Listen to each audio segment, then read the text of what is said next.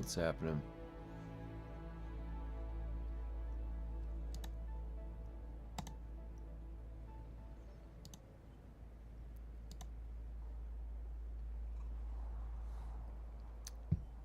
How's it going? Give me a second to get set up.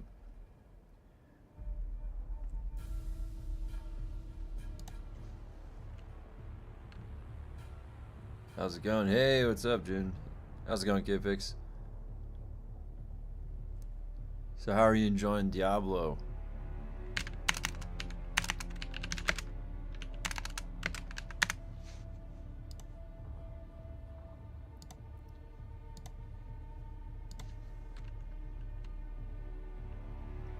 Alright, let me pull up. Where is it?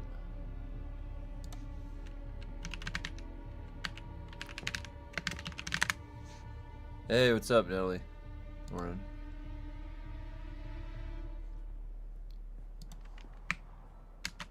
Hey, Sin, how's it going?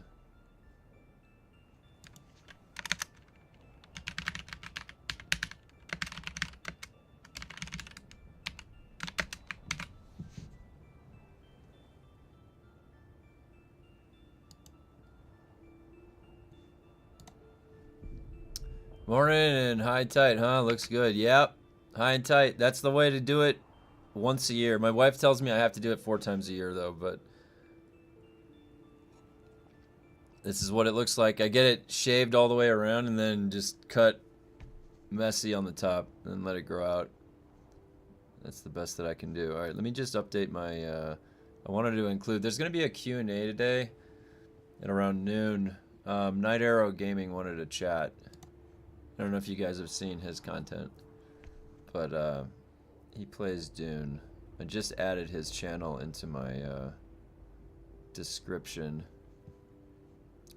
Lumpy, we can let's try to coordinate the bone mass this week, like tomorrow or Wednesday maybe.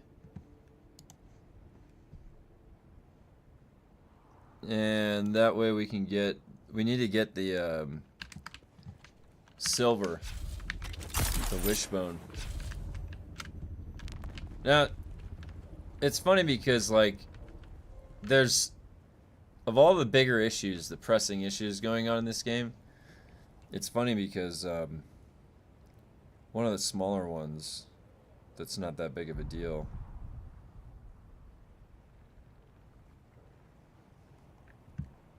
One of the smaller issues in this game that's not that big of a deal is right here. I walked down this morning and I was like, you know what? Finally, my Ornithopter is the color that I left it, you know, like 2 days ago. Look at this. It's the same color, and I walk around and it's not fixed. They did not fix this simple thing that your swatch. So there I am. Hey, what's up, Chopper OG? So there I am in the meeting, and I'm like, yeah, let's do custom guild swatches. They have like a mild panic attack because they're thinking about how this is going to happen, right? This is what they were really thinking of. Hey, what's up, Plump? That's what was going on, huh? Yeah. Yeah, it's honestly like this right here is a statement to the entire game. I swear. The fact that my 2 Ornithopter wings are not the right color, this speaks to the entire game right here. It's a simple, small thing that you'd be like, yeah, don't worry about that, Kevin. Who gives a shit? Everything else is working. Look, the patina on the boosters looks nice. That looks nice, Kevin. You can ignore the fact that that happens, right? I don't know. It's just the small things. I would prefer that those 2 wings were black. You know what I mean? I just, like, if I had a preference. Small preference. But, you know, that's just me.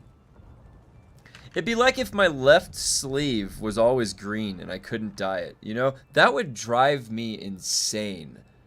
Like, I have to have my transmog, you know, my color scheme, everything looking just perfect. And if it's not,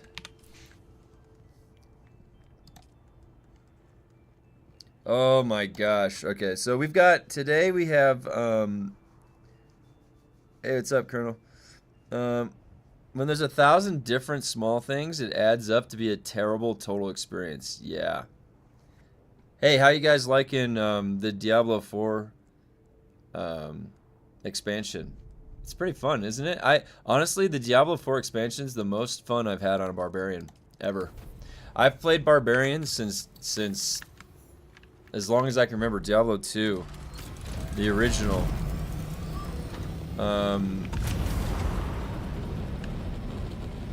Hey, what's up, Cable? Hey, Mongoose. Where's the 1,000 different small things? Oh yeah, before the chat gets busy, you should make a meme with Natasha saying super excited. Hey, Cable. Hey, Cable. We're gonna do oh my God, they ruined flying, dude. It's not fun. Maybe I just got used to it. I just got used to the other one, right? That's what's going on. Just got to major lore spoiler with Loref. That was wild. Yeah. Oh boy, you guys just got to that part. Ooh. That's a doozy. That actually, you know what? I was a little bit groggy on my lore, you know, with Diablo 4 because I hadn't played in a while. And when that part hit, even me, I was like, oh, that's not good at all. Holy fuck, you shouldn't have done that. You shouldn't have done that. You know what I mean? Like, that's what I was thinking in my head. I was like, you bitch. You bitch. Oh, that was a good part. Have you played Conan Exiles? Are you hyped about the revamp? Yes. Okay, so I've only played Conan Exiles one time. It was a couple months ago after I played Dune, and I had a lot of fun. And yes, I am really excited because when I was playing Conan Exiles, I was like, dude, Dune could use this for multiple things when I was playing. One of them was the thrall system. Can you imagine if... I honestly was like, there's no way to ask you can't even just... There's no even way to bother with Dune. Like, hey, can you put a thrall system in? There's no way. No. Because they would have. And it's a bunch of systems. Like, that's like 1 million systems you'd have to add. There's no way. They don't have time. They need another 2 years for that. But that would be cool. Wouldn't you? Like, if you had little scientists with little beakers and they're doing experiments and titrations and stuff. You really need to play V Rising. Best game while waiting for Chapter 4. Yeah, so I own V Rising. I was playing... I played it when it first came out, and it was actually really cool. I have not seen... Hey, what's up, Galadorn? I have not seen any of the endgame stuff they added. I have not played Dracula or played against Dracula. I haven't even really did much of the PvP that was in V Rising. So it's pretty fun. That's what I've heard. You're not the only person that's told me that. People have said... And you know another one that people have told me about was... Project Zomboid. There's some people that told me Project Zomboid was really good. Whoa.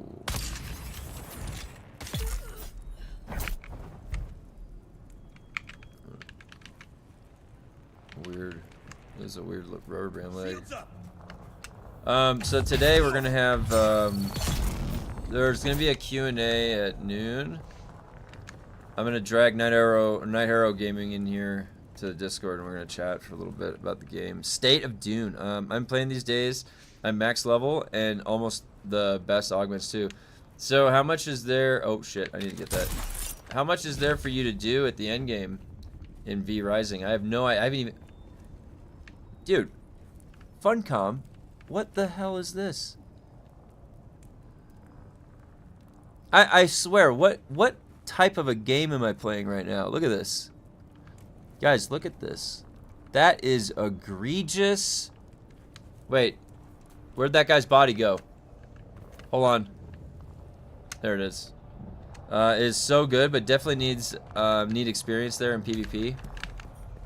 Yeah, it's also like much harder to control isometric PvP. I don't know if, like, I played Lost Ark PvP on a striker. I got pretty good, but controlling from isometric is a lot different. the awareness and just like stuff can come from off screen. I don't know. It's a bit different of a beast to tackle. Come on.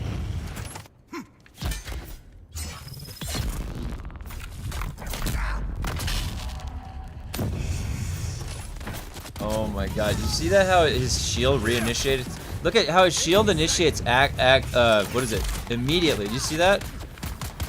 Whenever he goes into his swing with his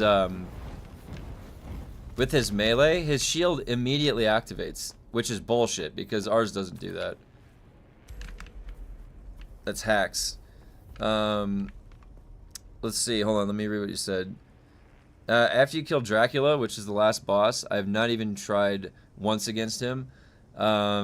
Then there are rifts, which you gather shards to use them to get epic and legendary weapons to unlock. Oh, wow. Cool. The best passives, too. And the PvP is immense. And every Saturday and Sunday, at 2100 till 2300, you can destroy enemy bases. Oh, wow. That sounds actually really cool. So, wow, so V Rising, huh? Yeah, I'll have to check it out. I can do that on one of the variety days. I'm down. There are a lot of boss and NPC mechanics. Don't follow the rules. We have to.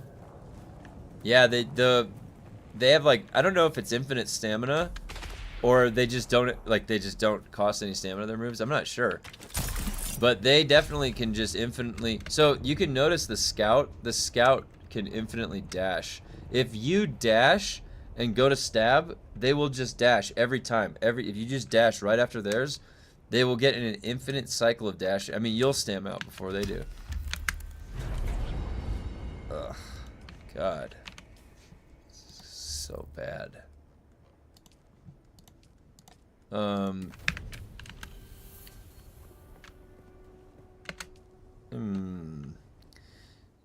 May 19th, Water Wars. That's what they say, yeah. They said May 19th, right?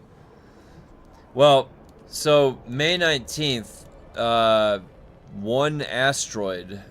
They found one asteroid and we're gonna go see what's going on and shoot a bunch of people. Thinking they can get water. We're gonna go murder a bunch of people thinking they get water from an asteroid. How dare they? What are you guys thinking? You're gonna get this water? No way. You're dead.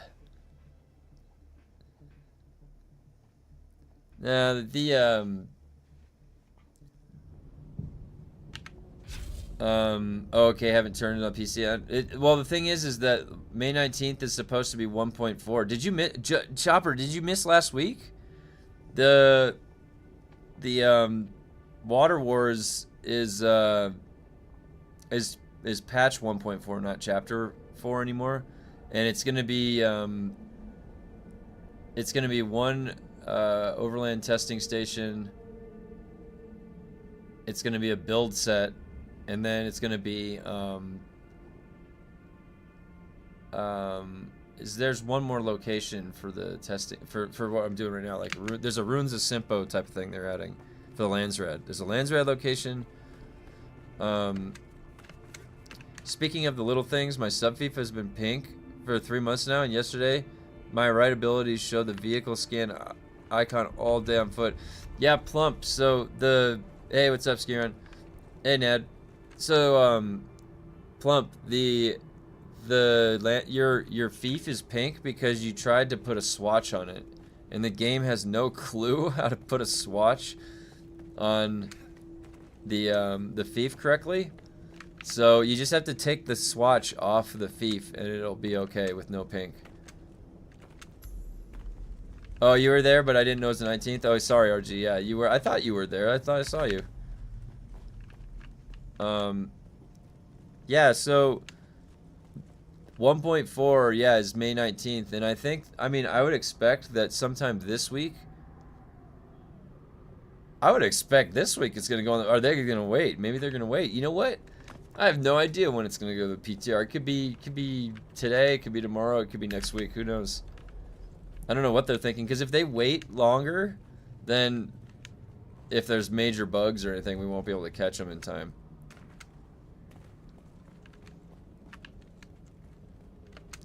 Will Chapter 4 be for PvP as they promised, and will it be released in June?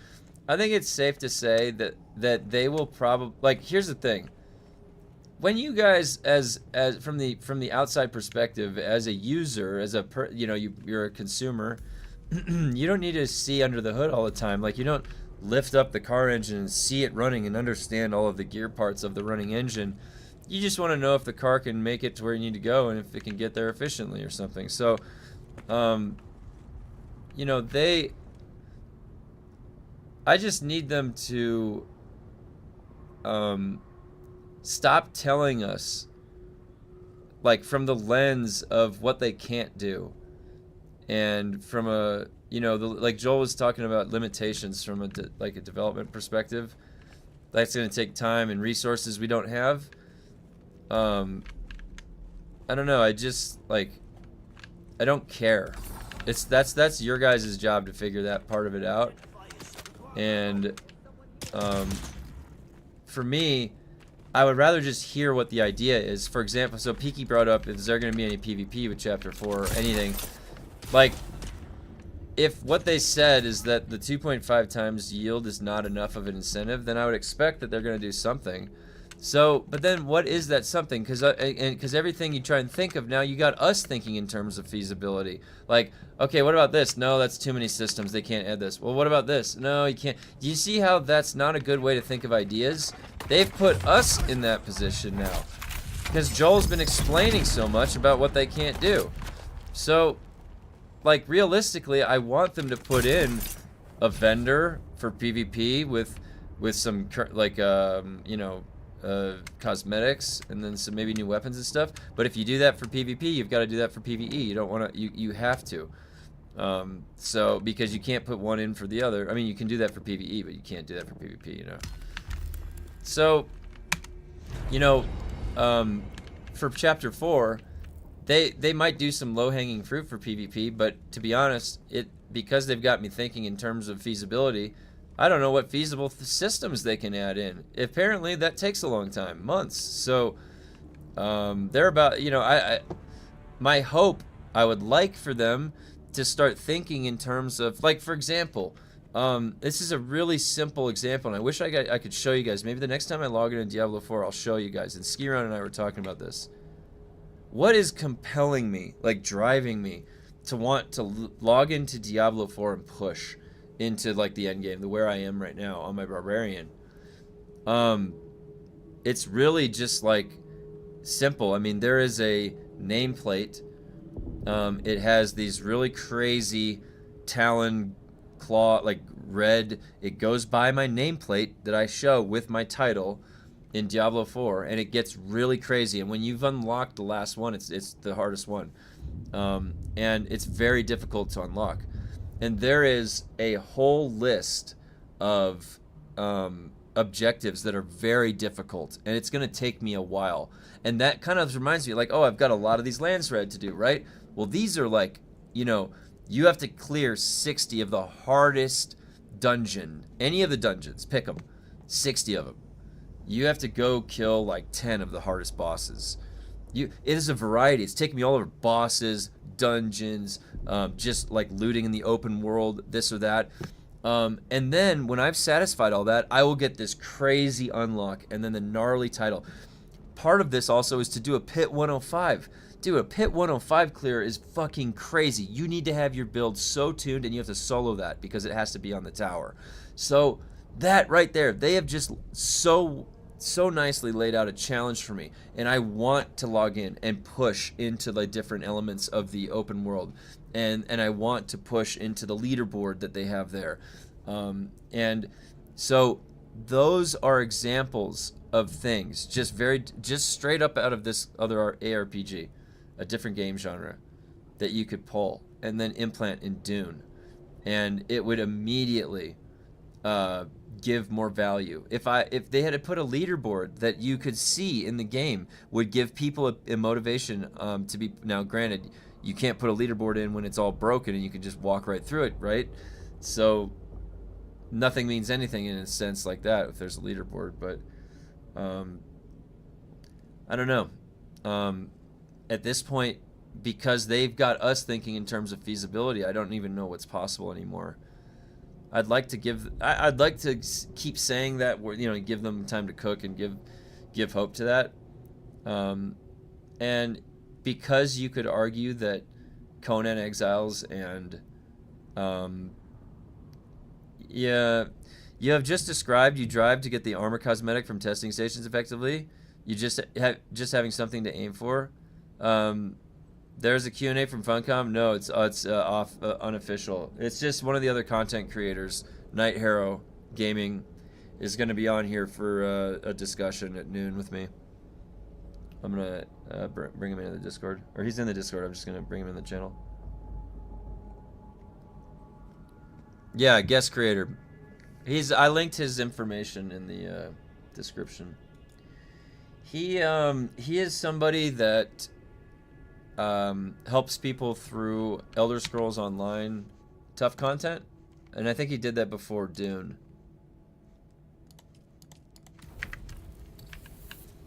Hey Blue, how's the PvP on Stoneheart going?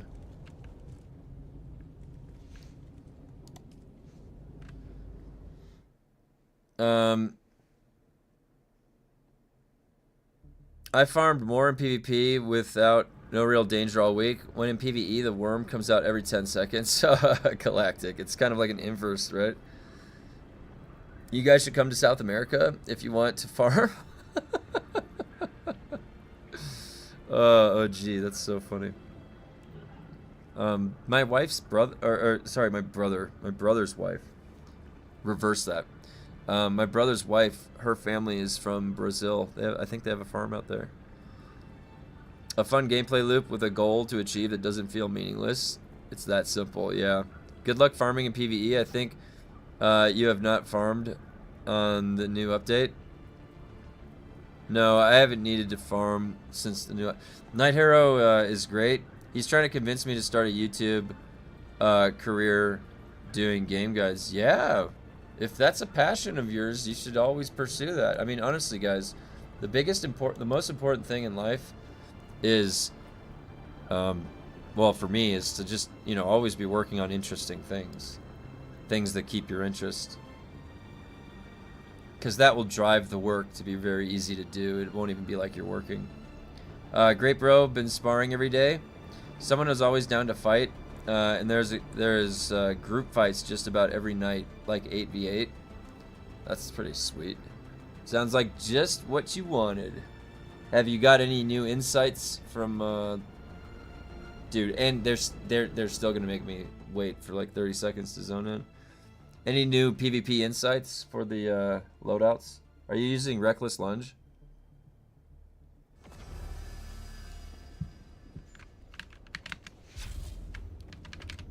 It's kind of funny watching the dance now, like the PvP dance. Everybody's reckless lunging every few seconds because they didn't make the buff last that long.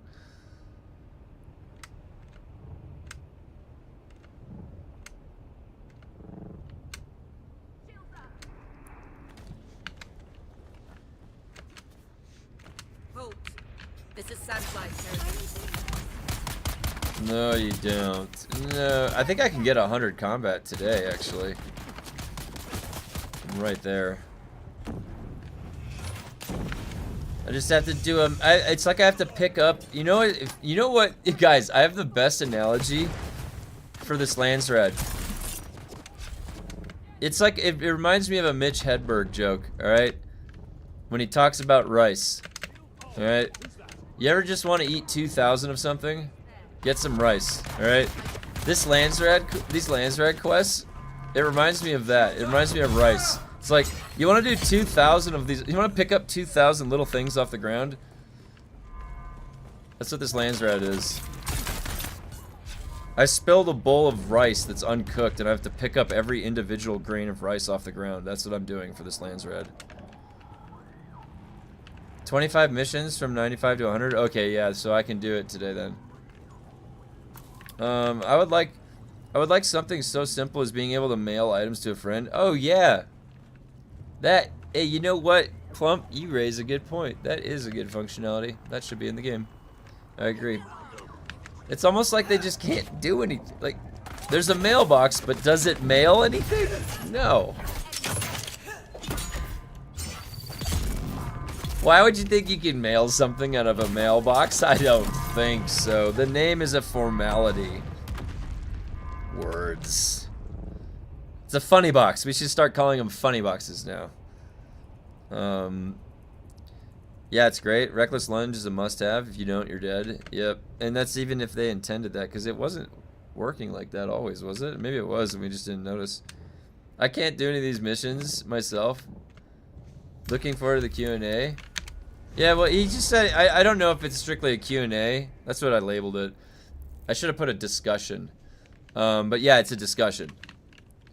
We're going to have it. He's going to chat. He said that it would be interesting to discuss the state of Dune because we probably have different perspectives on it, on the state of Dune. And that might be interesting to hear what's going on, so...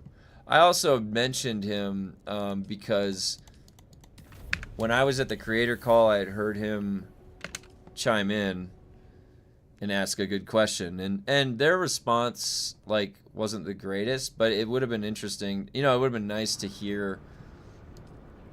I thought it would have been nice for the public, for them to ask those questions that we had asked and then address them, because you get some developer insight. They even had 2 days to, like, sit with the questions and prepare, but they chose some very, very, like, safe public-facing questions, which I don't think it mattered that much, but I don't know. I don't know why I would have had a misconception like that. It just gave me the impression that because they didn't, like, when if you guys listen to the creator call, they were kind of like, they were the ones driving everything. Tomek was kind of taking everybody through the Q&A. It wasn't, if it was more for the creators to ask their questions, would you not open the floor up for, like, go through, all right, ask your questions, maybe that's too many questions, but that's kind of the point, right? Have the whole time be for us asking the questions. So that's why I thought they were staging it for the call. I just, that was the impression that I got because of how they were presenting it. It was like they were staging it. So, anyways, not a big deal, but because I published the call. I mean, they published the call. They published the call, anyways. I hope they discuss how skills work intermittently. Well, I don't know if you guys have noticed this, but the game is slowly breaking at the seams with a lot of little things. There's a lot of little things that are breaking like that. And, like, again, they keep saying how busy they are. Well, it's a live service like this, and a game is a constant upkeep that you need. And they just, every time they add in patches, they break, and I don't know if they're going back to check, or maybe they'll eventually get to it, It just takes a while. It took, I mean, how long did it take the testing stations? And there's still a gap in the firewall, I'm pretty sure. Gently, gently.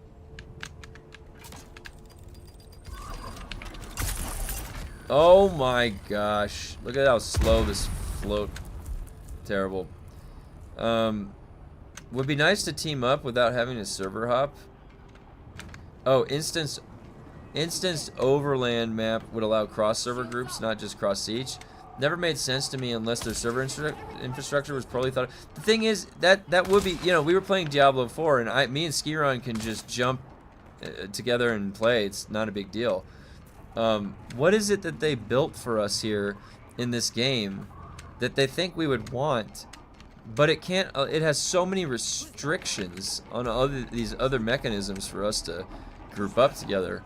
It's like, I don't really care about that fancy server structure that you guys built, but if you can't do these other things, I would rather be able to group up easier,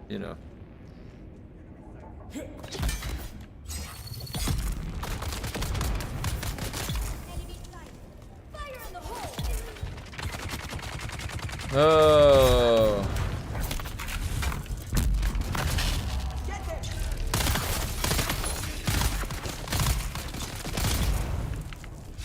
Why do anything with a melee weapon when you can just shoot him with a gun?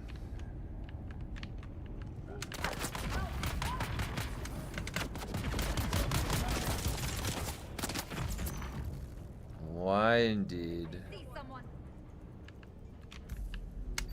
Who goes there? Need fire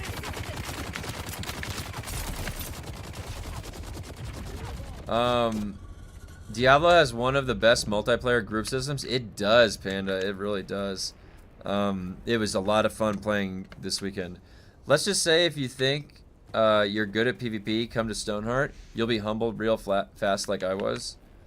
Well, yeah, I mean, that's all. Think about, like, the dynamic is different, too. If you were to go to, like, Epsilon Iridani, for example, you know, those guys, Peaky will tell you, those guys were running around out there for a long time. And when you have, like, a high frequency of engagements like that, you're going to get a ton of practice. That said, D4 Party Finder is pretty atrocious. I haven't even engaged with that yet. Is it? They need to work on that. At least the World of Warcraft system is good. What are your thoughts on the optional selection of PvE, PvP in Deep Desert? Yeah, I spoke on that a little last week. I think that, you know, overall, at this current state of the game,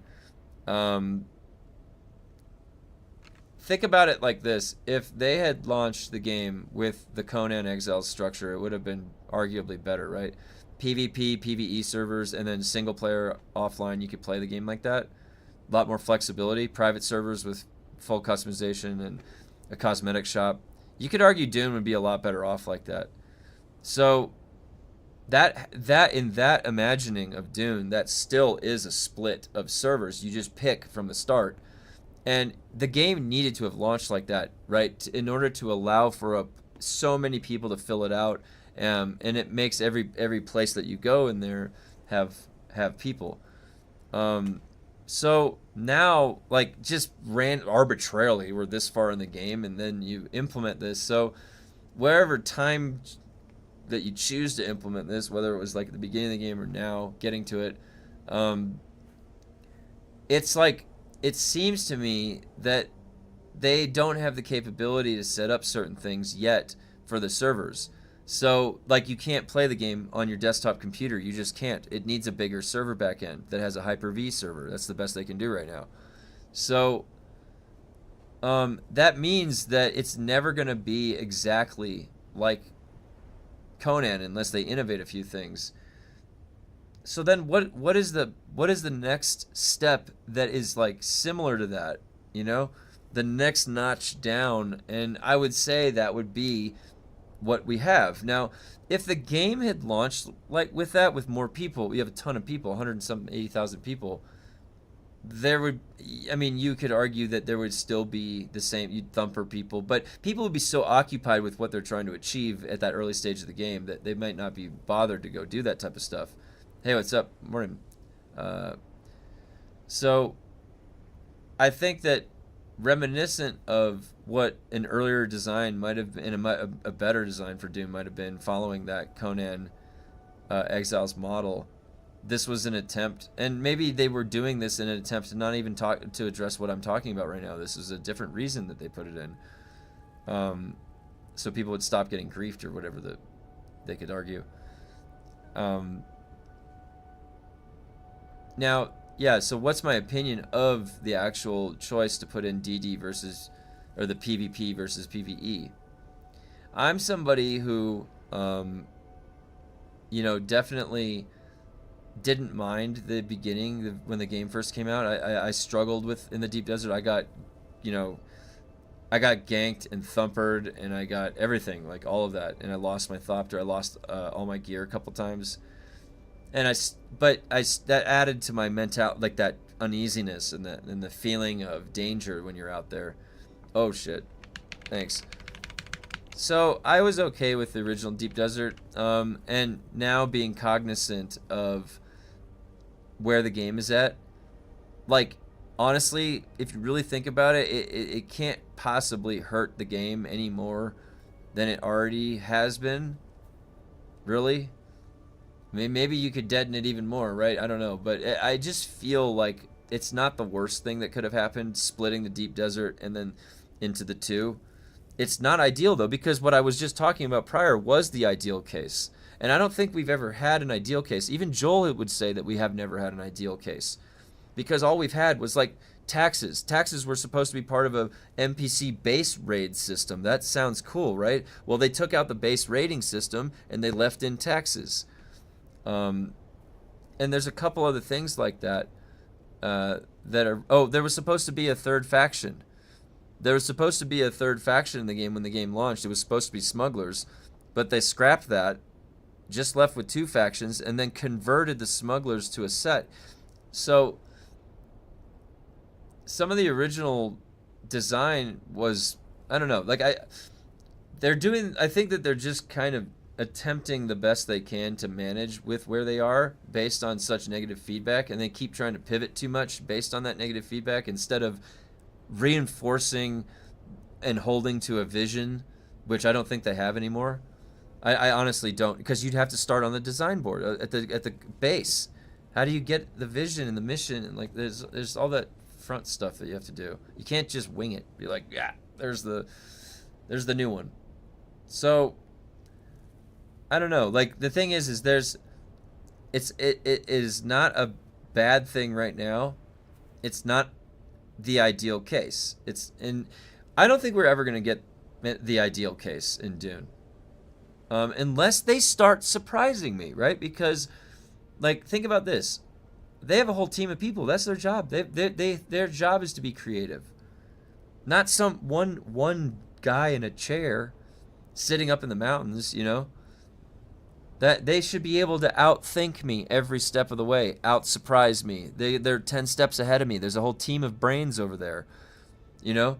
They should be surprising us with stuff. Like, oh my god. Like when I said the guild swatch in the meeting, it should not have been them. Oh, that's a really good idea. We never thought of that. You should not be telling me that. Like, what do you mean you never thought of that? That was not hard to think about. My chat thought of that, right? Like that. Having the guild leader create a custom color swatch. Like, yeah, that's a good idea, but why did we think of that and not you? They need to I want them to be thinking creatively and start wowing us. Do you think, like, it's like those 5 new range weapons and 5 new melee weapons? Okay, you got me started here. Okay, cool, 5 new melee weapons, then go on, let's look at the items themselves. Am I surprised? Is there anything interesting? Is there procs? Like, is there like a shoots a lightning arc out of it? Something creative, right? No. It's the same things mixed around on the different items. So, Dune devs on vacation every 2 weeks? All we can do is be patient. Can only get through this beta testing with time. Yeah, I mean, the thing is like, we've been definitely saying that the whole time. And I don't even know if it's necessary to decide, like, when is enough time for me to be waiting. Like, you don't even need to decide. Like, it's not that hard to just refuel the base and play other stuff while we wait. I don't mind. Because I'm not the, like, think about me. I still log into my Elder Scrolls Online Dragon Knight from when the game first started. Same with World of Warcraft. I don't just delete my shit and go away forever. I mean, this game will try to delete your shit for you. But it's really easy for me to just survive long periods of time in this game. I was already doing that before I started streaming for months. Just go into low fly mode. And you have to approach it too for your own mental sanity. I want to try and cap and get 100 combat, but I am struggling. I'm not gonna lie. I am really struggling. And look at how close I am. Where is it? Look at how close I am. 95. I'm at 95. I'm right there. I can't even scroll over. And it's really arduous. It's really bad right now. Most expensive early access I've ever bought. Yeah, they're not even really new weapons. They're the same weapons with different effects. The devs look corpo browbeaten. Yeah, you're right. Galadrin and I felt bad, like, for Joel. Like, if it's the case that Joel, it was his original vision that had that PvP deep desert the way it was, and he's been, like, if Joel's been on our side of the players, like, trying to fight for what we want this whole time, then, I have sympathy for that because it's definitely, he had to kind of cave, but I don't even know if it's fully that, right? Because creative director, man, the creative director is a boss, all right, and a very high up boss. It's not just like you have, you're not, the creative director doesn't see like the fucking board of directors every day. Like, who are you talking about? The creative director reports to the CEO, unless they've set up that company differently. Like, I didn't get the impression that he was acting like a boss in charge when he was on that call. I would love for him to just, well, I don't even know anymore. I don't know who's making the calls or what their decisions are or what their vision is anymore, to be honest. Here's what I want, because I don't know the answer, right? I just said that I'm not I'm not a team of people thinking of brainstorm ideas. I just want them to think creatively a little bit more and surprise me. Like, I don't know. I feel like there's nothing. The only thing that surprises me or I look forward to is bugs. It's like, whoa, that's not working the way it's supposed to. Add it to the list because there's more things broken than there is working. So that's actually what I've been playing for. Like, I'm gonna go find the bugs. I'm gonna go play your great content.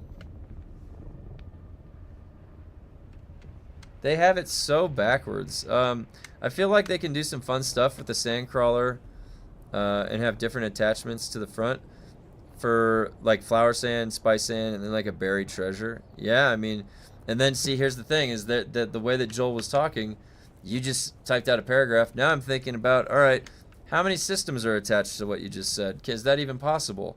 Probably not. All right, well, throw that idea in the trash. God damn it. No. I only am. I got distracted, chat. I got distracted. No. Go faster. I just want Funcom and not unfuncom. Yeah, I agree, Skiron. It's a simple request. The stream is like Dune Awakening player support group. It is, huh? A lot of bugs keep it interesting. All we need is NPC Ornithopter battles, tier 7 ore.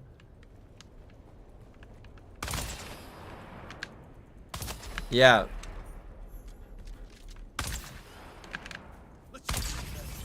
Now like when you get killed by a boss in a station, your buff is gone, you need to wait a minute for the red buff.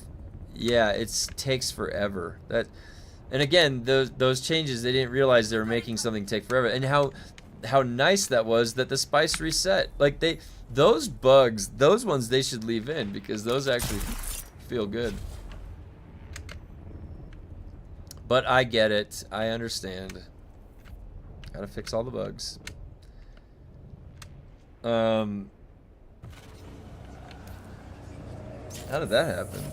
I'm like not paying attention when I'm looking at chat. Here, take this ×2 weekend.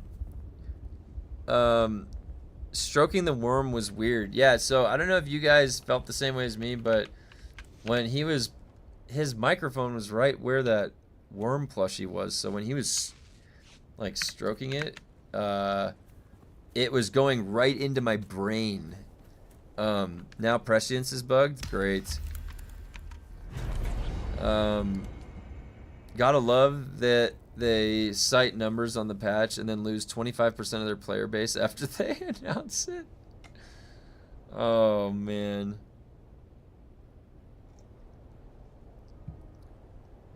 He was doing some ASMR, but that was the wrong type of ASMR. That was like it was.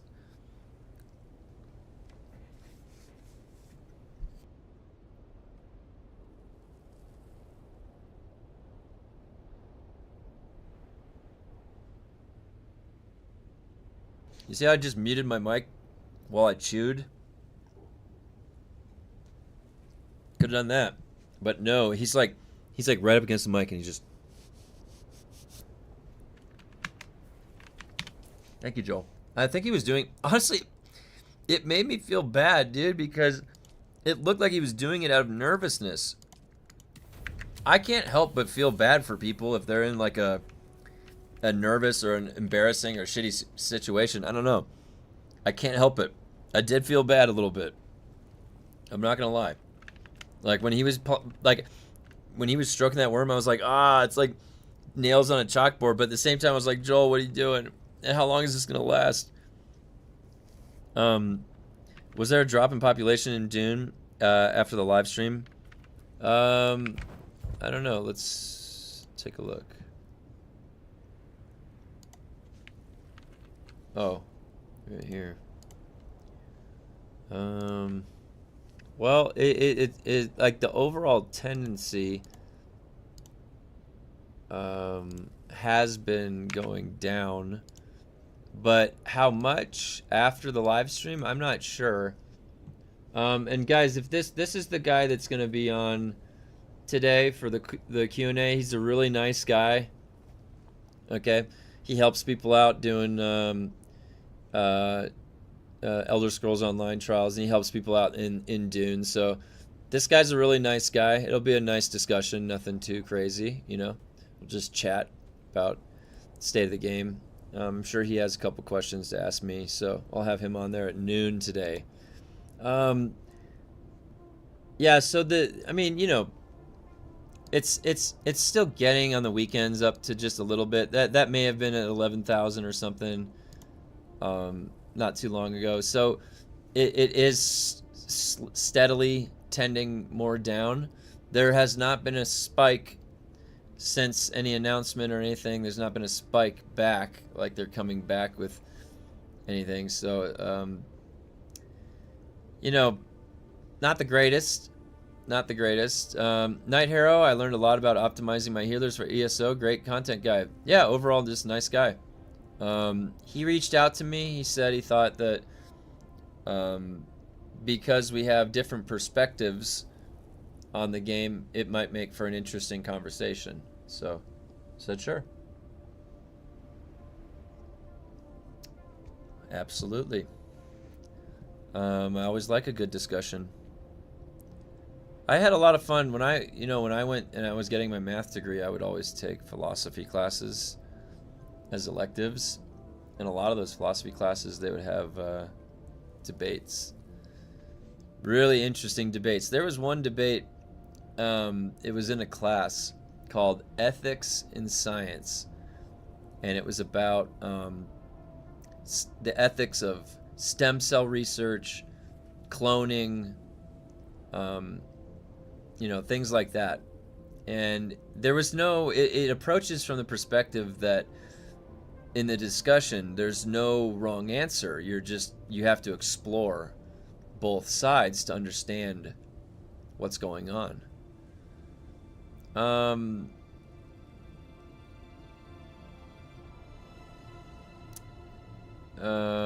So when you die and drink to fill prescience back up, it gives you the instant amount and not the overtime amount. Oh, really? Hey, Sent. Not the live stream, but the patch before that, they lost 25% in April. Oh, yeah, they did. Look at that. They were all shaking. Because there's no incentive to keep playing. We have nothing to do with 230k Melange we stacked. They should be ahead of us. Yeah, OG. They should be ahead of us. That you're right. I prefer your channel. I don't know what it is about Night Harrow. Seems to get an attitude when given different perspective about the game, or maybe just what I saw. Yeah, we'll be good to chat with him. We'll see what he's about. He's always seemed like a nice guy. So, you know, yeah, we'll see. Because, you know, I don't want it to seem like I'm a Debbie Downer all the time. I'd like to approach things with a fair eye. You know, I would like to in my critique, not speculate too far out of my reasoning that I don't understand. I was on his stream and tried to give your perspective on things because your name came up. Oh, thanks. Yeah, you guys are more than welcome to do that. I don't, you know, I don't ever, I don't promote my channel, so if you, anything that you hear is publicly available anyways. My VODs are all public, so you're more than welcome to take anything I say. Hey, aloha. Hope all is well. I'm about to partake in something painful. We went for Indian food, and the owner gave us special spicy chicken to try. Wish me luck. Ooh, so I am a yeah. You're fair and open-minded, super helpful. Oh, thank you. I appreciate that, John. I try to be. Um, so Two Fox, I love spicy food.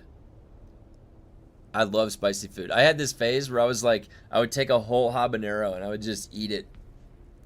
You know, there's more vitamin C in a jalapeno than a banana. Pretty sure, or an orange. Yeah. So,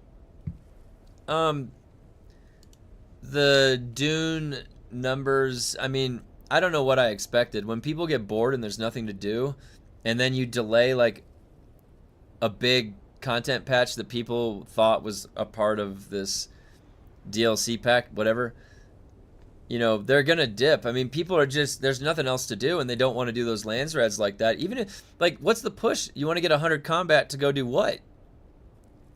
Ever do that hot? Yeah, so I did do the hot chip challenge. Actually, there's a stream from it's like two and a half years ago on my wife's stream. It was when we were living down in LA still, and you could hear me in the background. So the thing about the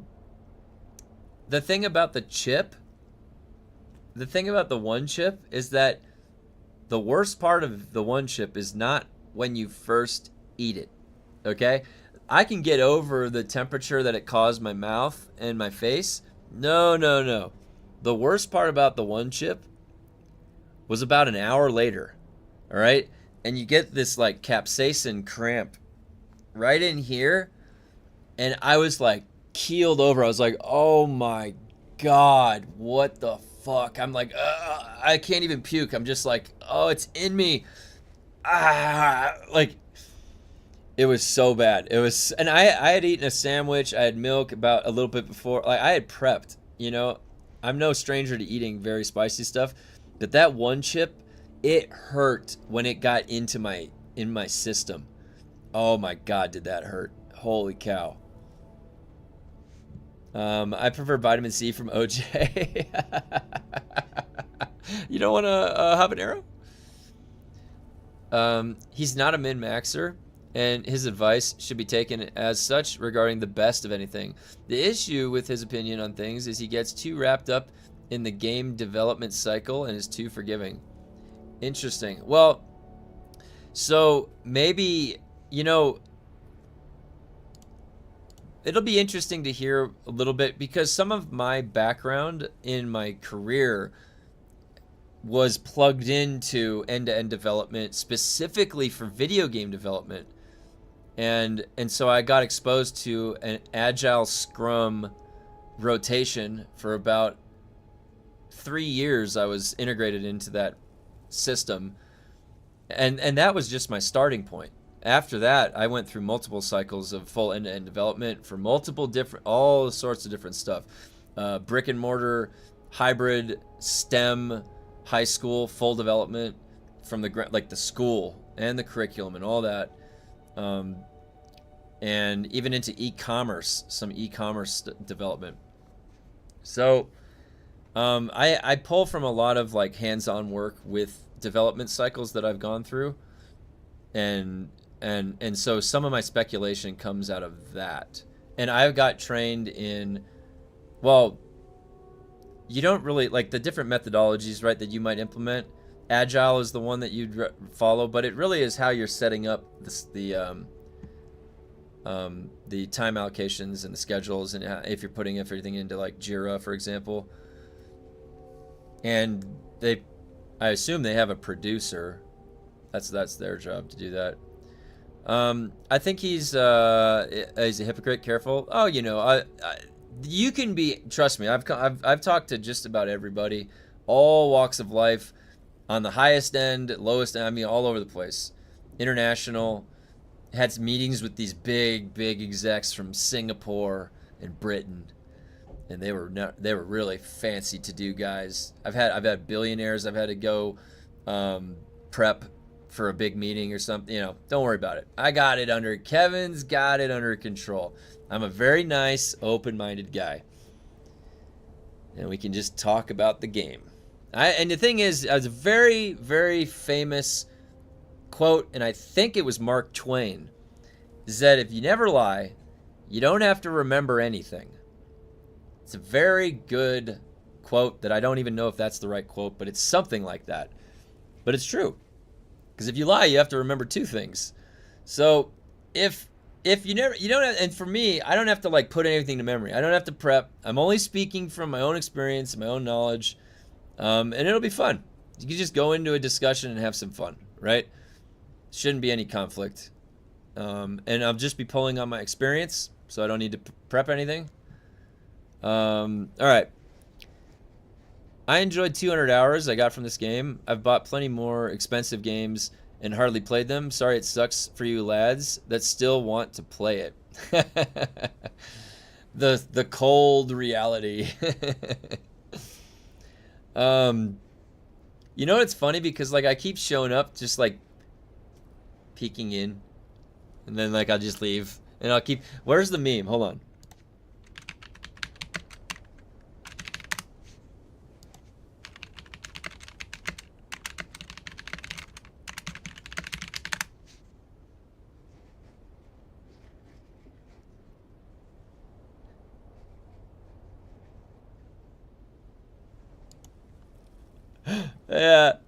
Yeah, this is it. This is it.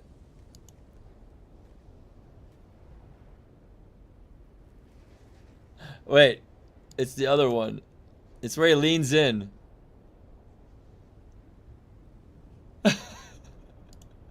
I'm just checking in on Dune every once in a while, like, is anything going on in there? And then I'll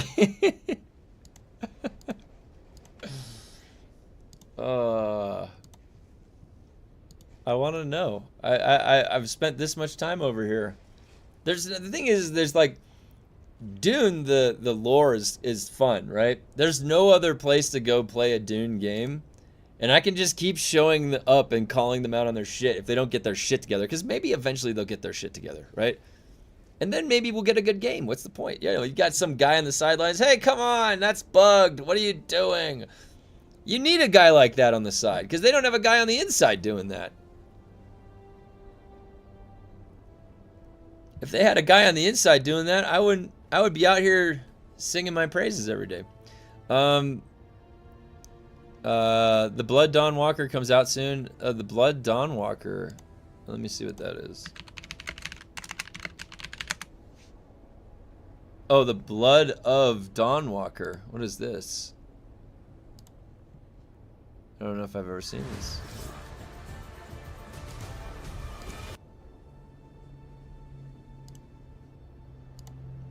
Blood of September 2nd, right near my birthday.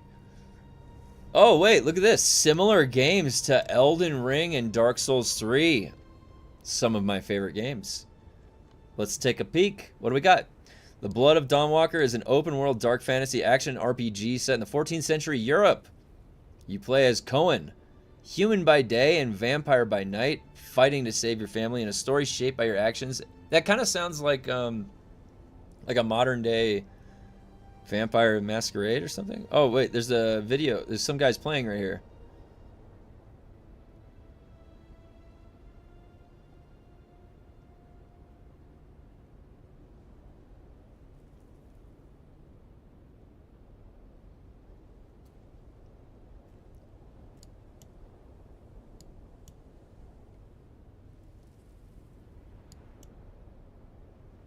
Oh, what's that? Whoa, skill trees. There's skill trees. I like that. Okay, wait. Damn, I wish I had paused that for that menu. Okay, well. Oh, let me wish list. I'll add that to my wish list. All right. You should try papaya salad from Laos. Similar to Thailand, but much hotter. I lived there for 3 years, and no joke, they cut up 50 plus chilies. Oh, dude. That sounds good. I'll try it. I enjoyed the live stream memes in chat about no water and water wars. That was pretty funny. He does not value the Dune community opinion. I pointed out that a 25-year-old game like OSRS is thriving and has only listened to their community feedback. Yeah, I mean, think about this, right? Philosophy underrated like Marcus Aurelius meditations. Yeah, Marcus Aurelius, he had some strong words, man. Those Greeks. Good morning. Hey, what's up? What's up, Constantine? Yeah, Atranum, what up? To that point, there is something to be said about a game. First of all, what is a game? And then how to say what's a good game, and then a game that's mechanically set up good, well, efficiently set up. It's, well built. So there was this trend for a while where games kept trying to push the limits for how hyper realistic they looked or how great the graphics were, and it was almost like the afterthought was under the hood, like the mechanic of the game. Are they going to be having fun? What's going to cause the most fun? And you can get a game like Valheim that has such a mechanically robust, or Terraria, set of systems in the game, and you don't need all of that extra stuff on the outside. And what I mean by this and why I bring this up is that at the end of the day, a good game, it just needs to be mechanically well put together from the ground up with game design thinking. There needs to be a lead game designer there somewhere. There needs to be the creative director. There needs to be the lead engineer. And all these things are people talking about troubleshooting the systems and feasibility, the overarching creative direction. And the creative director is also an artist.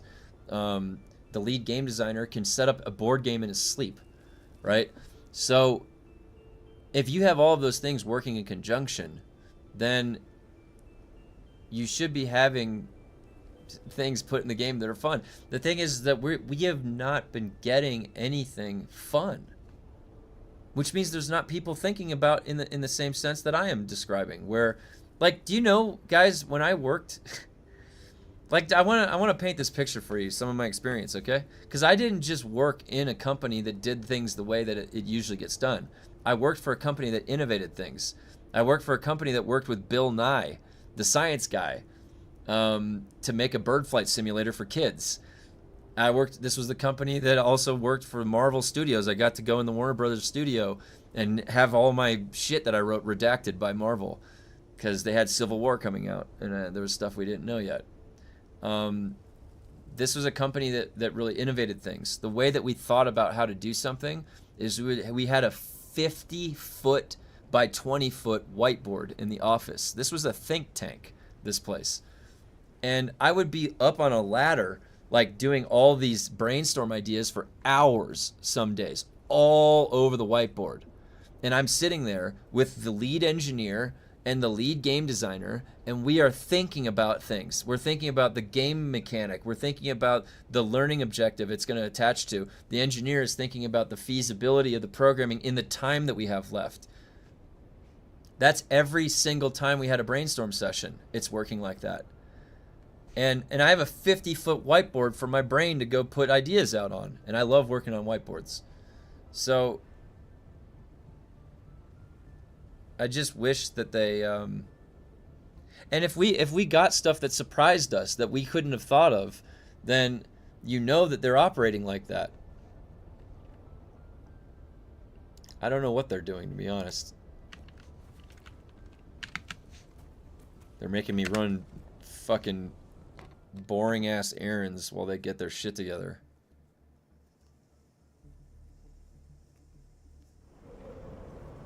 People just want a game they can log into and go play with other people and do it in a meaningful way. You see how simple that sentence is when you say it out loud, but it's like... Alright, let me get through some of the comments. I think I missed some of these. Alright, hold on. Yeah, shit, I missed a few comments. Dune has like 3 things to min-max into. It isn't hard. Gonna use guns, spec into guns. Gonna use knives, spec into swords. Done. That's right, T-Fox. Yeah, it feels like Knight leaves in an echo chamber of his own opinions. Yeah, we'll let him chat. We'll see what he's up to. Philosophy, love of wisdom. Yeah, Philos Sophia, love of wisdom. Thank you, Galadorn. I always love seeing the language breakdown of words. Someone say philosophy. I have a degree in it. Come on, let's talk philosophy. No armchair stuff. The slow methodical point by anguishing point. Anyone want to talk about Adorno or Keane, Werstein? I actually I prefer Kant, Immanuel Kant, 2Fox. And actually, 2Fox, if you want to talk about some nice philosophy, how about this? 2Fox, what is your opinion on the book called The Republic by Plato? The 4 cardinal virtues. Ah, very interesting book that was written. Has anybody heard of The Republic by Plato? Talked about what would make the most ideal civilization stable. And there was 4 cardinal virtues. And one of the virtues was the most important of all the virtues. It ruled the rest. And it was the most important because it was the way that you could balance a class structure. So that most important cardinal virtue was justice. So there was wisdom, courage, is temperance one of those, and then justice. And justice kept all the others in track because justice was the way that you could have slaves and a noble, but both of them had the same rules. So it didn't matter if you were a noble or a slave. Justice was blind and would find you no matter what. I have a copy. It's been 20 years since I opened it, though. I always liked it because I liked the concept of the 4 cardinal virtues. I thought those were badass. I was like, yeah, this is cool.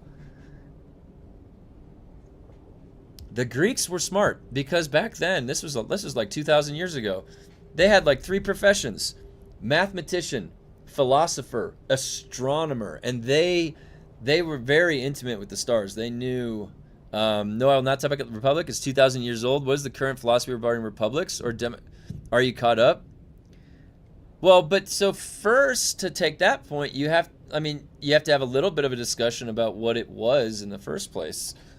You know, like the elements. It's different time frame, but what's remarkable about reading the Greeks is that you go that far back, like 2,000 years, and you gain insight into where they were that far ago. And you're like, whoa. It's kind of cool seeing, and you know what's even farther back is like the Egyptians. There was a history of math class that I took that was really interesting. It went back pretty far in over in India and China, and Greece. There was all these places that were doing their own different mathematics, and word traveled a little bit, but not as much as you would think back then. The Republic is sitting 3 feet from me. It's a good book. I also I liked there was certain mathematicians that were also philosophers. It was interesting. Now some of the philosophers during different time frames would be they would have more religion integrated into their thought process, and you could see it in their writing. Immanuel Kant was existentialism, right? And a priori morals. Republic is working off ideologies and form. What form is best for Republic? There's an ideal, and how do we achieve it? Yeah, I do like that concept too. The way they think about that form. It's really interesting. Yeah, the question is like, is there ever in our human species? It's a ball of inefficiency and complex systems. And so, to think that there's like there might not be a right system. There might always have to be levels of inefficiency at the edges. There's just no perfect system that exists.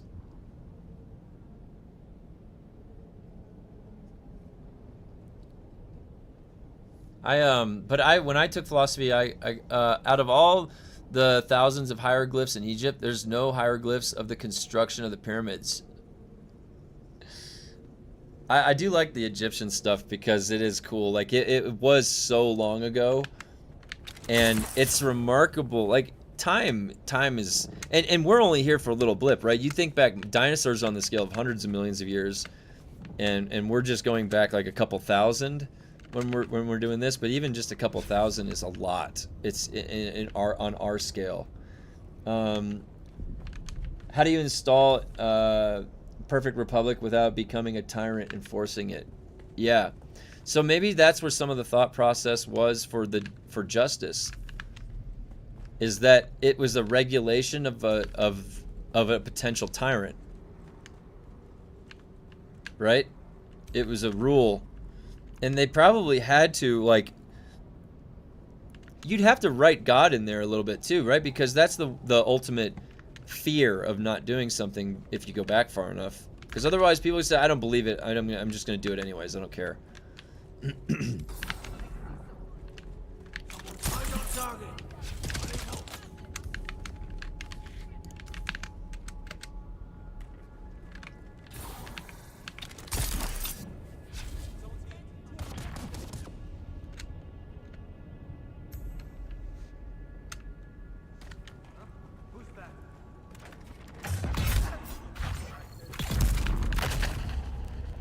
The ghost is dead.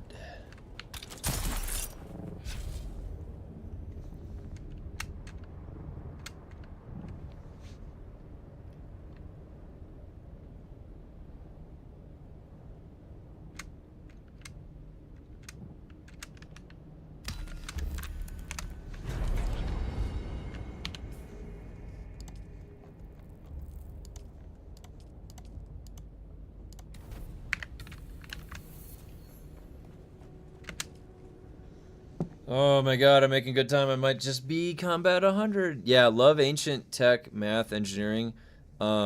We think we are the pinnacle of knowledge for humanity. I say we have lost more than we know comparing those ancient civilizations. Yeah, Ned, that was some interesting stuff you sent me. I do agree. The thing is, there's a lot of interesting stuff out there to discover. Whether it's an artifact of something that was already there, or it's something that was there long before, and we're just uncovering it and like seeing it for the first time out in space or something. How about they took AI and it used all of the language comprehension to help interpret? Have they done that yet? Have they done that is interesting. Wasn't it the Rosetta Stone that was the translation thing?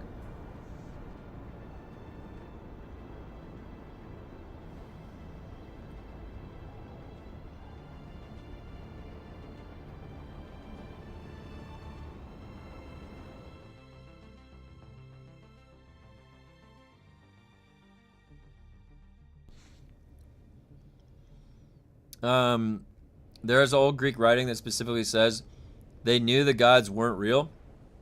They were supposed to be stories of warning and how to live a godlike life. Interesting. Really interesting.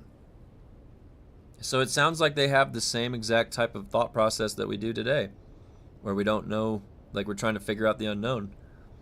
One word. Anacathera. What's that? What's Anacathera? That's a cool word. Yes, they have. I know they had done AI analysis of Sumerian texts. Yeah, that would be really cool. I'd be down to see that. Athens, after Athena, named the city because they valued knowledge and cunning, beauty, and the city was built in that image. Cool. I've never been to Greece. Yeah, Rosetta was for translation. Was it 3 languages on it? It was something like that. Yeah, cuneiform. 3 or 4 on it. I can't remember. Greek city leagues: Venice, Florence, Rome, Batavia, Dutch, French Revolutionary Republic. Gold stuff. That's really cool. That's really interesting, actually. I didn't know that. Athens. Oh, shit. I wonder, like, have they found anything weird doing some translations where they use AI and and it's like something secret? They're like, we can't let anybody see this. Oh shit.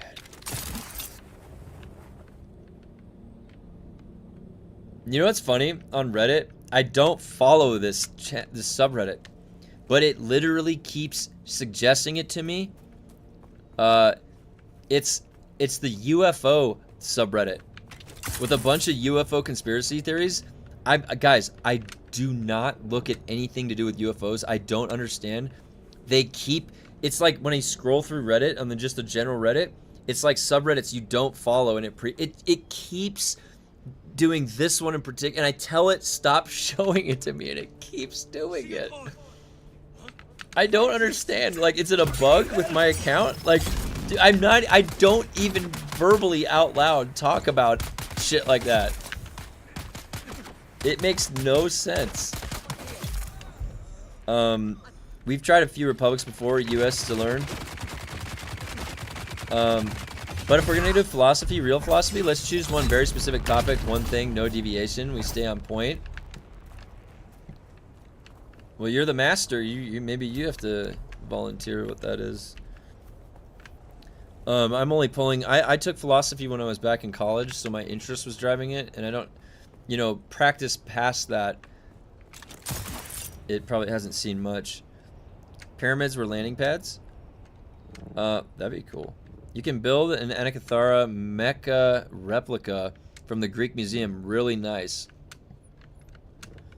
That word is fun to say. Oh, what is that? Just this morning I was reading they used AI in pancreatic cancer patient and discovered patterns in images 3 years before. Whoa. I find the UFO and alien subreddits entertaining. Dude, can I be honest with you guys?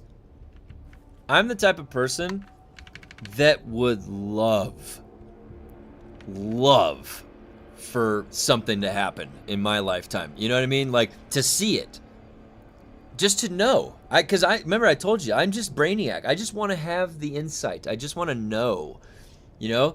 Like, is there shit that's going on out there? And then you know, we could see a UFO just go flying through the sky, beam somebody up and disappear. And we're like, oh shit, it's real.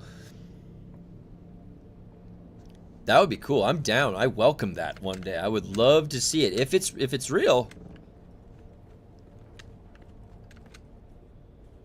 Did I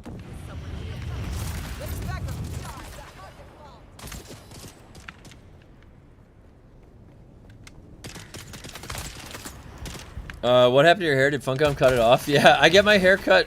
Well, I say I get my hair cut like once a year, but my wife's gonna tell me I have to get it 4 times a year. I get it cut infrequently. I used to surf a lot, and so I like being in college. I was spending my money. Well, I didn't have much money, and so I just like stopped getting my hair cut every like 3 or 4 weeks, and I get it cut once every like 6 months, and I'll just shave it all off and let it grow back out, and then do the same thing over again. It's approaching summer. It was getting a little bit warmer, although today it's cold. I don't think it's storming. Yeah. Wait, where's the flamethrower?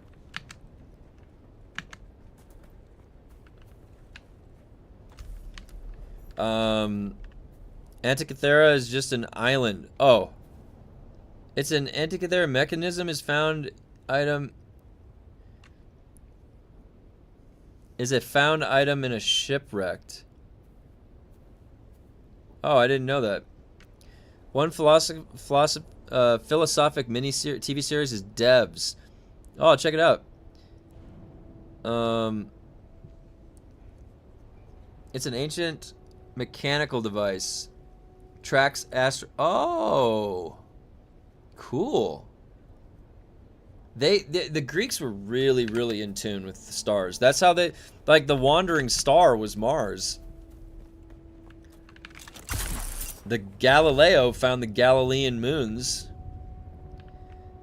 On UFOs, I think I agree with DeGrasse.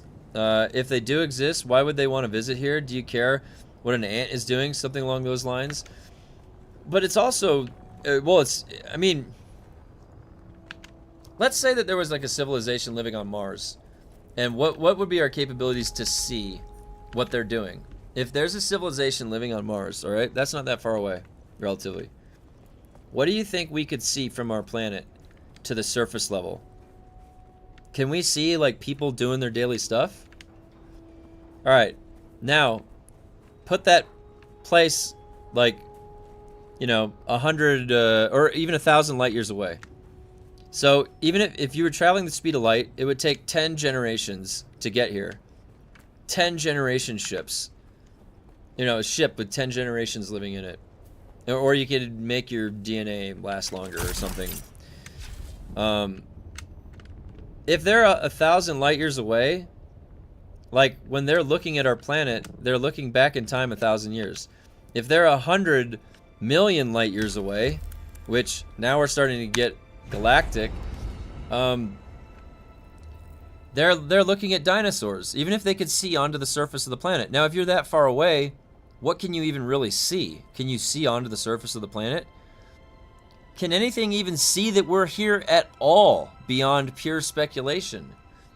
You would need some type of imaging that it doesn't even exist, like some kind of quantum real time that doesn't wait for the light of an object to get to it. It registers what's there across the entire distance of space without needing that distance to travel, like with a quantum entanglement or something. So that, for us, that doesn't exist. We can't see shit. We can't see shit anywhere. We can't see anything on the surface. Do you know how we have Kepler? Do you know how Kepler works, guys? That it detects planets? Did you ever know how that works? It looks for the wobble on a star. It looks for the wobble. That tells us if, and then you can determine the mass of the thing that pulled on the star. What do we get? Yogurt. It was cheaper. Remember I said I forgot it at the store? Okay.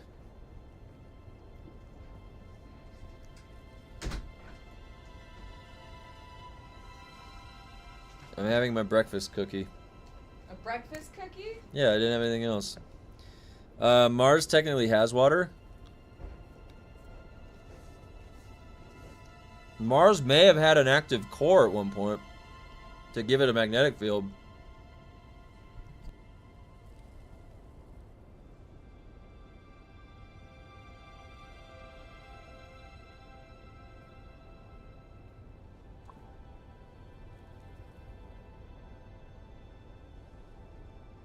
The problem with Mars is that it has no magnetic field.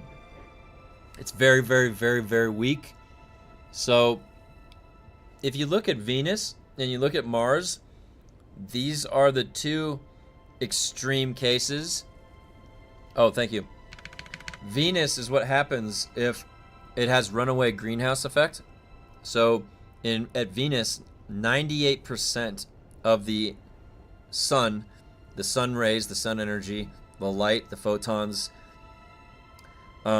get trapped inside the thick atmosphere. It only allows 2% to go back out. So you get like surface temperatures of 700 and something degrees, you know, very, very, and then you have like acid rain and stuff. If you go to Mars, Mars may have at one point had an atmosphere. There's speculation because of the way that certain imprints or deposit looks like on the surface that the rover has found. Obviously, we can't drill too far down, and we can't get, I don't know, imaging, you know, for like fossils and stuff like that. But Mars is what happens if the Earth's core stopped rotating. We have an iron nickel liquid. Well, it's probably solid. It's probably plasma, but it's in a state where it's spinning and it's generating this crazy magnetic field around our planet. That magnetic field is what allows life to exist. Pretty much. Like, that magnetic field is what filters out the radiation from the sun that would just turn everything to cancer and destroy.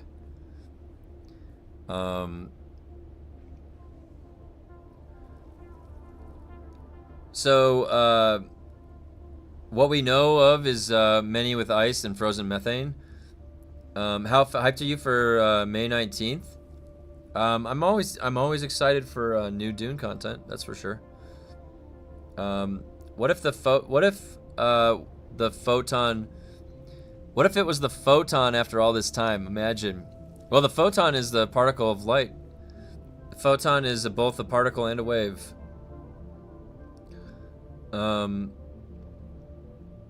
Scientists have suggested that discovered at least 2 planets that also have water.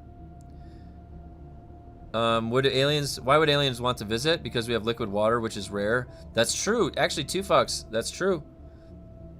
That's very true. Maybe they're thirsty. Philosophy of aliens. Let's do that. Fun fact specific. Will aliens be benevolent or malevolent? Sorry, I'm just getting back up to your comment too, Fox. I didn't want to miss it. It's an interesting thought. Yeah. I think that look at the rest of the world, right? The space agencies, NASA, ESA, any of them, right? They're all kind of excited and they like all team up, right, to get out and get exploring, and it's a worldwide endeavor. It's not really nefarious, right? So what type of a culture or of a species gets to be spacefaring? And then what type of a culture of spacefaring people survives long enough to pass through the great filter to make it to be spacefaring? Do you have to have a net good at your core or a net bad? Like, yeah, that's a good... So from a moral standpoint, what type of a species will get there? Now, the Fermi Paradox might tell you that no species ever gets there. It doesn't matter what type of species you are. The universe might be big enough that you'll have both cases, Fox, right? Aliens, if they do exist, then they'll exist all over the damn place because space is so big. So if there's that many cases of it, then potentially we'll have both cases eventually, right? Maybe. You never know.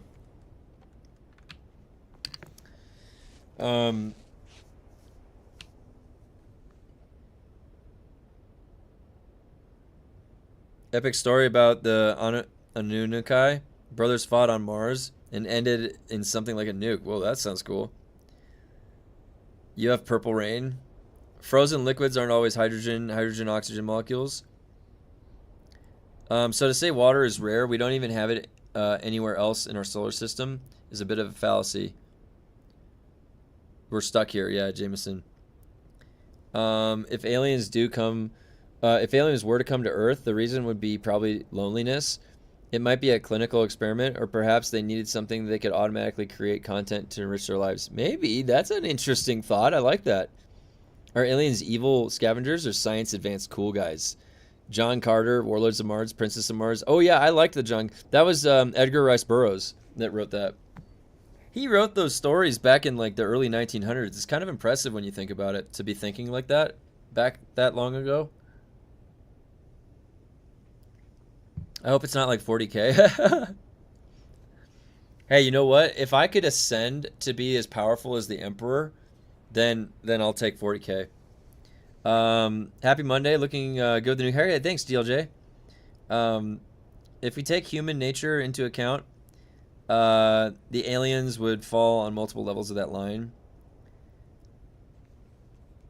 Yeah, I mean, the life itself it's so inefficient in so many ways, and it's almost exhaustive to think about having your shit together enough to travel the galaxy. It just seems so impossible, like from our perspective right here where we're sitting. It's hard for me to imagine a scenario where it's different. That it just doesn't exist yet, and it's pretty far away from that. We are the aliens dropped off here by ancestors for being annoying on the voyage. Oh my god, that'd be funny. Just a seed of life. That was the cool part about Prometheus, that one where you know, he took that liquid and he like disintegrated, and then his DNA spawned the random RNA replication process. I heard somewhere that wood has technically more rare. That trees are technically more rare than water in this universe, as it requires life to have trees. Well, no, yeah, that's true. So you could argue, then you would argue that life is the rarest thing in the universe, which, you know what? I mean, honestly, I would have to agree with that. It potentially is. If you don't shut up, I'm leaving you on Earth. I'm gonna disintegrate your DNA on Earth. I'll do it. Oh my god, I gotta go to the ruins of Simpo.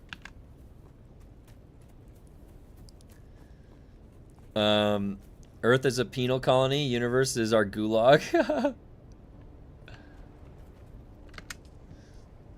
The question in itself isn't so much a question of aliens. It's a way to put up a mirror to humanity.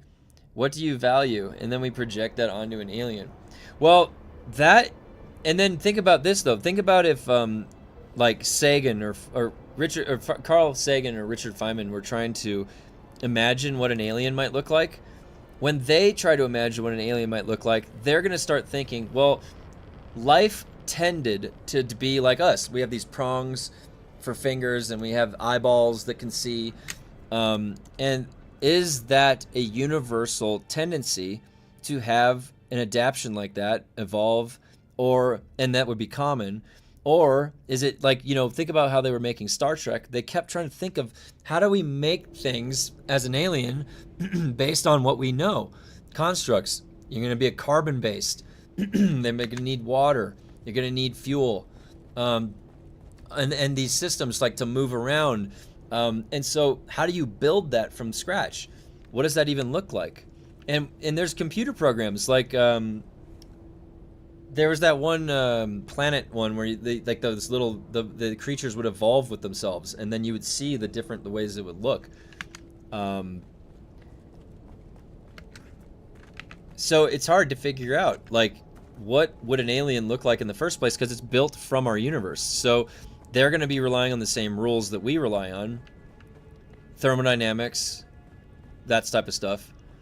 It stands to reason that there could be similarities in how they ended up looking, or none at all. Like, yeah, what's the weirdest looking one that uses carbon base as the base? It's a good question. We need to send Devin Townsend to speak. Even if only on planet per galaxy exists, one planet around one star in one galaxy of billions of stars, there would be billions of planets. Yeah. If you ever seen what it looks like in the center of a galaxy, there is a cluster of stars that is unreal. Like, it's just, you're missing some epic drops, you spice sniffer. Oh my god, you guys, I need, my barbarian in Diablo 4 is so powerful. It's the most fun that I've had. What? It's the most fun that I've had playing a barbarian in all of Diablo 4 is this season. Oh my god, it's so fun.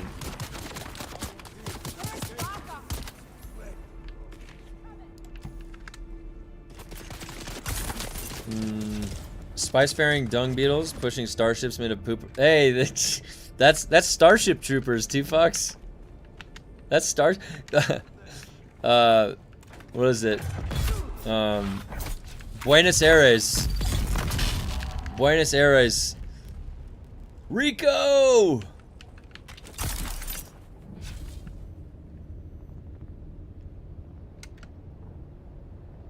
That was a good movie back in the day.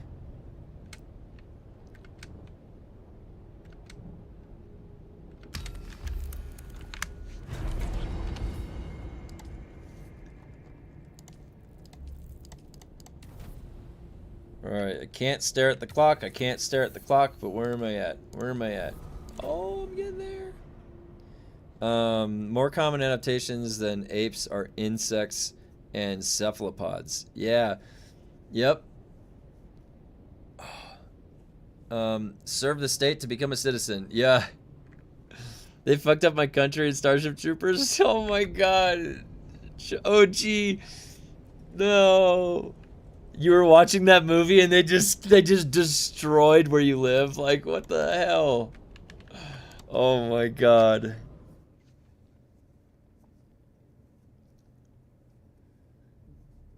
Diablo 4 is still tuned bad. There is an achievement for finishing a pit 150. And if you haven't done that, you can't 100% the game. I think the tuning feels better than what it was. I had to come up with the right build though, and honestly, I'm not gonna lie, it feels bad when like the build isn't, like my original build wasn't set up right, and I was hitting a hard wall at like pit 70, and it was not fun. I'm like, I feel like I'm at the edge of what I can push with this setup, and I might have to switch. And then I went to something that I really enjoy, which was the barbarian, and I've been having a lot more fun. A lot more fun. Like literally, I can't wait to play again. I'm having so much fun. I was like, no. Then Rico avenged us. First time I saw boobs in Starship Troopers. Oh my god, that's funny, Jameson. Yeah, Starship Troopers. That was a fun movie. I feel so old having watched that. Well, I'm 40. I'm 42 years old. Don't worry, you will never. We're not even halfway there yet. All right, we got a long way to go, and we're gonna be in some infinite dimension afterwards. So we've got a long way to go. Windrose is addicting. Nice. Hey, Cable, I'm glad you found some enjoyment in that. Yeah, it's really, really fun. Robert H. Heinlein was a great writer. Was that Starship Troopers? Was that Robert H. Heinlein? Is that who you're referencing? I never actually knew the writer.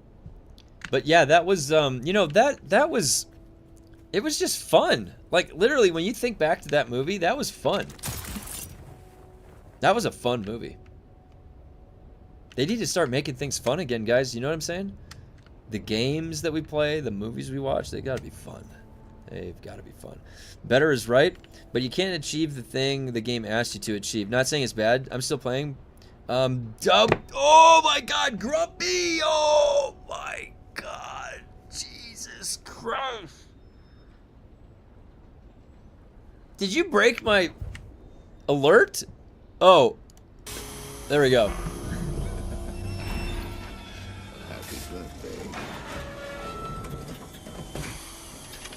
Oh, my text overlay. Wait, why didn't you guys tell me my text overlay was off? Oh my god, you guys.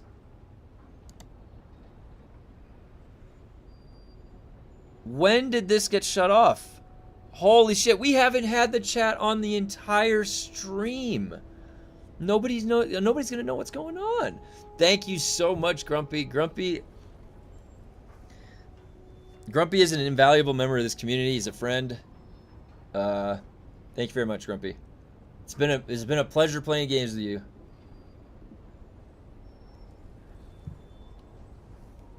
Haven't played a D4 season in a couple of years. Should I hop back in? Yes.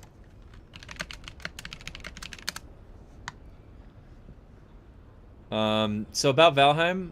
Oh, hey! Hey, careful, man. There's a beverage here, huh? I can't hear you. I have you muted. So about Valheim, you started saying when you want to do Bowmass Motor, then you squirreled. I was saying earlier, Cavil, that I really wanted to, let's see. So tomorrow or Wednesday, we can do it on stream, Cable, if you want.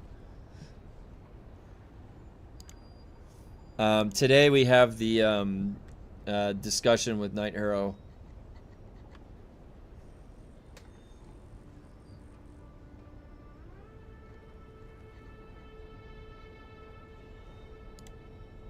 Oh my god, I can't believe my alert box was closed. My chat box was closed. Unbelievable. Alright, the chat box is back. I can't believe that was off like that. That's egregious right there. Wait, what am I doing?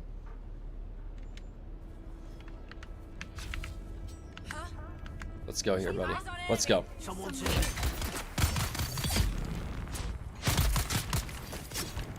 Oh!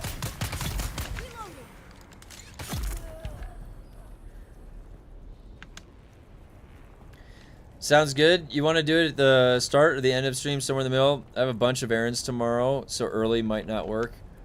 Yeah, let's do it whenever you're available then tomorrow. That's fine. El Druin just dropped. Oh! Wait. Where is this guy? There he is. When is the 9-hour discussion? Sorry if I missed this. It's at noon my time, so 2 hours and 20 minutes.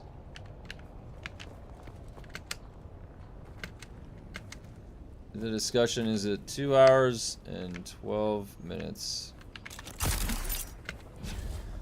I'm trying to get combat level 100. I'm really close. I'm at 96 and I'm almost 97.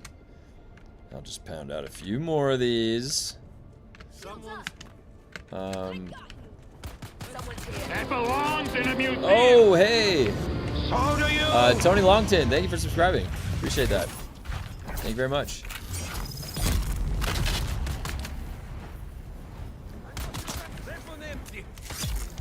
Hello. You got parried. Alright. Did I take it? I already took it. Wait.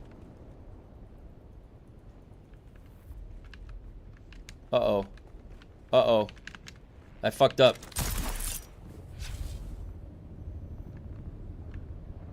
God damn it. I got sidetracked, you guys. What did anybody tell me? Please still be there. His body's right there. His body's right there. Okay, now go back to this man's body over here. This man's body will still be here. Surely. There's his body. Take it. Take the prize. Oh my god, the game doesn't know how to interpret the fact that I already killed him, but it doesn't have the quest reward. I have to wait. Oh my god, dude. It's my own folly. I fucked it up. That was my bad. I got sidetracked. It happened to Fox. I started thinking about things, philosophical things, possibly. I'm assuming it was philosophical in nature. That sounds like something I'd think about.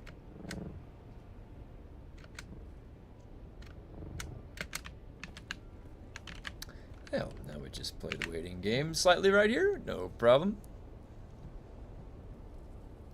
Alright.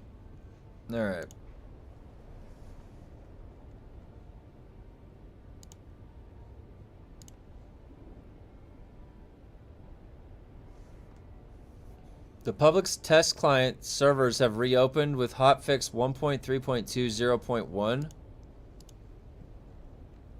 Really? Oh, yeah, there is. Okay.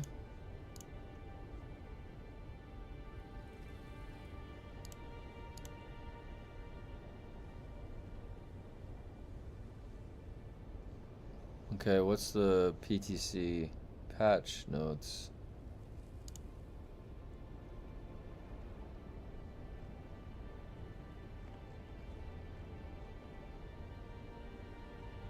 Here we go.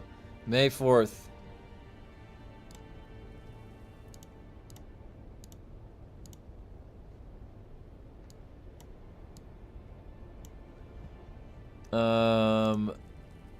Patch 1.4 is coming very soon. This hotfix does a lot of good stuff. Changes. Players cannot disassemble their vehicle in several circumstances. The vehicles... Oh, so that you can't grief people. That's nice. The vehicle is in close proximity to another player. Every time you get sidetracked from Dune, the stream becomes more interesting.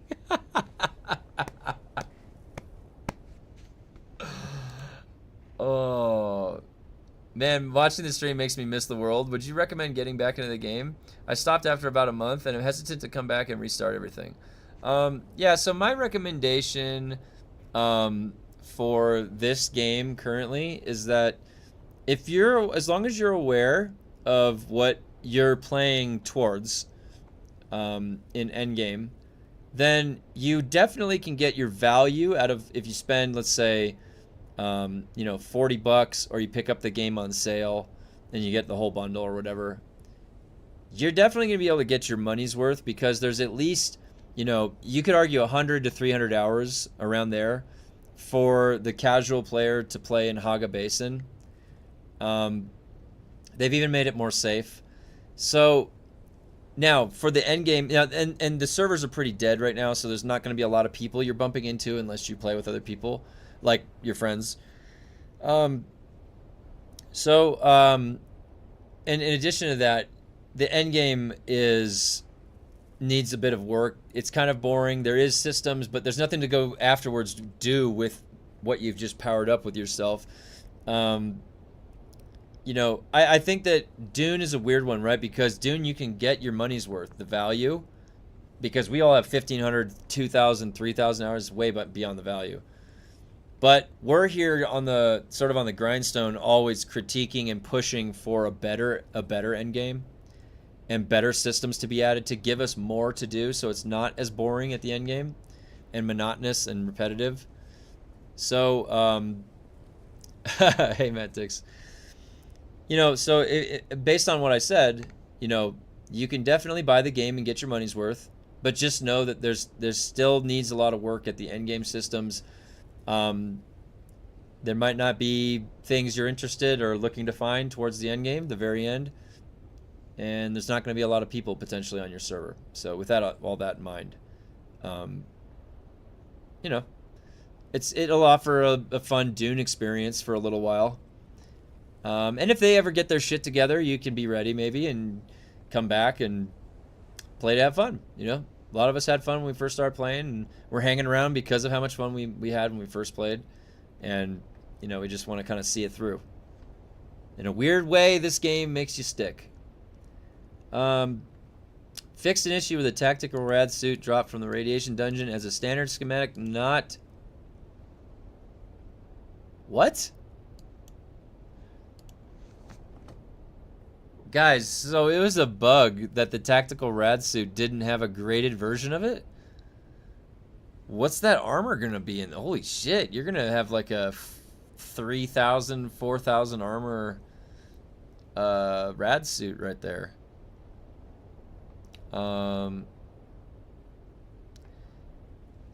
Except when you spiral. Socrates never wrote anything. Interesting, really.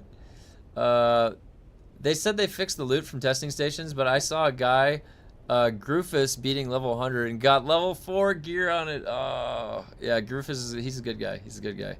I like that guy. I'm 3K hours into the game at the moment. The loot pool solo at level 19 has gotten worse after the patch. Much harder to get grade 5. Oh, really? Appreciate it, man. I made it to endgame in Deep Desert playing solo and had a lot of fun with it. If you made it to the endgame with Deep Desert, well, let me show you something. So, if you made it to the endgame, they did add a new system we've been engaging with. It's this right here. This is like, look at, I'm just going to show you real quick.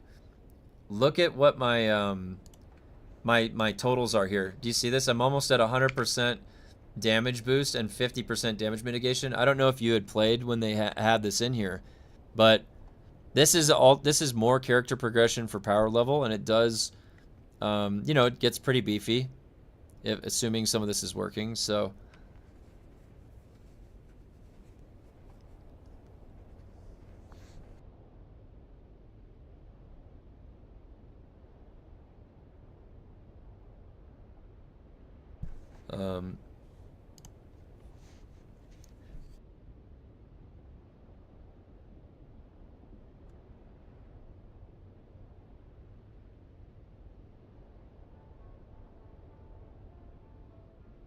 There's a lot of cool things in here, like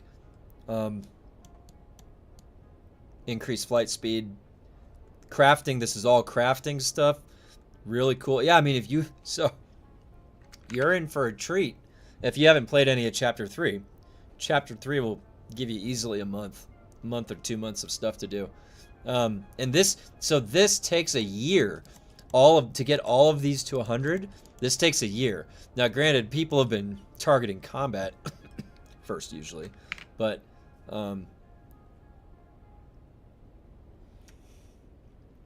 so sync charts are good for when you are starting a new character and you want to get boosted.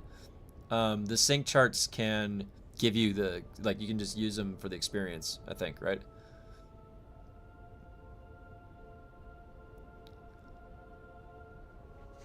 So yeah, you get also, look at this, you get 51 extra skill points.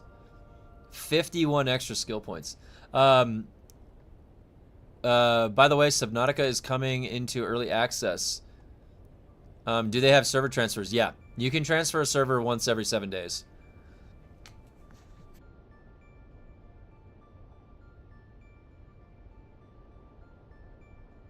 Once every 7 days. And if anybody needs a place to come on over, I'm on Farhold. US Farhold.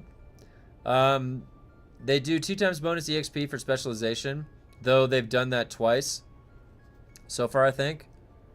Yeah, they've done that twice, and honestly, it doesn't really seem like they're gonna do it again, does it? It doesn't really seem they're trying to make a habit out of it. With the attractor field nerf, have you tested any new builds? Been trying out Seath headshot build. Yeah, I think that I believe that the Seath headshot build is probably the fastest now. The nice thing about the other builds is that they fit in with all the other stuff that you do. Now you just have to swap something over to pistol. Can you imagine all the bugs popping when they launch server transfers? It's going to be a nightmare, yeah. It's going to be a nightmare, yeah. They mentioned it in the December talk? Oh. I just got in the stream. How does the sync chart work? I've never used them. The sync chart, you discover undiscovered parts of the map and put it into a sync chart, and then when you give it to somebody, they use it and discover, right, what's mapped on the sync chart. And I'm pretty sure that that gives you the experience for unveiling, right? Isn't that how that works? Something like that. Someone told me that you can use them to level up quickly when you go to another server and you wanted to start over or something, and if you had money. I know it's not a big deal for some, but I just reached level 19 on the fire station, about to get level 20. Nice! Hey, builder, nice. That cosmetic, hey, this cosmetic is my favorite. I do like this thopter pilot skin. Go get that skin, dude. Go get that skin. Dev Talk, they said there'll be more. I expect 19th for sure. Hey, you know what? And I've said this for a long time, guys. I am excited for anything new that they could put in, you know, because I've been saying this, they need to get creative. Just start thinking of ideas, put them in. Start putting stuff in. I want to just play, I want to play with it, you know. Is melee combat still booty compared to ranged combat? Well, the way that it works now is that the gear, look at my damage of my weapon, 766. If I get up on somebody and I've got 100 combat and I stab them, like if I land even one slow blade, it's going to be a near one shot. So, if not a one shot. But you have to land the slow blade. And there's a lot of other things that are happening in between. Now, it got a lot better after they nerfed the attractor field, because attractor field was basically PvP was just a tractor field. That was it. Because as soon as you landed tractor field, you'd be dead. One shot from the rifle and your shield explodes. Just got my crafting up to 70 last night. Nice. So melee combat, honestly, like people are still doing it. You still have melee engagements, and it's a one shot or one or two shot now. So now the lightning gun is really good in PvP. People have been using that to great success. It hurts. Okay. They all spawned. This.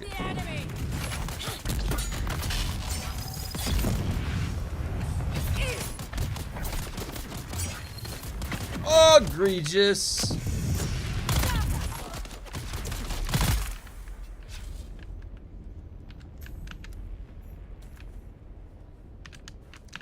You can't upgrade to 3 slots on armor. Anyone know if that will come later? Good question. I'm not sure. Not even sure why. They probably ran out of room on the skill tree thing. Yeah, I wonder why they didn't do that. There wasn't enough interesting things to buff up about armor. Love how slow I move.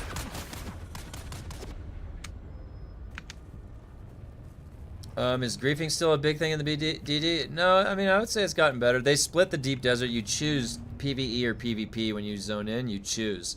And there's 2.5 times the yield in the PvP. There have been some PvPers that go into the PvP one, and they'll thumper on the rings. So you just have to watch out for that.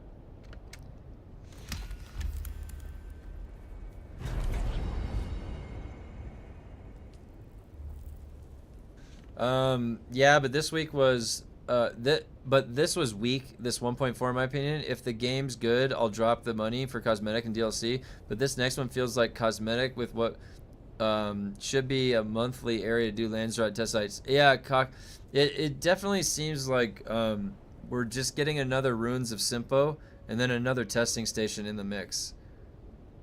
That's basically what we're, and the build, I will say I do like the build sets, the lighting on the inside of the build sets looks really nice, and I will be using some of that stuff for sure. And I agree with you. I mean, the thing is like this whole time I've been willing to put in money for cosmetics. I would support the game that I play. That'd be fun. And having more cosmetics, I mean, it only adds more to the role play, the fun. So, yeah, I would gladly have cosmetics. And if that helps keep the game alive so that they can be creative and think about cool shit to put in the game, then do it. It's just, they're just like slowly trucking along. Yeah, I love the cosmetics. Those are fantastic. They are. You know, I always wanted something in Conan Exiles. Can I tell you guys? When I saw it, I always wanted the pyramid. There's a skin you can get for Conan Exiles that makes your building sets look like a freaking pyramid. It looks so cool.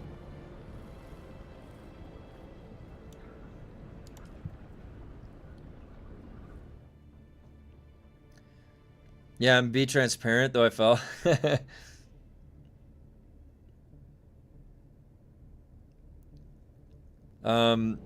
Which should be a monthly thing, and I don't have to be test site, Landsrat, same thing. Get creative, let us take back a bounty by collecting boss bodies. There's millions of things. Yeah.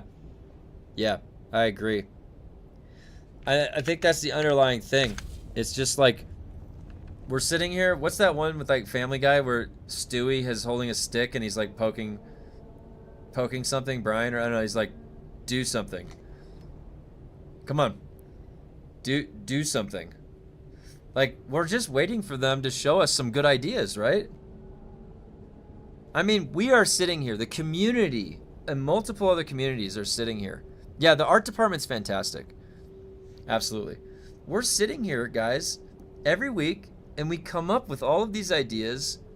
First time I've seen you without your beanie on. Yeah, once the hair gets cut, there's no more need for the beanie. Unless it gets really cold outside, then I'll have the beanie on. Otherwise... This is the shape of my head. I hope you guys are okay with that. This is how my head is shaped.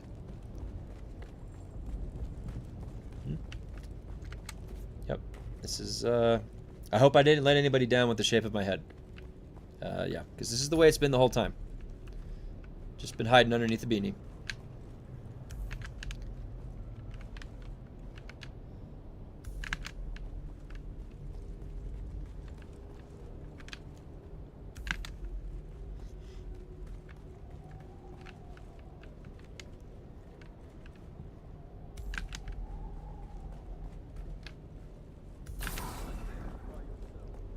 No, get away from me. You can't take.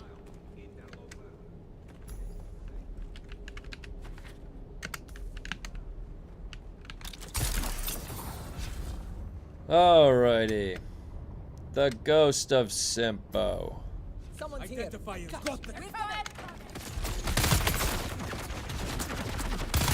Oh, he dodged that.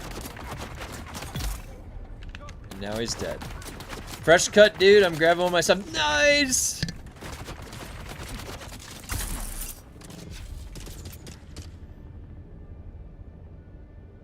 It feels good to get a fresh cut, I'm not gonna lie. Like, it feels like cold around the back of my neck. It's been so long since I had a cut. I wish I could randomize the points of interest in this mission and make them less repetitive. Yeah, I think that if they had let off with that, that would have been better, because then it keeps the variability high. And the problem is that inherently they're all kind of boring.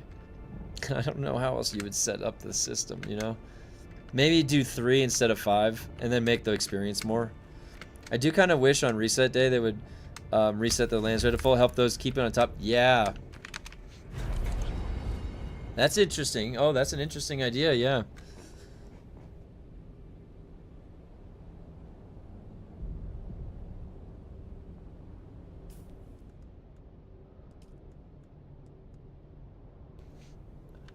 Okay, false flat. God.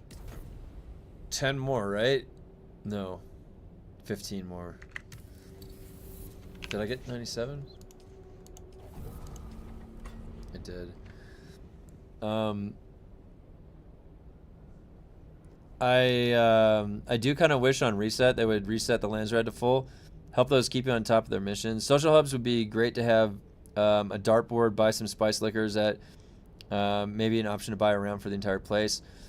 Spice hookah, let's get that social hub. Yeah, I mean, I agree. Hanging out in the social hubs, promoting that, or even a reason to. I honestly like.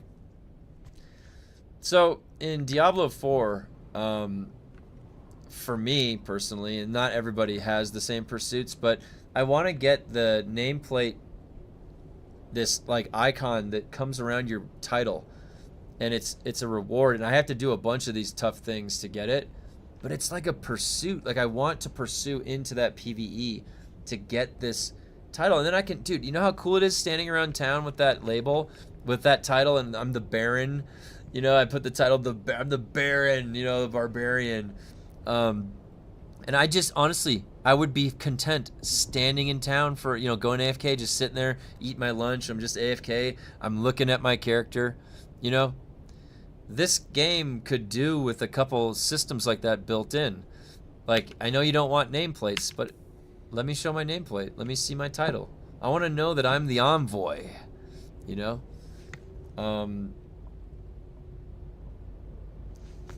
It's really weird because it's like their vision is trying to make this hyper-realistic experience, but without any of the RPG elements of a game that make the game more of an RPG. Like, why would you want to leave out the nameplates in Title Pursuit?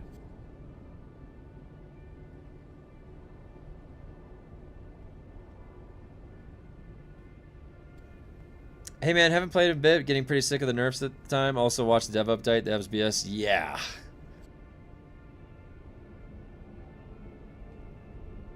The chosen one. That's honestly enough of a carrot to make me a little happy. I don't get how they haven't added any of those systems. Yeah, dude, I'm telling you, like I'm in my head, I'm thinking about on my barbarian in Diablo 4, like I like how I'm gonna push. You have to do a bunch of really tough things, like 60 nightmare dungeons on Torment 12 or Torment 11. So I'm strategizing. I'm like, I gotta knock that out. I want to get that title. That's a cool ass thing. Those are simple things, but I love that type of stuff.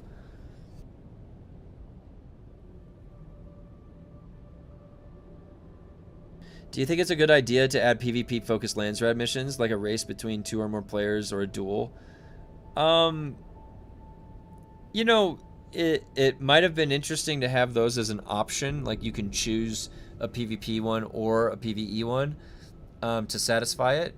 And, you know, I actually was thinking about asking them this when I was on the creator call, but I realized it didn't really fit into anything. Most games, well, not survival games, but there's no way to duel. We have we have like you can walk up to somebody and interact and then request to trade. There is a wheel like of options. You could put like duel the character, right? There was no dueling option ever. I thought that would be a simple thing to put in, but again, they're not thinking of any of these things. There's and I just want to see what they're thinking, because you know what we got shown? What are they thinking? They're thinking about, how do I reskin 52 build pieces? How do I reskin 52 build pieces? How do I give them another boring Landsrad 5 cycle? And how do I give them a different color and then a different element, but the same item type, and then the same Landsrad, like a, testing station problem that you have to deal with. So they follow the player data too for making decisions. We see that 80% of players in PvE, and we only did this because you haven't. The thing is that you really, like, if anybody's gone far in math, you know that the analysis methods that you use are very specific, and they inform you of different things based on the method you use to analyze. So what was the type of method of analysis they used in the data set? And in addition to that, what time frames were they looking at? That would be my first question, because how did they integrate time? Months? Where are they looking? Are they looking at current player numbers? Because if they're just looking at a current snapshot, then there's a lot of things skewing that. If you have nothing to do in the game and everybody's just sitting on the couch in their base, they could say, we have a statistic today that said this month 60% of all players don't even leave their base when they wake up in the morning. Like, you could say that statistic. Does that statistic inform us of anything? How would you know from a developer standpoint that people aren't really enjoying something that you put into the game in their base, like a crafting station or a thrall setup that you got to really do stuff? Or they're not just AFK. How are you separating that? You know what I'm saying? Like, so then that, because of the time frame that we're looking at, what's the state of everything else? Did you have anything for these people to do, or were they funneled into this area?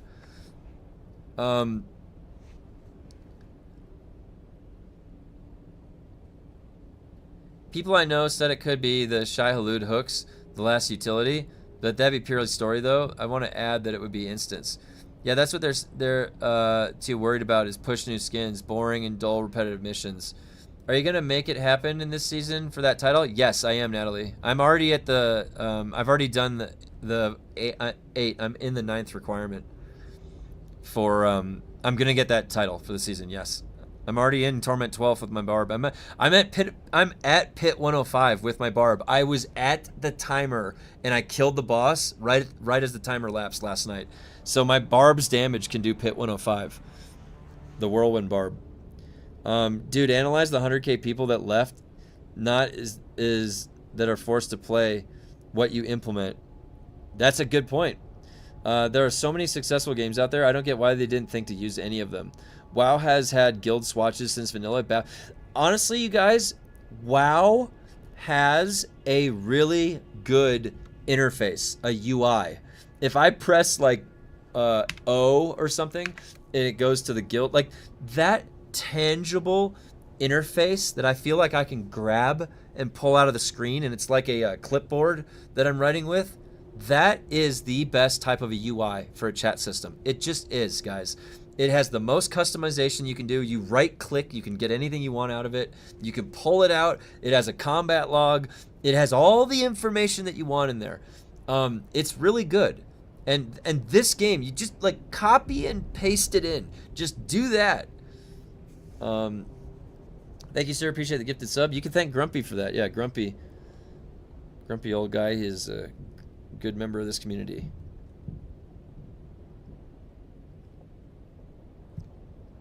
And yeah, my guild tabard, I designed it, every part of it, every color on my WoW tabard. It looks great for Rusty Symphony. If you need a guild invite in World of Warcraft, let me know. I've got my guild over there. It's on Darkspear. To be honest, it would be a good idea from them if they enabled add-ons. Allow the people to bring the good ideas. Dude, they would never allow that, but that would be pretty good, huh?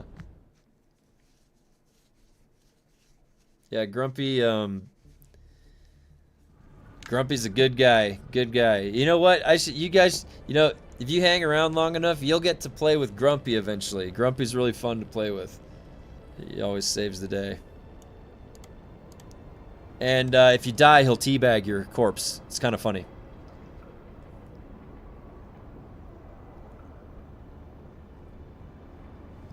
Let me refill my coffee, guys, real quick.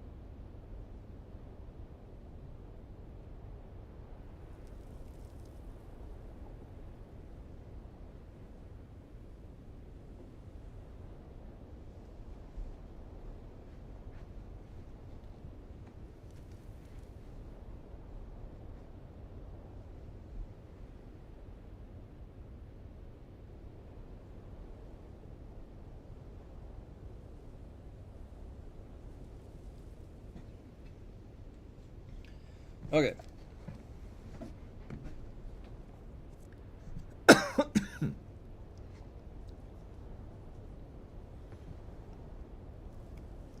Okay. Let me catch back up to the chat. This game has so much potential. I wish the devs would lock it in. Give it love it deserves. I agree, Lord Crow. I agree. We've been saying that for a little bit, and we've been saying like the Funcom timetable is like 2 years or something for a game. So, we'll see. Maybe it's year two of Dune. The game has massive roleplay potential too. Yeah, they need better chat systems. They need nameplates. And let's see, for roleplay, they need more cosmetics.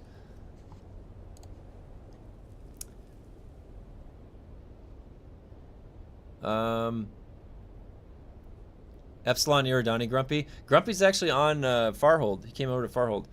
It feels so good to customize our guild color schemes, or at minimum, maybe we pick a minor house, maybe one many lands red. I honestly, no. I want them to let us customize the full swatch. They should be able to let us do that, because that is a great idea. Like, honestly, being able to customize your swatch as a guild leader, maybe at guild, maybe, hey, you know what? Maybe a guild rank 20 or something. Put it in like that. Then you can make your custom swatch. But you put in a whole mechanism of leveling the guild up. But shit, we just said, guys, an idea, and it's a system. What do we know about having ideas that are system implementations? That's maybe 3 months. They don't have time or the manpower for that. So, and this is a slippery slope. I don't like being in this type of slope for ideas. They have not really shown me that they're thinking creatively and they're impressing me. Like, whoa, I didn't see that coming. The only thing that I think, the only thing I think you could say is like that is the dual blades and the lightning gun. Those are the only two things that weren't really like the others necessarily.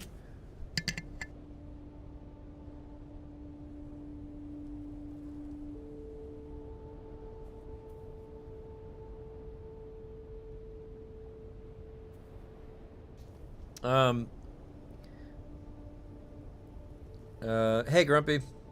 Oh, Grumpy, yeah, you were saying. It'd be cool to get, like, a utility table and have female NPC. Man, you can raise, the spice juice out of. Oh, a utility table? Yeah, I mean, that sounds cool. Add some life to the base. Yeah, full customization, your own swatch, and level 50 crew. That'd be cool. Hey, what's up? Oh, yeah, thanks. I was in the sun. Thanks. Who would bet that 1.4 water skins is last update before summer vacation and then something in September? It could be perfect summer desert out there. You might be right. They're not even learning from their past. Yeah. It definitely seems that way, doesn't it, Galadorn? But add more us as a community are so much more creative than everyone at Funcom. Like, that's what I'm saying. It's like we're just like one person in a chair like we're just a random person. We're not a team of hired professionals that get paid to do that job, right? Surely they can be ahead of us, thinking ahead of us, programming. We're the ones that are catching all of the bugs. Guys, there is so many bugs that it always launches with. The testing stations launched with holes, just holes that go right to the boss. You know what I mean? Like, that's crazy egregious. Humongous, are you calling me a star? Thank you. Yes, that's Grumpy. The rapier rework was nice too. Yeah, it was. There's been, they've done some interesting stuff. Like the base backup tool is complicated and interesting. So that's just that. But that was like born out of consequence, not their own like creative thinking. Still waiting on this sad individual to make an emote for me to use when you appear. Maybe when chapter 10... Oh, yeah, I gotta figure out what I'm gonna do for that. I wrote that down a while ago. Here, I'll write it down right now. To do... for Grumpy. Humongous. Emote. Alright. Hopefully I don't lose track of that one. I think you said it best during your dev update. It feels like they don't play their own game. Yeah, I mean, just the thing is like, as from their perspective as a developer, you'd think that they would be sympathetic to something being repetitive. Like, oh, yeah, we realize that is kind of repetitive. I experienced that. Like, I realize, you know, some of the thing, they just, it really just doesn't feel like they're setting it up to play it themselves, like they would want to even play it. There's a cool guy called Grumpy on Epsilon Iridani, if this is you. Oh.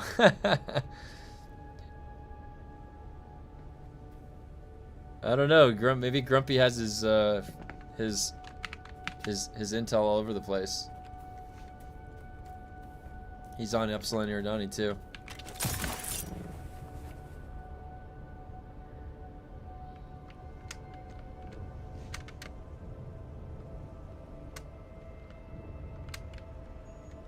Feels clear they don't play their own game when they put plus melee damage on heavy armor. Dude, you know what's so funny? The way that heavy armor reads, you can't even tell if it's saying you take more melee damage or you cause more melee damage. Wait, why? Oh my god. Come on. How? Wait, come on, that was egregious.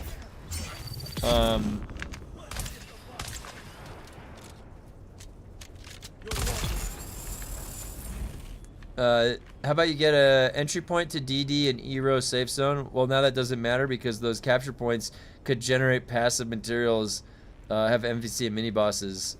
They added heavy armor thing as well. That actually, like when I saw that, at first when I first glanced at it, I was like, oh, we're actually an interesting stat, like a buff to melee damage or something. And then I'm like, it's on heavy armor. Wait, is it saying that you take? Isn't that already implied? Wait, what the hell? Maybe it follows suit for rad suit when you, yeah. Was that an accident too? Like, did they even know that was like, it would make sense if it was plus 20% plus, because then it's at least giving you like resistance to what they fire in there. One dev said it in the call that armor is useless because it's better of you to not get hurt in the fight, so why give us armor then? Yeah, you're right. They did say just don't get hit. They're not considering about you scaling to it. They said just don't get hit. What you got is what you got. You gotta like it. You don't like that not scaling armor? Too bad. You don't like that we didn't give you any more HP? Too bad.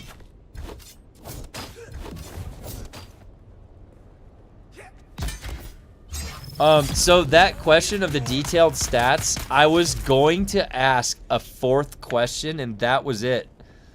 But I didn't get it. I didn't have time. They like went through and started wrapping up.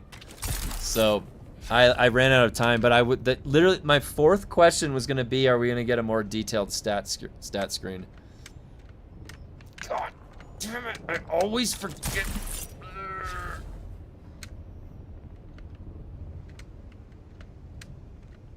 But the first two letters of Funcom will always be FU. That's true.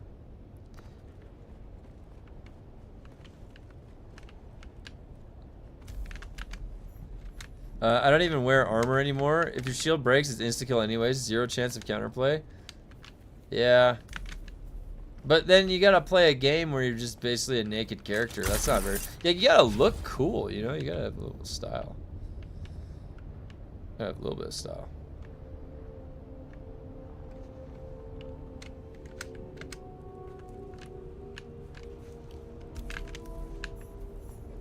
Alright. Funcom should hire you to make Dune and Awakening finally great. Hey, you know what? I will gladly consult with them. I do consulting work. Hell, I would consult with them for free. Guys, my time is valuable on the professional sphere. But, you know, for education stuff. But yeah, I'll do it for free with them just to get it done.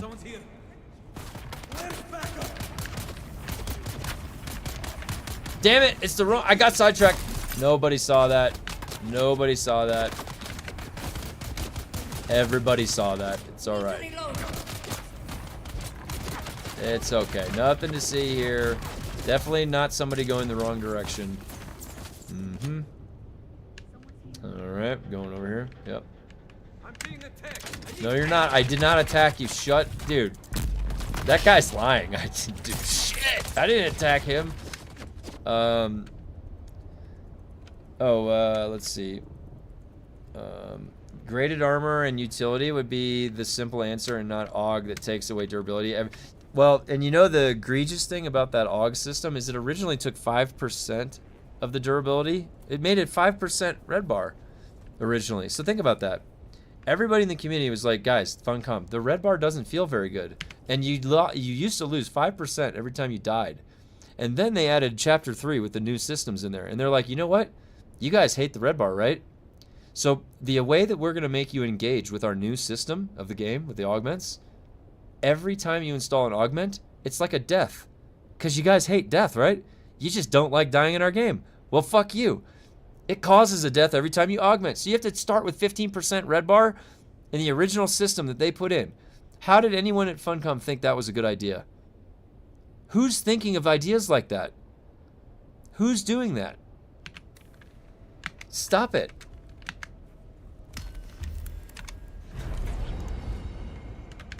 Like, you can get down on the granular level of development here. We've got systems being thought of and put in, and so who thought of that one? Because that's a bad idea.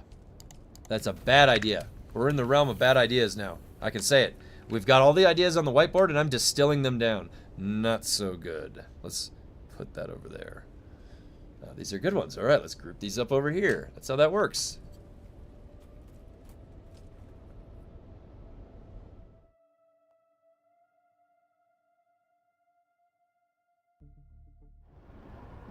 It gives the crafting spec to exist as it is, but the thing is that the crafting spec wasn't built on the contingency of a foundation of a red bar. It's just one of the tiles in there. Or, well, no.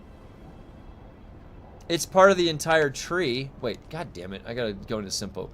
So, if they removed the red bar... No, the durability loss is just tiles. Yeah, I was right. There is just tiles. So let me show you when I zone in here.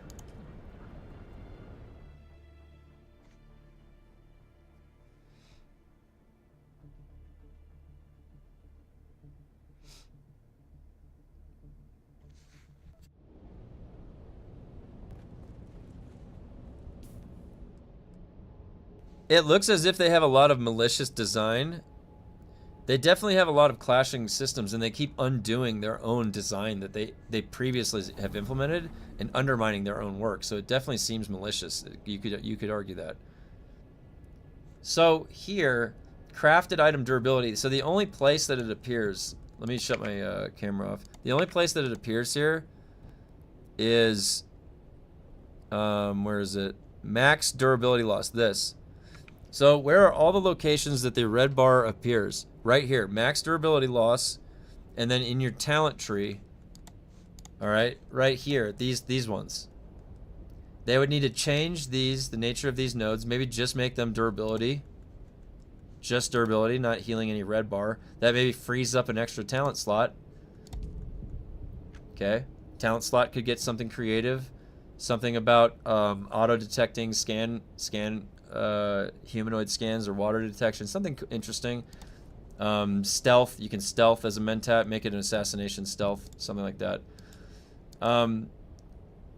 That's the way that you would solve that problem. And so these are the only instances that the red bar is even there. Right here, max durability loss, because durability itself is durability. It's not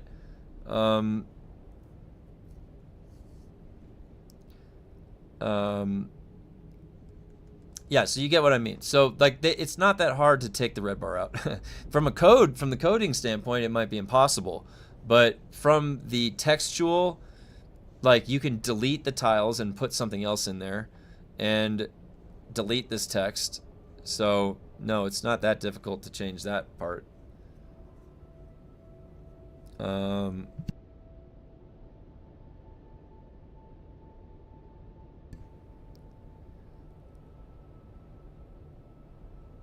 Funcom should just create a sheet and share it to the community and allow them to share their ideas for the game. And then they could just sift through it and see what's viable with their system. Yeah. That is true. The thing is that why aren't they 3 months ahead of us? Why aren't this idea, what they should do now, that should have been said 3 months ago or something. You know what I mean? Like, there's other companies that are out there that are months and months ahead of where the community is. They're already thinking ahead of them. They're already way ahead of them. I mean, how many months ahead of us are they right now with like what they're working on? They really did a big letdown with 1.4, and they kind of waited till the last second to do it. They waited and basically told the creators 2 days before. That was it. There was no heads up. So there was no heads up. We got what we got.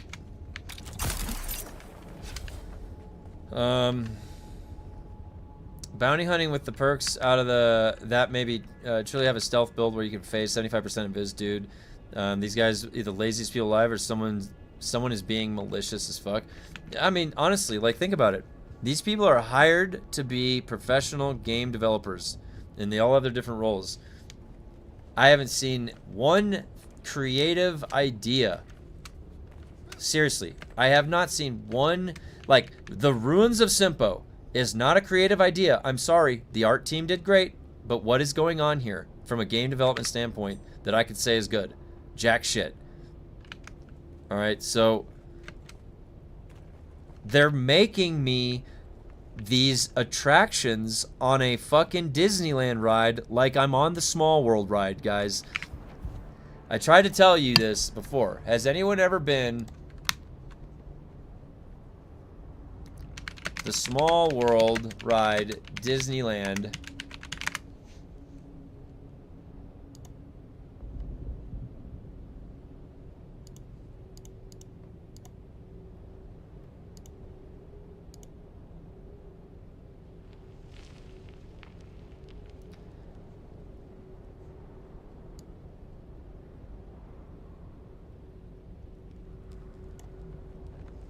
Okay.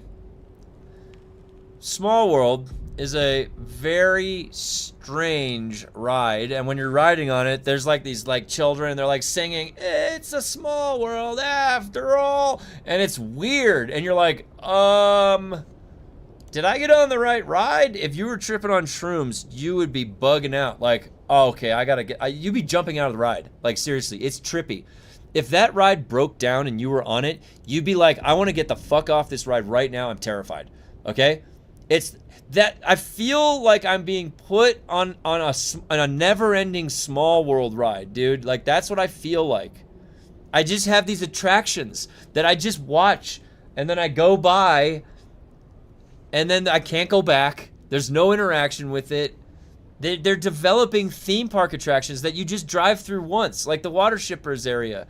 Like the arena, the Carthag arena.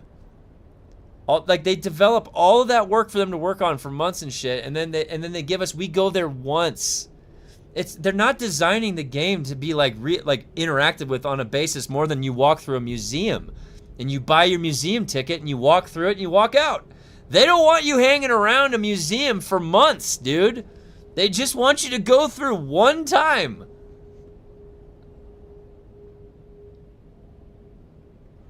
But that's an odd way to design a massively online game, right? Wouldn't you build that to be a single-player game then? A really good one? Unless you're banking off of multiplayer to sell more. But then why would you be fake about it being a multiplayer game? You might as well just go all in. Make a good multiplayer game for us. Which they're not. They're half-assing it.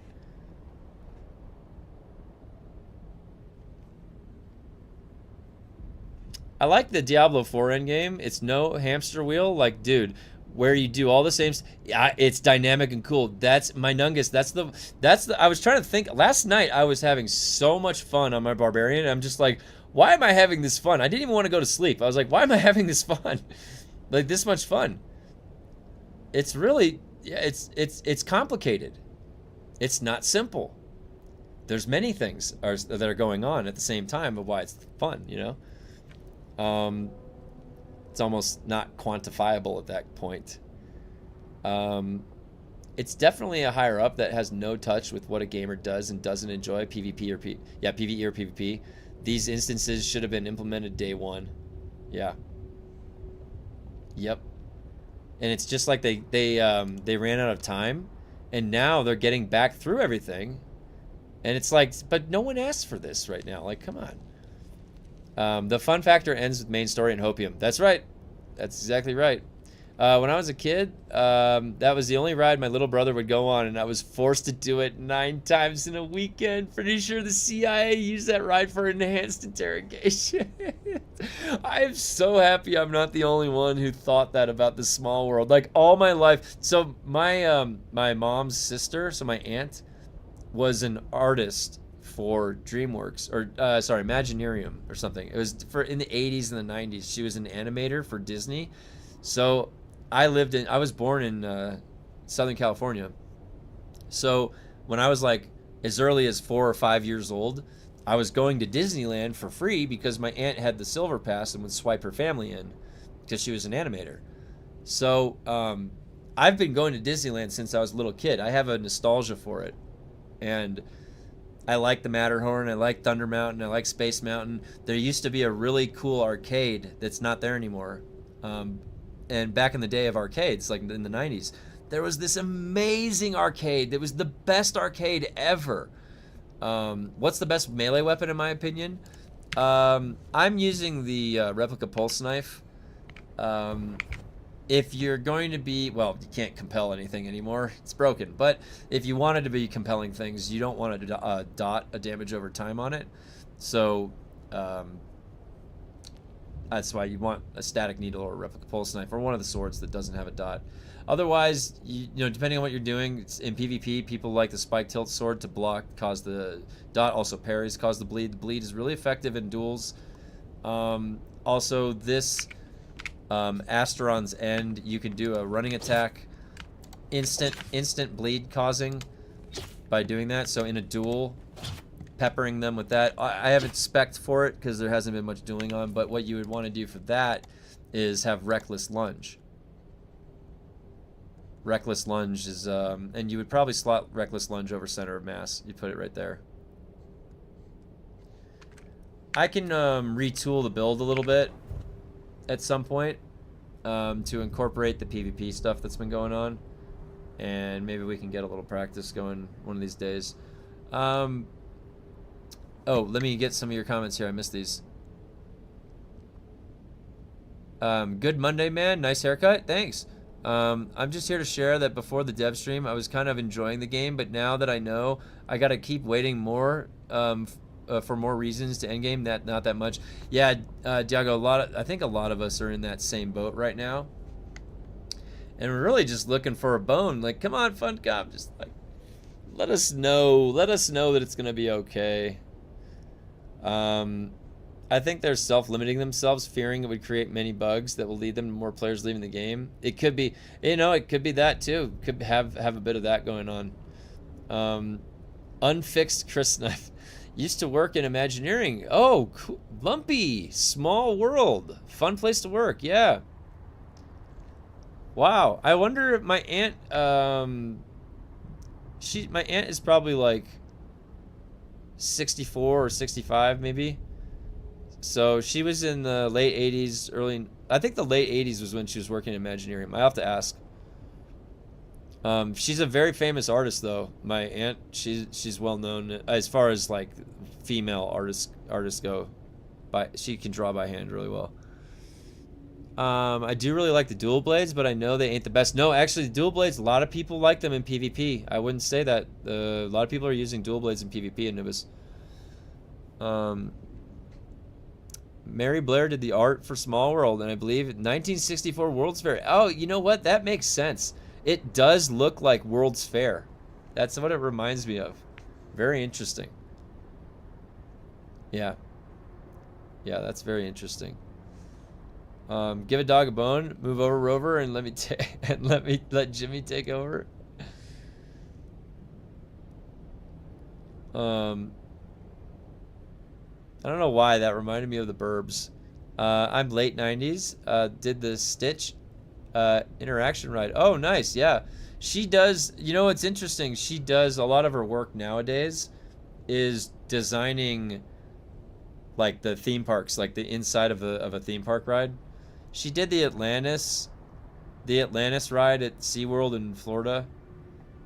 And a restaurant that's over there, and did a bunch of other stuff. She's really cool. I remember when I was a little kid, she came to my birthday party, and she would do like the caricatures of all the kids, including me. Like, and it looked exactly like what you'd get at the Six Flags, where they draw like the caricatures of everybody.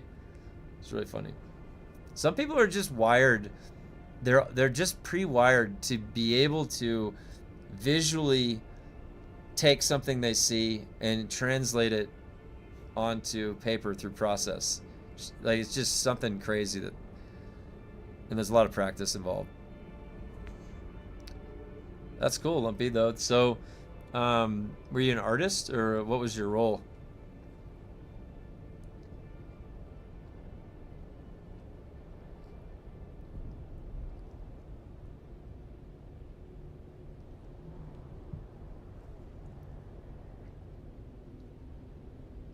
I'd be curious. Oh, where am I at on this quest?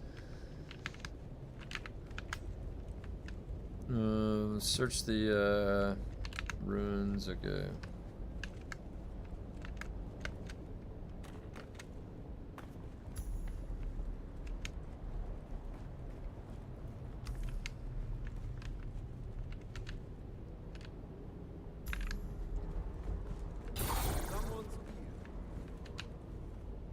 .3D assets, technical lead, and mocap. Oh, cool.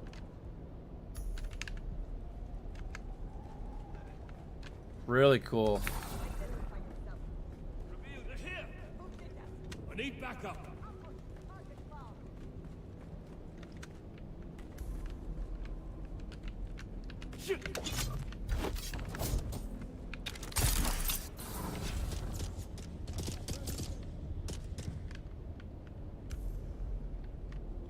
You know, it'd be so funny. What if they came out?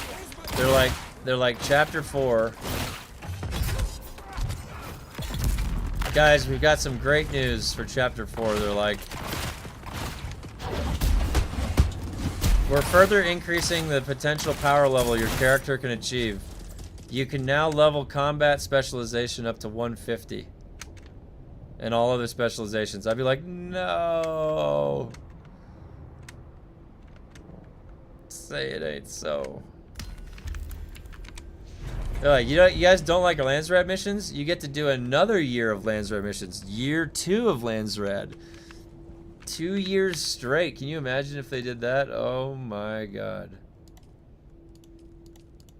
Is it almost there? Oh, it is so close. I have to see it through.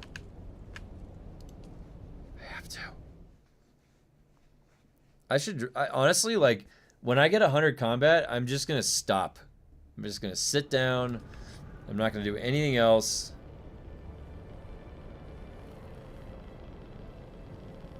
I mean, I'm cool with more passive buffs. It was a thought experiment, Atretum. It was a thought experiment. Oh my god, no. Isn't that how it was looking to go? That's why I'm keeping on top of it, as I know that's what they'll do. Don't give them ideas.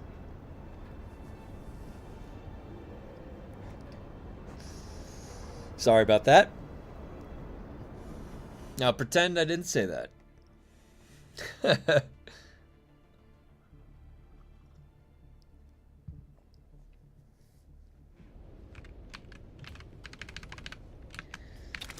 You know how many times I've looted this Vulcan and forgot to loot it also? Many. Hundreds, probably. Yeah, at least the ambient music is tolerable. The one saving grace. Once they go to G7, they could do that, especially if they change the dungeon scaling after 20.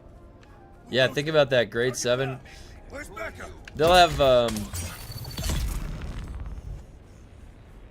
grade 7, dude. Not grade 7. Tier 7. That's got to be coming with this thing they can't talk about, right?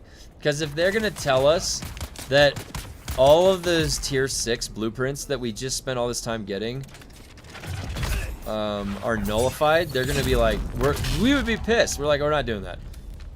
Combat skill, when you parry an attack, your next attack is 100% crit. If attacks crit. Combat skill, when you parry an attack, your next attack is a crit. I think Funcom is going to do another WXP gains weekend during the week of the upcoming. Oh, you could be right. Yeah, you could be right. Dude, anytime the sentiment is getting too negative, is that when we're going to get the WXP? That's what's going on, isn't it? Huh? Kill them all.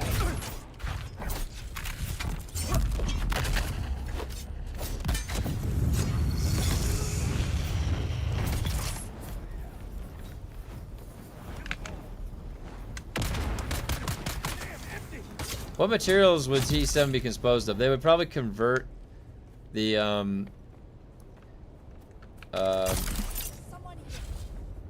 like when they irradiate it, like plastanium to irradiated plastanium or something. Is that illegal game practice? They could do like weekly rotating buff passives that you choose and spend to spice to activate. Yeah, maybe. Isn't that what Retaliate does? Wait. Nah, they'll add tier 7 as a 0.5% drop chance in the same dungeons. How maddening would that be after the dozens of grade 0 blueprints became useless? That's what it... No, and they're going to follow suit. Because they didn't put in a system where you could combine the blueprints together. Which would make sense. Well, none of it makes sense. I take that back. I don't even think that... Those are systems embedded in systems. I don't know how combining blueprints together makes a new blueprint that's more advanced than the other one. Like if we're... But the thing is like... The break place gets... God damn it. If the, they're breaking the fourth wall all the time with mechanisms. We've got a chat I can type in. That breaks the fourth wall. Like, you can't... You have to, at the end of the day, have game mechanics in there. Like, give me a damn nameplate. Let me see nameplates with my binoculars because I can zoom in far enough and see it. Let me put a title that I look forward to getting and unlocking. Like, the Baron's Envoy. That would be cool. I'll wear that title. And I would look forward, and then you could just go sit in a town. You don't care if you're AFK, because you got a nice title, you want to show it off. Those are all things people like to do when they play games. Like, are these the type of people that are like, why do people play games in the first place? What brings somebody in a game? Why would somebody want to go in a town and sit AFK? Why do they do these things?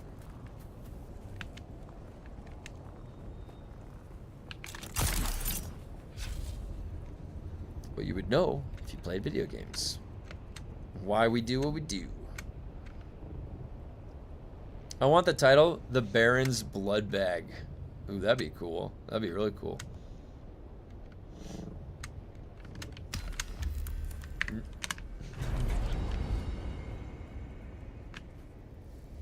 Labeling Water Wars as a DLC and giving cosmetic pack. I definitely think that...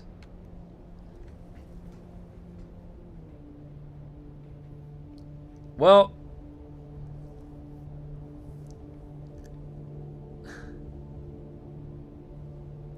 It's definitely very anticlimactic because regardless of what you might have expected, when you think of Water Wars, I don't get any feeling of a war happening over water. And in fact, you gotta really convince me that there's water in an engagement like this. Like, okay, we're getting it from the asteroid. But... And they showed us a picture, like this preview image, that showed this really very high fidelity concept art, fantasy concept art that showed the scale. It looks really nice. But then I don't, that location is kind of not happening. So it does feel a little bit bait and switch, you know, but out of necessity probably, because they just, I mean, it sounds like they can't do shit. Hey, we want to do that, but we can't. Oh, that's a good idea, but we can't do that. We don't have time. We don't have people. Oh, custom guild swatches? Yeah, we don't have. Oh, you don't. What about poison tooth buff? Its damage sucks dick. Yeah, you know, that's the programming cycle to revisit a skill. And Oleg chimes in. Actually, you know, a numeric value doesn't need more programming. Okay, so where are we at on that? Were you guys changing that on Monday? Yeah, so that's never gonna happen. So he said he'd make a note of it, but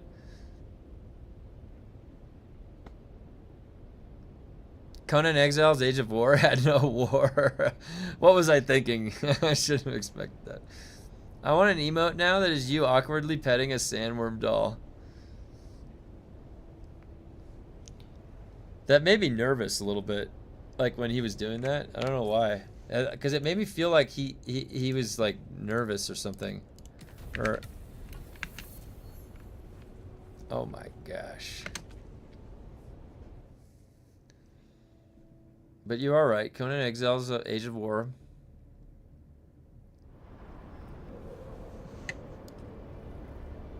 They should title, instead of Water Wars, it should be called Let's Find Water. And talk about it. Let's find the water and let's have a discussion about the water. That's what they should title that DLC. It's implied that it's a chapter, not outfits. It's implied that it's a chapter, not outfits. Okay. Well. Wait, so yeah, me and my guild had problems going after one guy in the DD because we kept accidentally shooting each other because our thopters all look the same. No tags. Yeah. Just give us tags. Like, seriously, you would save so much trouble. I know the original vision, but dude, you didn't play that guy, you know, that's saying this is the original vision.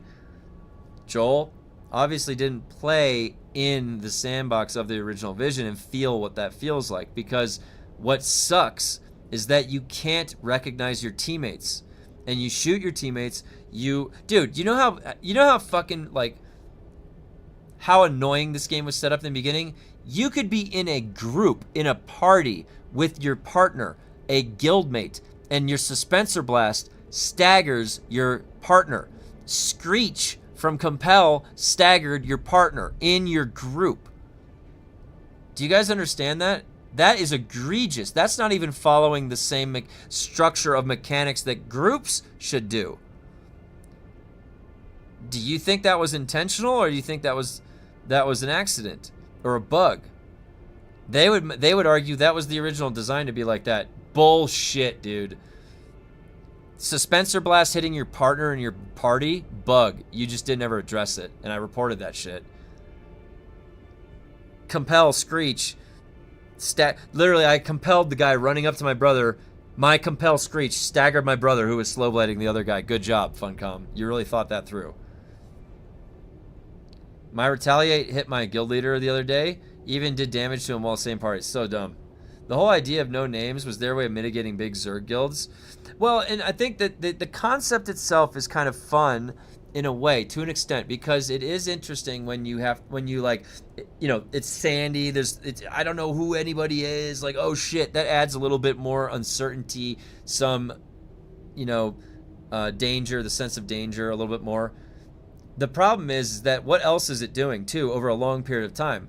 Well, you're gonna have a lot of times when, and because of how they set up the party structure, just 4 players, guilds are gonna be hindering themselves over and over and over again. There's like, by bumping shoulders, by not recognizing nameplates, by having that confusion.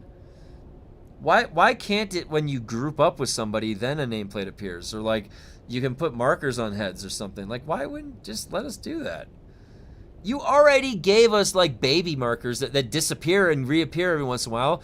So the idea that you can't see a marker, like you literally can on the map, press M, that you already put things like that in the game. So I don't believe it. It's odd. It's kind of like selectively choosing where it can where the rules apply and where the rules don't. And it's inconsistent, and then the inconsistency is what we notice and we don't like it.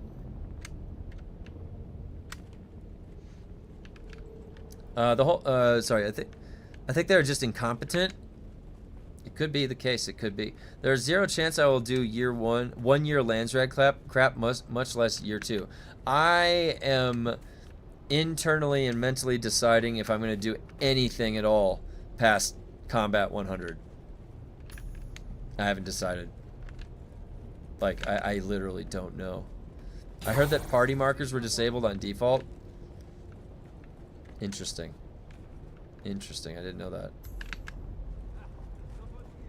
I hated that party markers were disabled. Oh, I hated that party markers were disabled. Sorry, I read that wrong.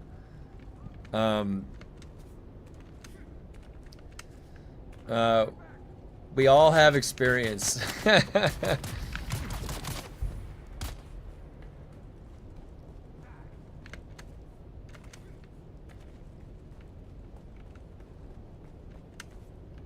Oh my gosh.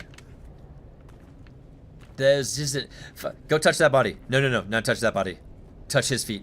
Touch his footprints. Touch that guy's feet. Touch that body. Touch his butt. Alright, now go look at the piece of paper. Thanks, Funcom. Thank you for the quest. Alright, great.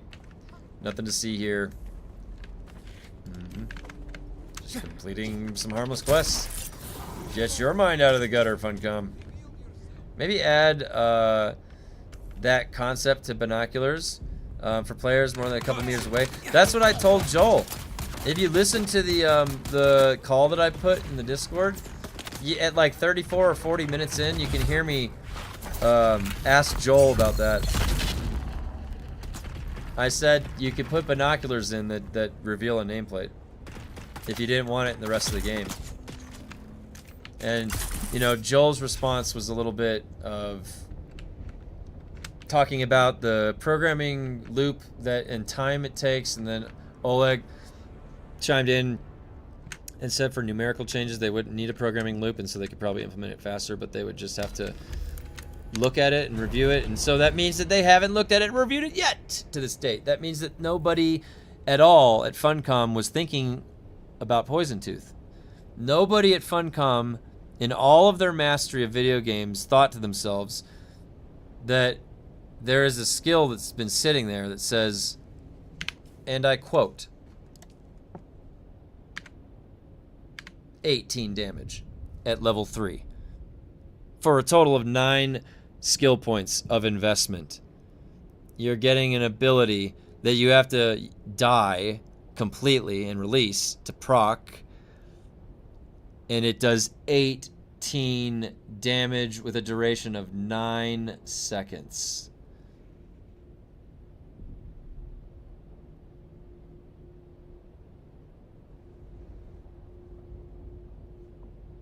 They were almost surprised that anyone brought up Poison Tooth. Like they hadn't heard that word in 8 months or something, you know? Like, wait, what did you say? Was something wrong with your tooth? No. Oh, the game. Poison Tooth. Oh, the skill ability. Yeah, that's right. Oh, we did have something like that on there, right? From the book. Look at that. That's how their response was to me bringing up Poison Tooth. Like, dude. You checking out the Conan Exiles? What's the QA? I'm just having NIGHTHARROW Gaming on for a discussion for an hour at noon. He reached out to me. He said that he'd love to ask me some questions and we'd have a discussion from 2 people with different perspectives about the game, and he thought that people might enjoy to see that. So I said sure.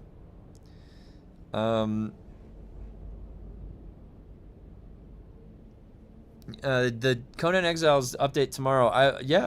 I said I was gonna check it out. May the 4th be with you. Is it the 4th? Oh my god, it's the 4th. Yes.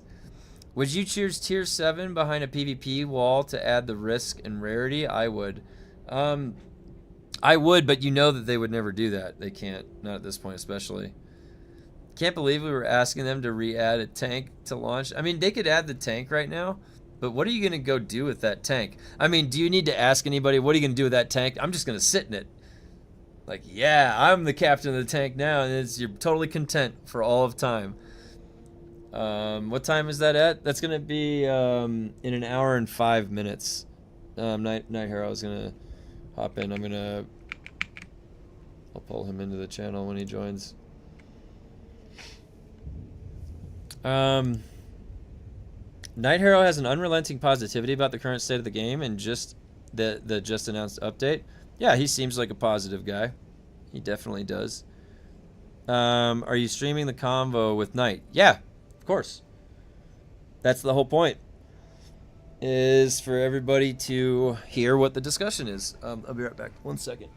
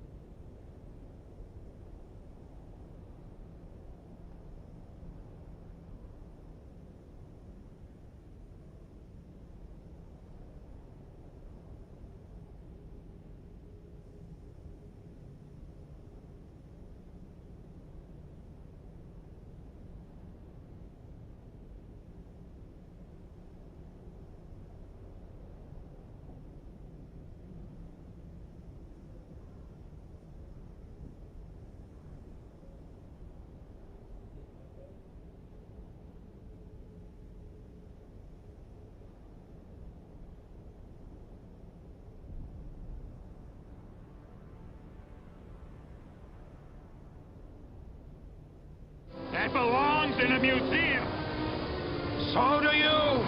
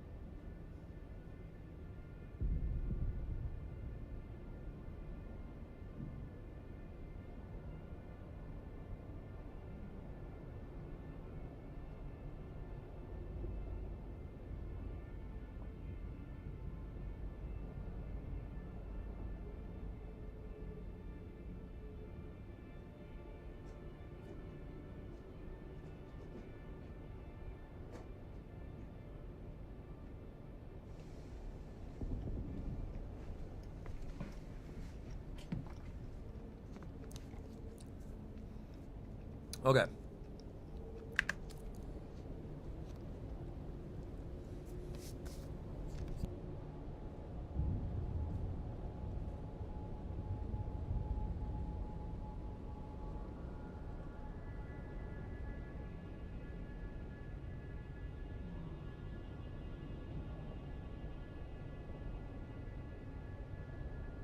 Okay. NPC tanks shoot rockets at hostiles.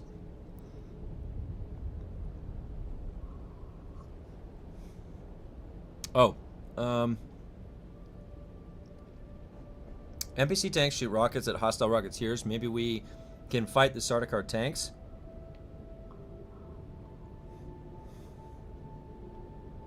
That could be cool. Night Harrow is chill. Will be good discussion. Yeah, it'll be a good one. I recommend subbing to him. Yep, he's a good. Yeah, I linked his information in the description. You can see his channel. Go ahead and subscribe to his channel if you want. Maybe add the tank and nerf or limit the thopter missiles more. It would have variety PvP content. Combat, yeah. Also, Joel was talking about no fly zones. That would be good. Right, let me buy some not casual, but the royal loincloth to showboat rare things like kill the boss 100 times. Get you cosmetic, yeah. You're exactly right. And they don't really have deeper systems like that for cosmetics in the game yet. The best attempt that they had at that was thopter pilot skin. And what's the other one? Hidden Hand. That was what it was. One of my good friends, Rockhound, join your guild. He's a good man. Yeah. Where's he at? Yeah, Rockhound, right there. Yeah, he is good. He's chill. He's a chill guy. I think he streams every once in a while, too.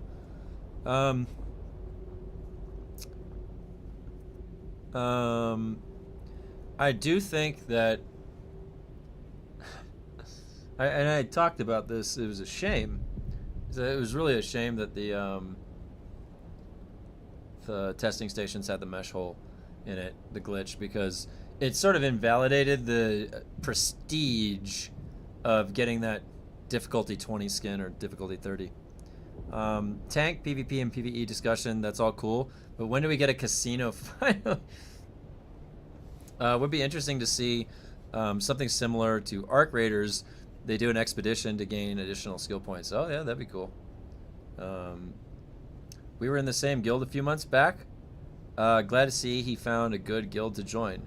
You know, if you want to come over to Farhold, you're more than welcome. We can invite you into this guild.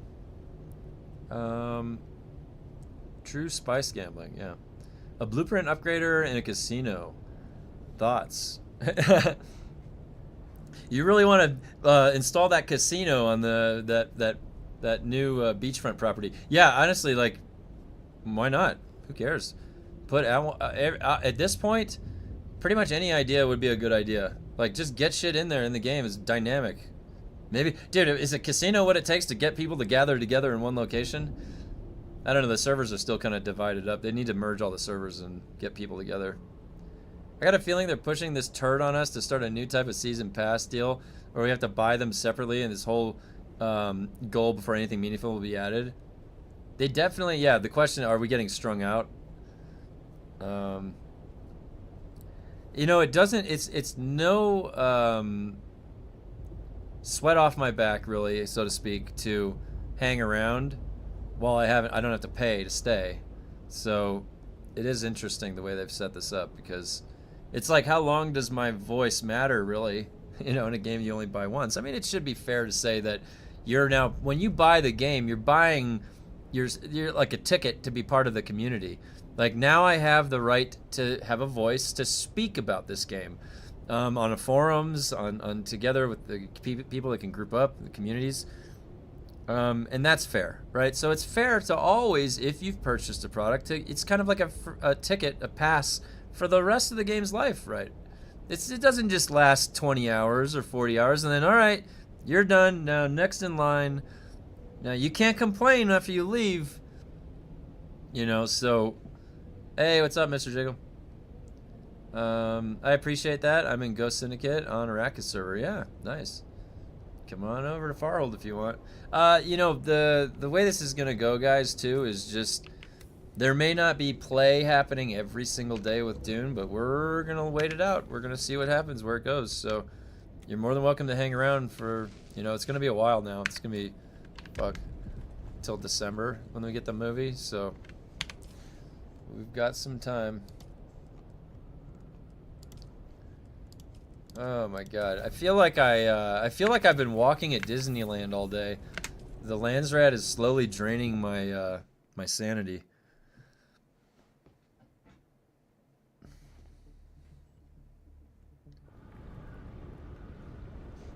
I will say I do enjoy the PvE version of the DD. Now I can mine sand without getting splattered by 8 people. Hey, you know, and for the people that never got to experience that and really, you know, get that experience, that's always a good thing. And you would argue that then what do you do with that stockpile of spice? It's to repair your gear from doing what? From engaging with the game. So you can now say that you can totally do it in an only PvE route. I only did the testing stations. My gear's degrading. I need more spice and resources. I got to go to the PvE spice to collect that. What are you going to do with all that spice? Well, I want to get the most optimized gear. It's going to take a little while. I've got to run that loop a little bit in here.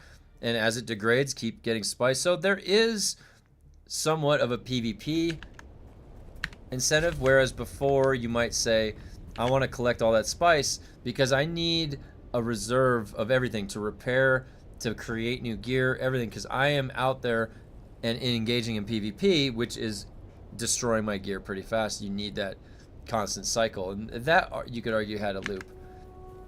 What I'm interested to see from them is outside of the loop of your gear degrades so you can go get more of that gear, what are their ideas for a loop that they could put in? Because I don't really know if I've seen much of that. Like, they could put cosmetics, and I mean, the faction vendors, right?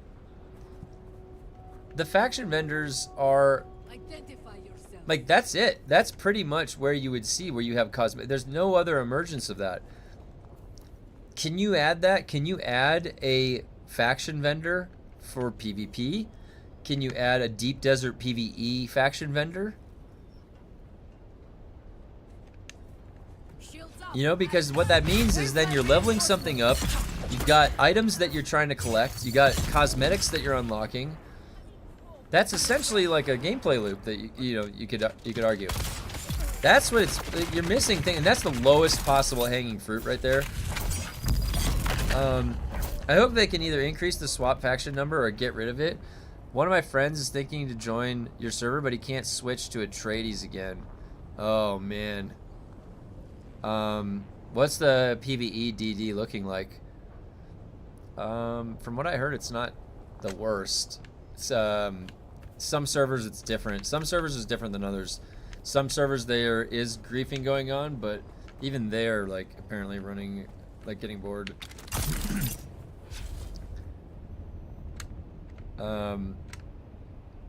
Yeah, the swap faction thing is kind of a bummer because it's like, again, this is one of these things they're like holding on to, but it's causing, by the nature of their game, you can't move around. You can't play with your friends very easy.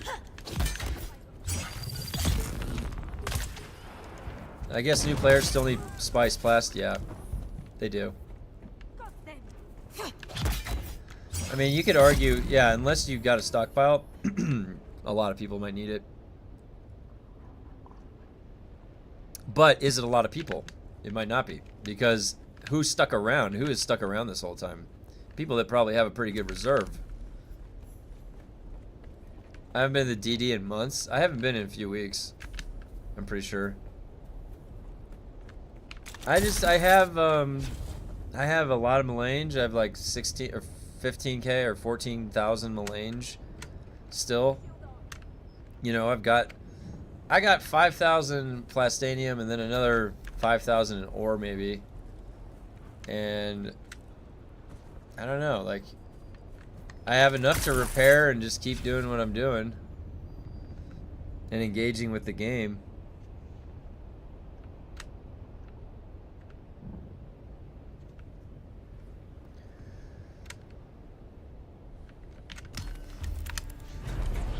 $98. Oh my god, it's so close. Do you guys hear the excitement in my voice? I'm just gonna do it. I just gotta do it like a band-aid. Yeah, I have endless mats, and if I need something, I can buy it off the market too. I have 100 billion Solari. Yep. You're the Baron now. You're the Emperor. Yeah.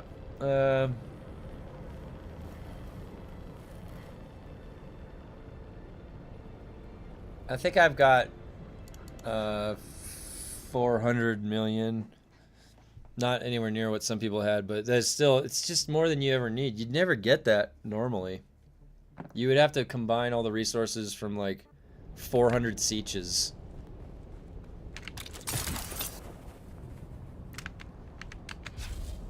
All I do is spice farm. I'm just shy of 100,000 melange. Wow, nice. That's a good. I wonder. Yeah, I wonder what the biggest stockpile of melange is. That's a interesting question. They're just randomly moving slower. All right, touch this body. Touch the ground. Do jumping jacks. Backflip. All right, touch this guy right here. Wait, nope. Where is it? Touch this guy's butt. All right, now. All right. Take his wallet. Okay. Take his cloak. Look at this. We got away. Heavy armor that boosts melee damage. Good grief. Yep. Yep. It might not. Also, the wording on it is a little weird. It's like, are you saying I'm gonna take more melee damage or I'm gonna do more melee damage? It's just classic. Oh my god! I missed the cistern supplies. Code red. Code red. That's a lot of rad suits. Yeah. Too many, if you ask me.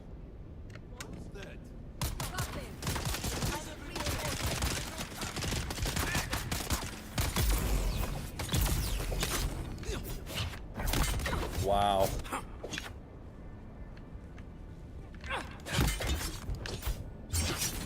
I don't feel like I have the disciplined breathing on. I feel like the stamina shit is still weird. I don't know. Yeah, they don't play their own game. They definitely just forgot one. Yeah, sorry about that. I can't move.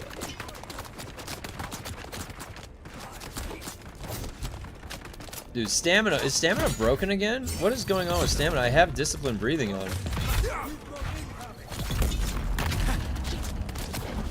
Oh my god. Can I get stamina back? I literally can't get stamina back. Nope. That seems slow. Look at that. Is it because of how much stamina I have? I got that. I got like 25 more stamina.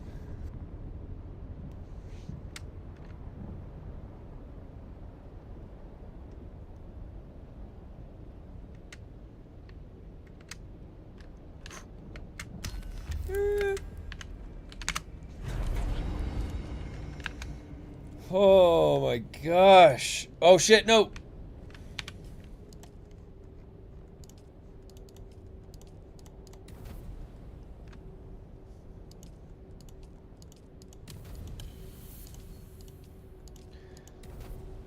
I might log in to do the dailies if they do another WXP weekend, but I missed out on the bug where you could repeat the mission by dropping guild. Yeah, I have 78 combat. My stamina seems low for that, even with, it annoys me. Yeah, they should have put more regeneration in there. I don't know why they put just the total amount, because now it's relatively going to look like it's going up slower. They would know that if they played their game, but they don't, do they? No, no, no. No one plays that fucking game. We're the only ones. They're laughing over dinner like, like Tom Cruise laugh meme. Like,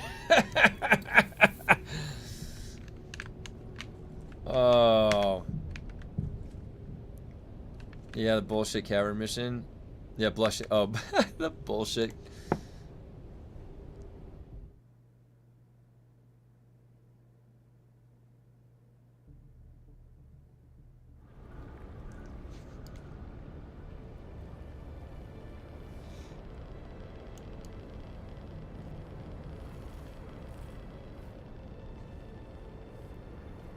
The dropping guild still works.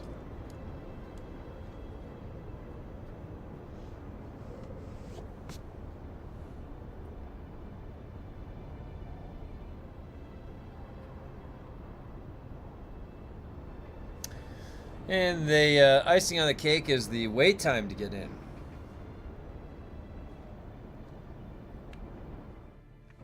"30 seconds. I'm here. Remembrance Day is over, so I can have sounds back on. Oh, nice.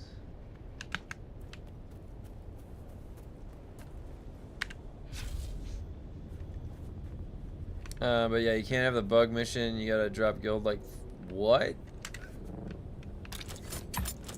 Ugh. Who actually thought to do that? To drop? What do you mean drop guild 30 times?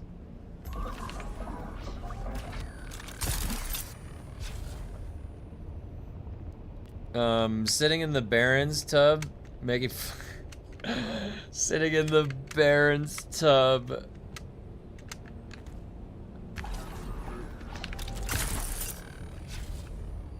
I've made it this far. What if I stopped at 99.9 and I logged off and I just uninstalled the game out of principle? No, I couldn't do that. That would upset the balance of the universe. I have to see it through. That means 100, level 100 combat. Dropping guild abandons your 3 missions.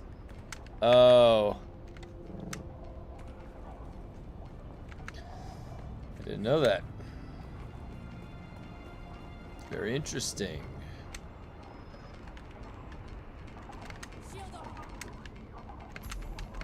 Nice. There's someone here.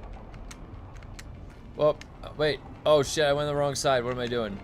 That was not good form at all. Casinos would be fun socially, yeah. Slavery?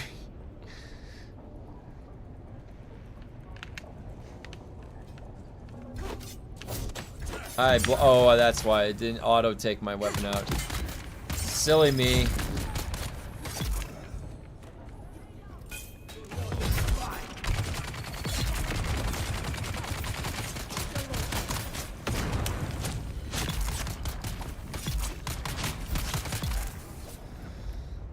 This house is clean.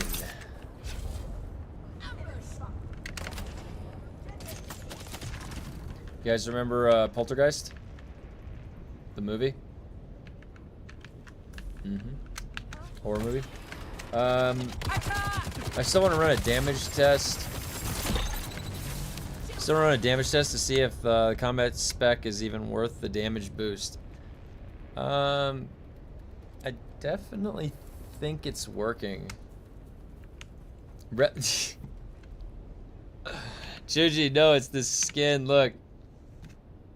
The Smuggler Kinjal variant.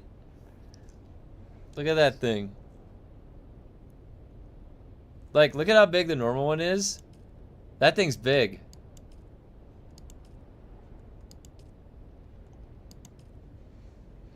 It makes that look like a sword.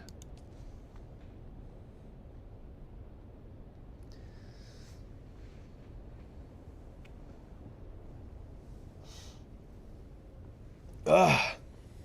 Okay. I have exorcised the demons. This house is clear. Yeah. They're here. It's all worth it for PvP. You'll notice it. And your opponents will too. PvE too, man, it doesn't matter much. Did you never use the Wake the Sleeper code for the free skin? Wait, there was another dagger skin? Really?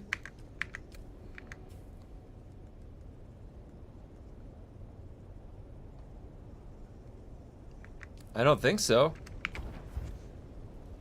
Wait, hold on. What's this Wake the Sleeper?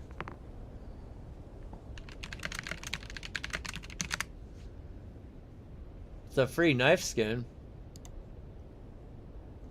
What the hell is that thing? Oh my god, that looks like a prison shank.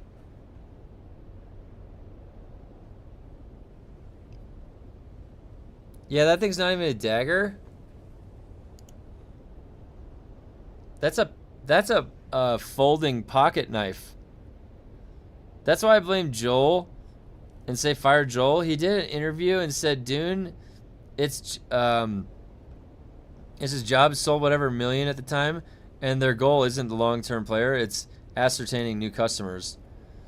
Earlier last week, I had my first PvP thopter dogfight. Me and the other guy kept missing each other with our rockets. We both assault ornithopters. I'm downing 40s in the same hits as somebody at level 100 combat.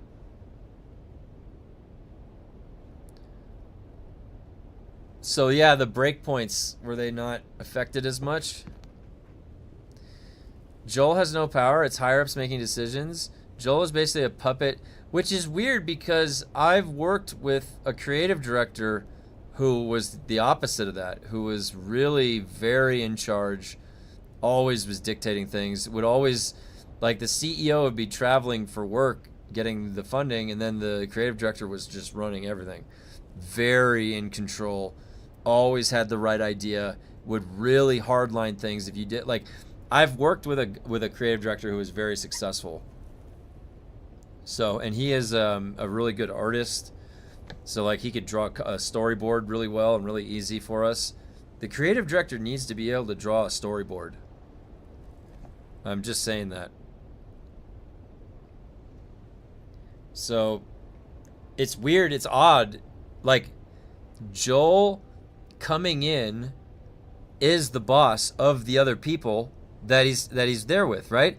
But Joel does not talk like he is a boss himself. The whole time he was talking, it didn't give me the feeling that he was a boss. It sounded like he was a subordinate. That puppet ain't speaking up for us, and a better person deserves that job. OG players still have PTSD by that Haga comb event with the annoying cans. Granddad's cheese knife. Too many lines that can't be crossed. Funcom executives, Tencent executives, then Herbert people. Yeah, I mean, Ghost, it's like a situation that's never meant to succeed. There's too many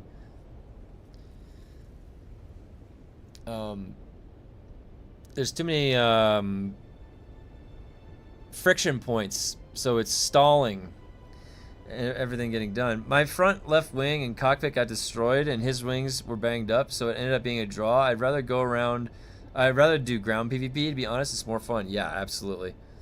I love those cannons firing through the rocks and out of face was. Same, kind of also really like tech skins. Petting a worm and making snide comments at the end saying something coming, we just can't speak to it.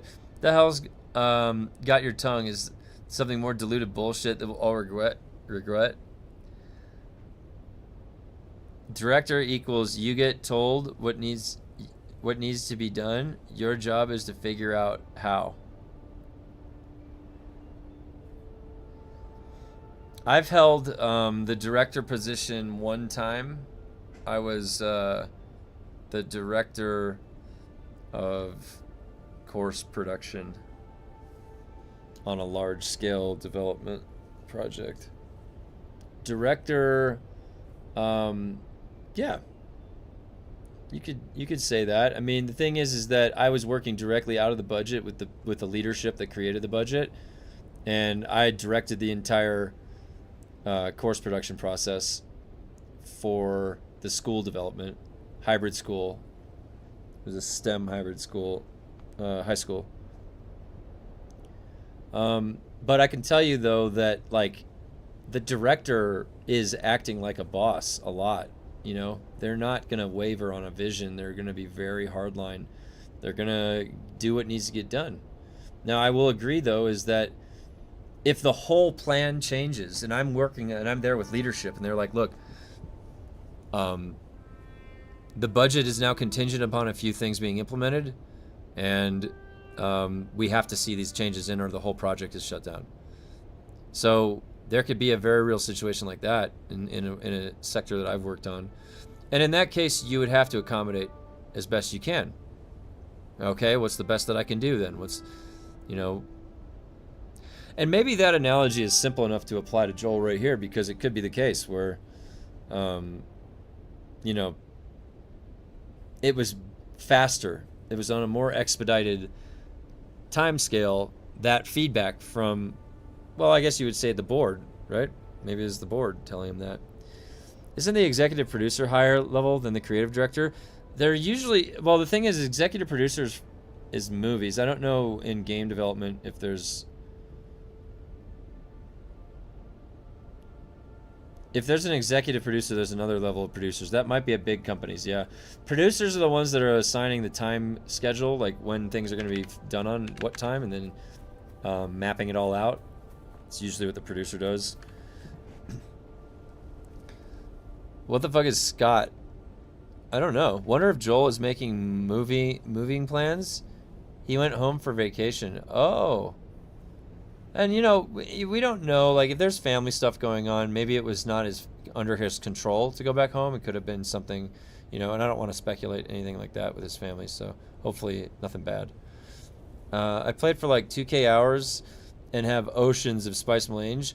I always said something as simple as letting us craft spice piles, like in Valheim wood piles. Yeah, and oh yeah, that'd be really cool. Absolutely, creative idea.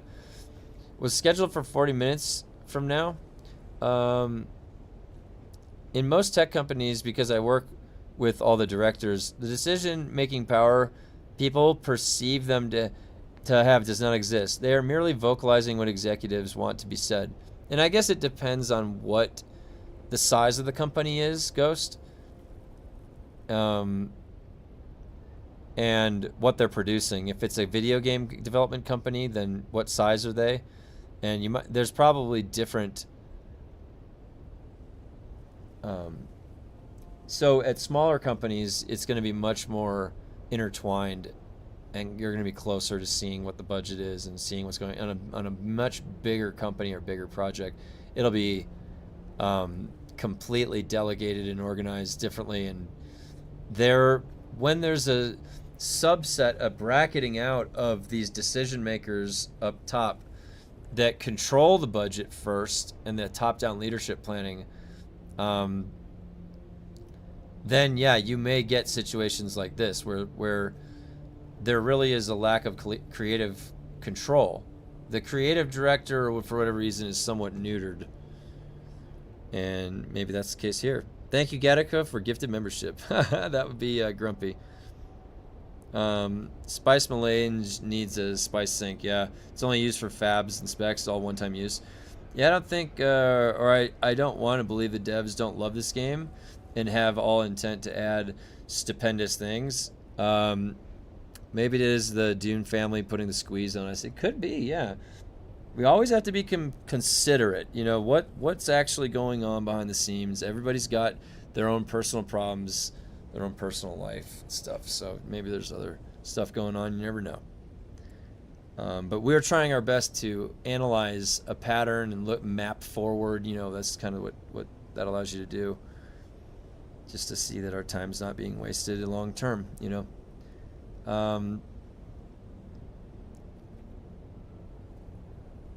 Greed destroying this from the inside out. The devs don't care. They openly said it in closed beta. They don't play the game. Joel, for instance, got told to make a Dune game to the execs. It's been a failure. So he has little weight on decisions now. And, you know, I'm not gonna lie, Ghost. I feel bad to speculate like this, but maybe there's more protections. But in you know, at least the United States, it's more like when somebody gets the impression that they don't have the power anymore of, you know, there's very famous literature about this, but the world is a game of power, and if you underestimate that, you'll get taken advantage of and swept away by it. And so, and it's recognizable when your voice can lose power, like and say, and you're right, and maybe based off of that, and so that could be why his demeanor is a bit defensive, and he looked a little nervous and whatnot. It could be. Yeah, you could be right. Well, the art team still does where the finances will be pushed. Yeah, the art team is doing good. I mean, the art team is really good, but that art alone doesn't make a successful game. Yeah, the art team is really good. I wish to make Ornithopter fights more exciting. Just for them to add different weapons to attach to our Ornithopters. Yeah. Yeah, that'd be really cool. All those are good ideas. I think, like I said, like anything is a good idea at this point,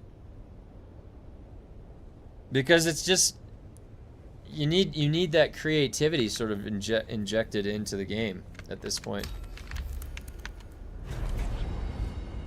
And yeah, I mean, then full steam ahead. Yeah, Joel demeanor and overall attitude is completely different from pre-launch. He's a nervous wreck and lost all confidence. He let himself go.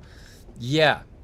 That right there would be close to what my analysis may be of what I saw, even though I don't necessarily want to speculate too much about that, because I don't know how he is like in his, like how he's been in his past history of his life, if he always does that. Joel requires an emotional support worm to even go on stream now. It definitely seems like he may have been nervous, and also nervous about maybe, I don't want to say it, like his appearance, maybe like if he was, because he did look like he put on some weight. And again, there's nothing wrong with being a particular weight or height in life, and it's not a big deal. But if it's a reflection of his state of mind, if it's an extrapolation because we're basing it off of what we saw just not that long ago, back September or August, it's just from a differential point of perspective that we're speaking. Want to see you reset 100. I'm gonna get it today. To be honest, they all look kind of stressed out and lacking confidence when they're talking about things, no matter how many unfunny jokes they try to make. Yeah, it's true. I would say he's burnt out. It could be, yeah. Start a GoFundMe to have Insane be our customer rep for Funcom in the stream. So sad. It's sad. Or a petition to get Insane to voice for us. I mean, the thing is, the most that I can do is what I've been doing. I'll make a video. I'm in their creator Discord posting when I can. So I'm kind of at the point. I mean, I've done the most that I can. I've bug reported everything all along the way and really tried to help. He barely seems excited to talk about this game anymore. That's the thing, is like, that's concerning, isn't it? They're the ones that are supposed to be exciting us and coming up with the exciting things. And now it just is like he gave up. He gave up. Well, dude, you know what that means? That means you've got to bring in somebody that's motivated to get it on the right track. That's what that means, guys. I'm sorry. Like, honestly, get somebody in there that's gonna jumpstart things. You got a Final Fantasy 14 meteor this bitch, you know? Enemy found.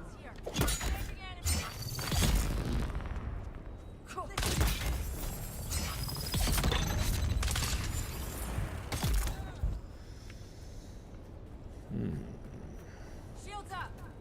Wait. Oh my god, egregious.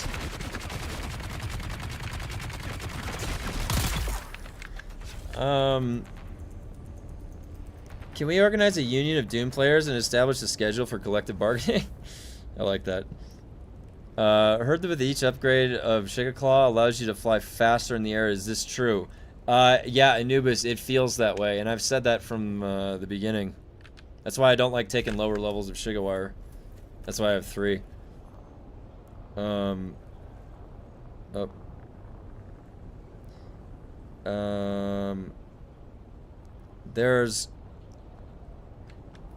There's clothing items they added that are the exact skins of another faction with a different skin pattern. Someone knew their job was easy at Funcom. Yeah, that's a good way to look at that. Yep. That's a good way to look at that. I mean, even the last stream for Chapter 3, it really highlighted how disconnected each department is. I know.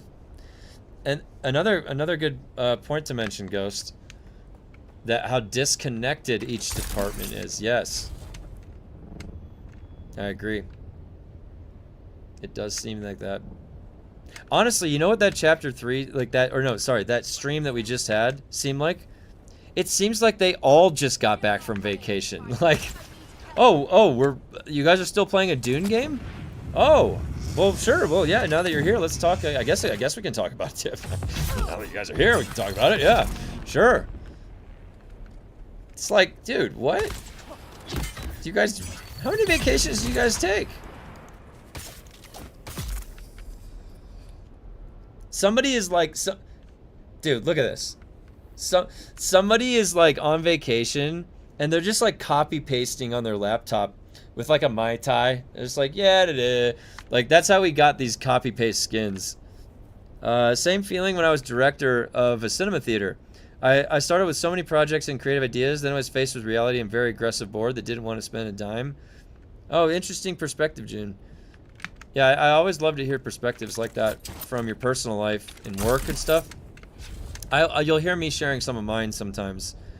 And so it's always good to hear other perspectives from people. Faster than knee charge. God damn it. It's not faster than knee charge like directly horizontally, I don't think, but it is in the other directions. But I'd have to check. It tried to, look at that. Look at this. It tried to rubber band me off of his corpse. It actually tried to rubber band me off his corpse. This is gonna be a big day. Funcom employees get a generous compensation package, which includes 26 weeks of vacation per year. Wow, I wish I got something like that. I found out when it was announced 7 years ago. Funcom was given this IP. Everyone was like, why? This was foreshadowed 7 years ago. 7 years, so 2019. Man, 2019 was 7 years ago. It's crazy. Time's flying. The funniest thing is that the guys at Funcom are getting the update name wrong, you know? As if they didn't put any work into it. Like, you guys spent 2 months working on something and you forget. They were not all on vacation. One of them was hardcore training martial arts. Oh, God. You know, they, I think maybe people say things when they get nervous. Or maybe he had been preparing that, too. You never know. But that was a good burn. That was a good burn. Mm-hmm.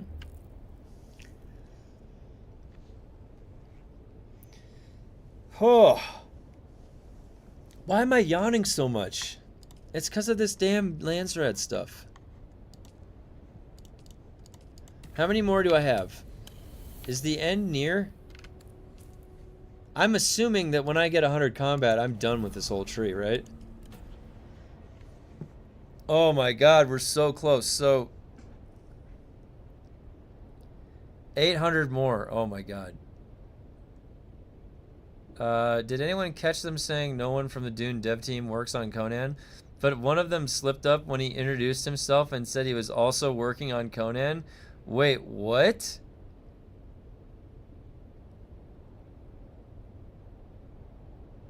Oh my god, I hope that's not true. I don't like being lied to. That means that they lied to us twice. Joel was the one who brought that up on the creator call. He's like, I just want to be clear that the Conan team is the Conan team and the Dune team is the Dune team and I'm the only one who works on both. That's what Joel said. Yeah, I finished 100 combat and haven't touched anything else. That's what I'm going to do. I mean, sabotage. Dude, another 100 grind. Like, oh. 100 sabotage at half the value, too, because you only get 0.5.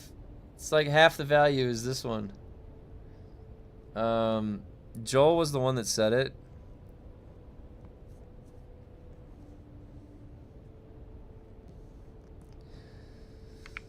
Oh, boy. Oh, boy.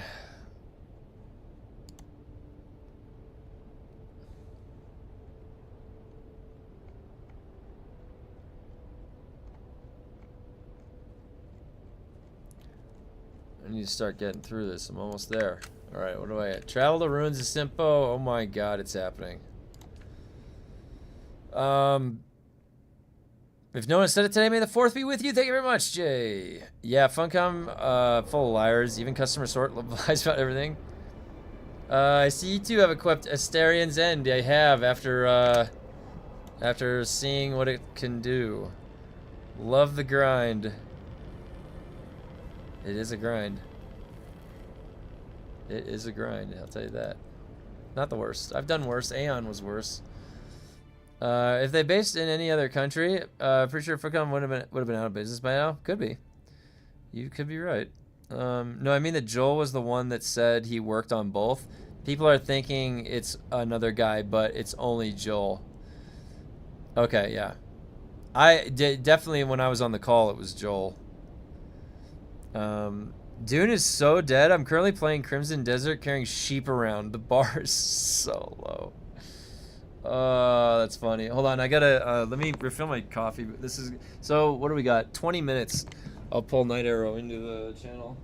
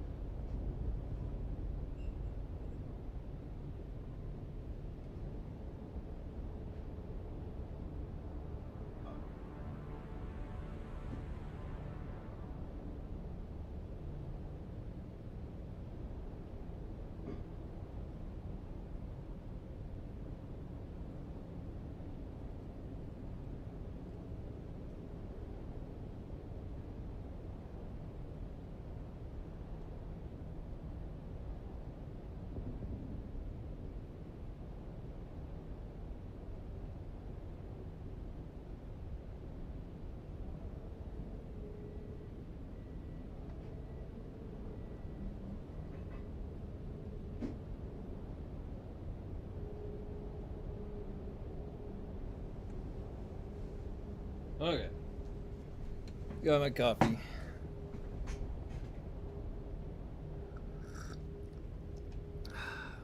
Okay, let's get back to the comments. We've got 18 minutes. Let's see.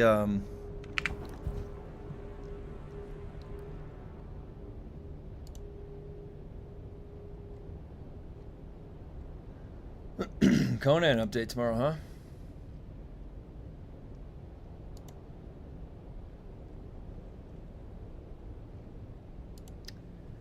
All right.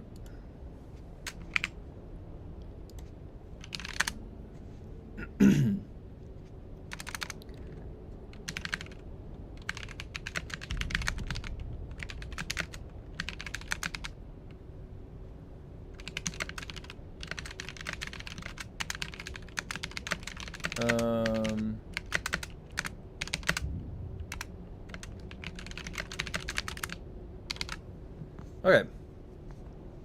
18 minutes till Q. Yeah, it's 17 minutes. I don't know if it's gonna be a strict Q&A. We're just gonna have a chat. We'll see what he has to say. Said he wanted to talk.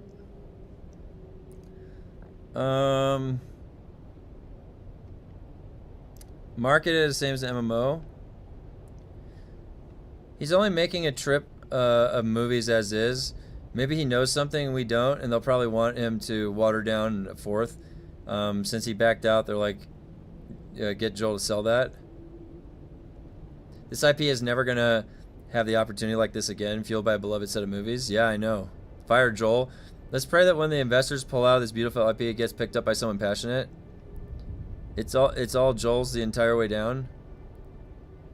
Pretty sure it's Hugo. I saw the Expanse game playtest has potential with the combat. It reminds me a lot of Mass Effect. So the Mass Effect,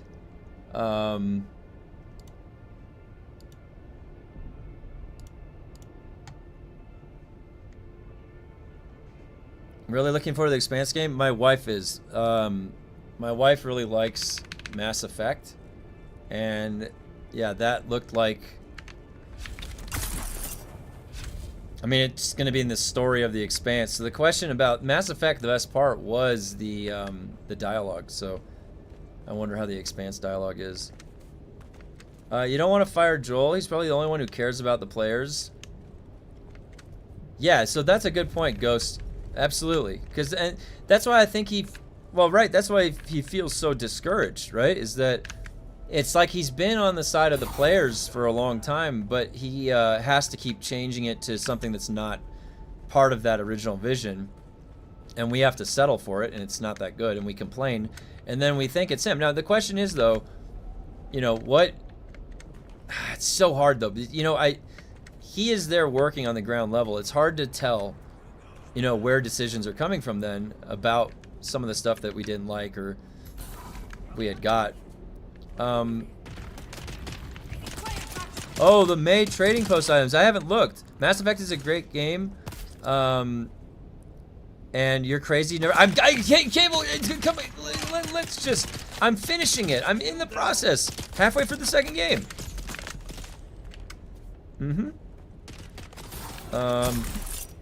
What did you think of WoW May trading post? Let me pull it up. Hold on. WoW May trading post 2026.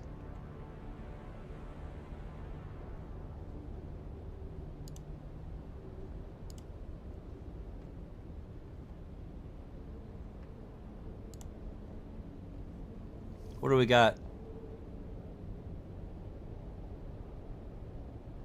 Loyalist mount, Gilneas Loyalist mount.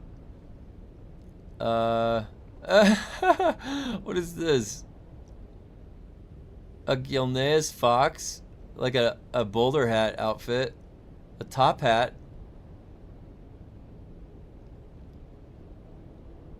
It's kind of cool. Oh wow, look at this. Some the weapons. Fist weapon. Interesting. Yeah, those look cool. Did you buy any of those? We don't have a lot of science fiction games, so it could be good. Yeah, that'd be fun. I love science fiction. 6 months later, hey, what are you talking about? I'm playing it. I'm halfway through the second game. Wait, has it already been 6 months? Holy shit, time flies. Whoa.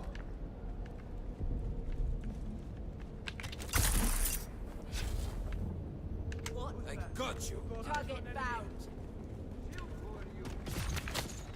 Hello there. Dead.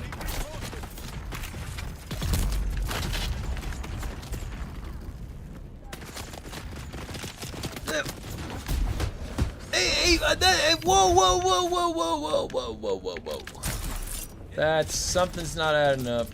A couple of the small items I picked up, but really, it's a save month for me. Have there, what's the best thing that's come through on that trading post?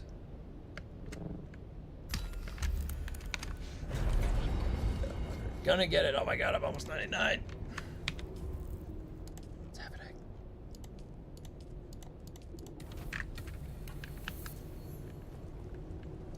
Couple of small items I picked up, but it's, oh yeah, I read that.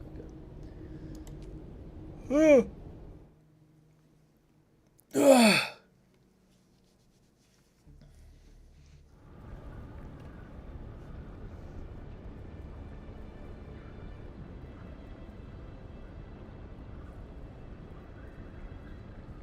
Alright.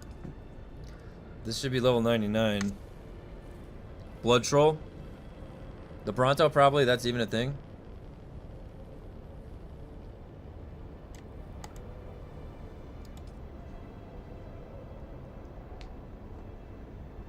All about the Skimpy Mogs. Mainly some unique colored mounts. Oh yeah, they did look cool. The mounts look cool. I think I always try to pick up the mounts when I can. I have like 10,000 or 11,000 trading post currency, or a lot. I have a lot saved up. I haven't spent it.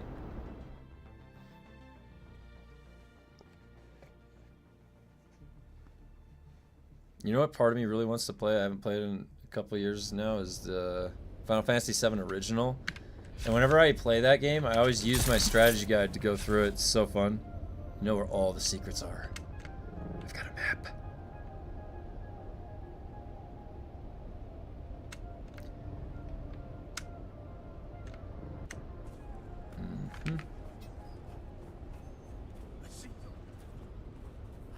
What do we got? Boom!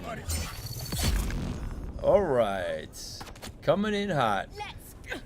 Bing! I got my tiny knife, guys. I got my tiny knife. Yeah! I got my tiny knife. Look how tiny this knife is. Yeah!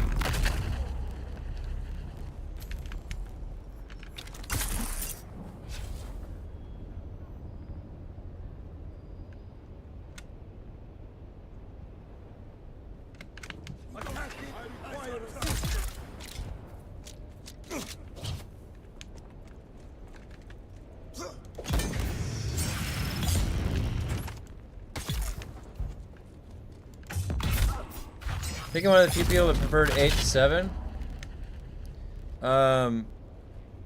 Yeah, to me it's not the same because of how I came to play 7, and then every other game that's turn-based was just like comparing it to 7 for me. But 8, I played 8 also when it came out, and I played 9, and I liked all 3 of them. And all 3 of them were slightly different enough to the point where they're unique in their own way, sort of. They did an update recently on OG Final Fantasy VII. That's my shit. I do know how to get Vincent and Tifa. I can still remember. Yeah, check this out, dude. Look at this. Check that out. That's the original one. Alright? This is a strategy guide. See all that?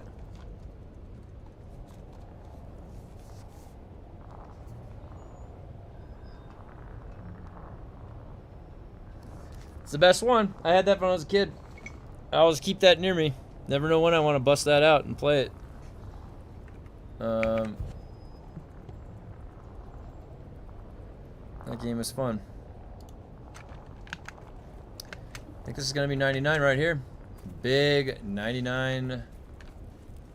Let's go.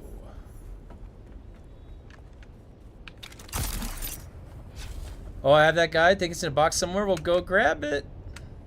It's fun to read through it. It's like one of my favorite guides. It has so many cool, like the way that they mapped it out, the visuals, it's just such a great guide. 99. Okay. Now I have 5 or 6 more. Whatever. And that's going to be 100. And that will be 100. Stop back at the base.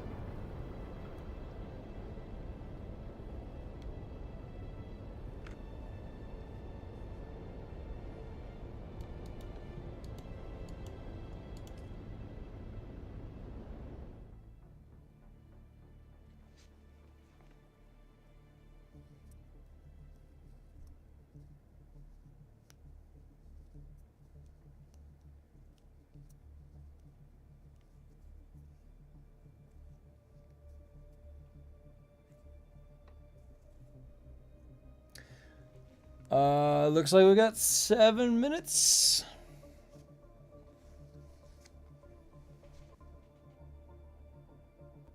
And a long load.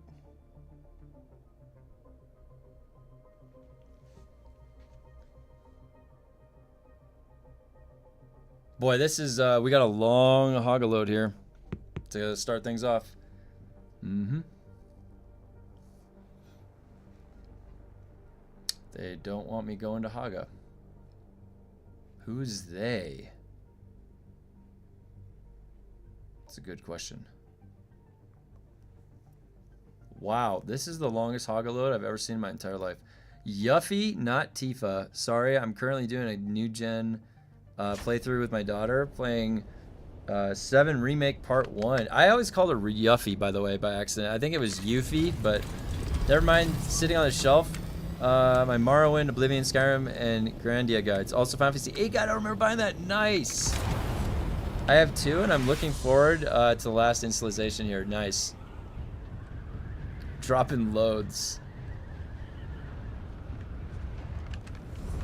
Yeah, look at that. I think that was Too Sleepy. His base is gone. He must have relocated somewhere. Been having a few relocations here and there. Coming in hot.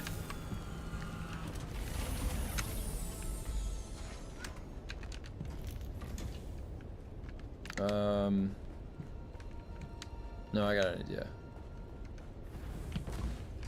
Let's go up to the top.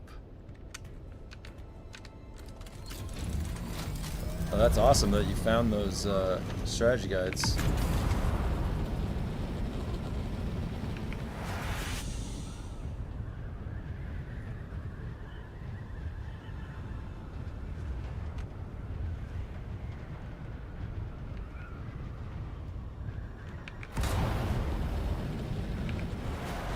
It's a nice pentashield arrangement there. Oh my god, the flying.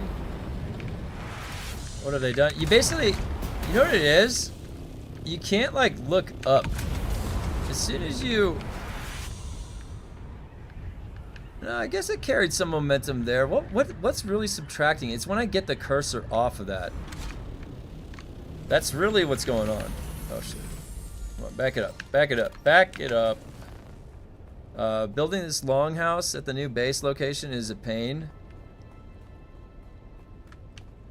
Oh, the new base location? We'll have to check that out. We're gonna kill Bone Mass and Motor this week, guys. In our Valheim world. So if you want to see that, we're gonna probably go in one of the streams towards the middle or the end. Well, I only have 8 days on this. I gotta refuel this bad boy. Oh shit. Oh god. You need to use free view if you want to point up. Oh. Okay. Alright, now give me a second. Okay, there's Night Arrow. Let's see, let's get him in here.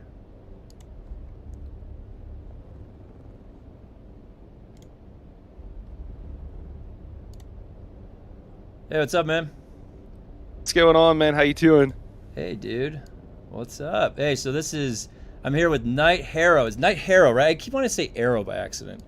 Oh, yeah, everybody does it, man. It was my mistake. Arrow is a much more common work than an old school word like Harrow. The icon kind of looks like an archer, too. It kind of reminds me of that. But yeah, Harrow. So is that from Warframe? There's Harrow as a character in Warframe, isn't it?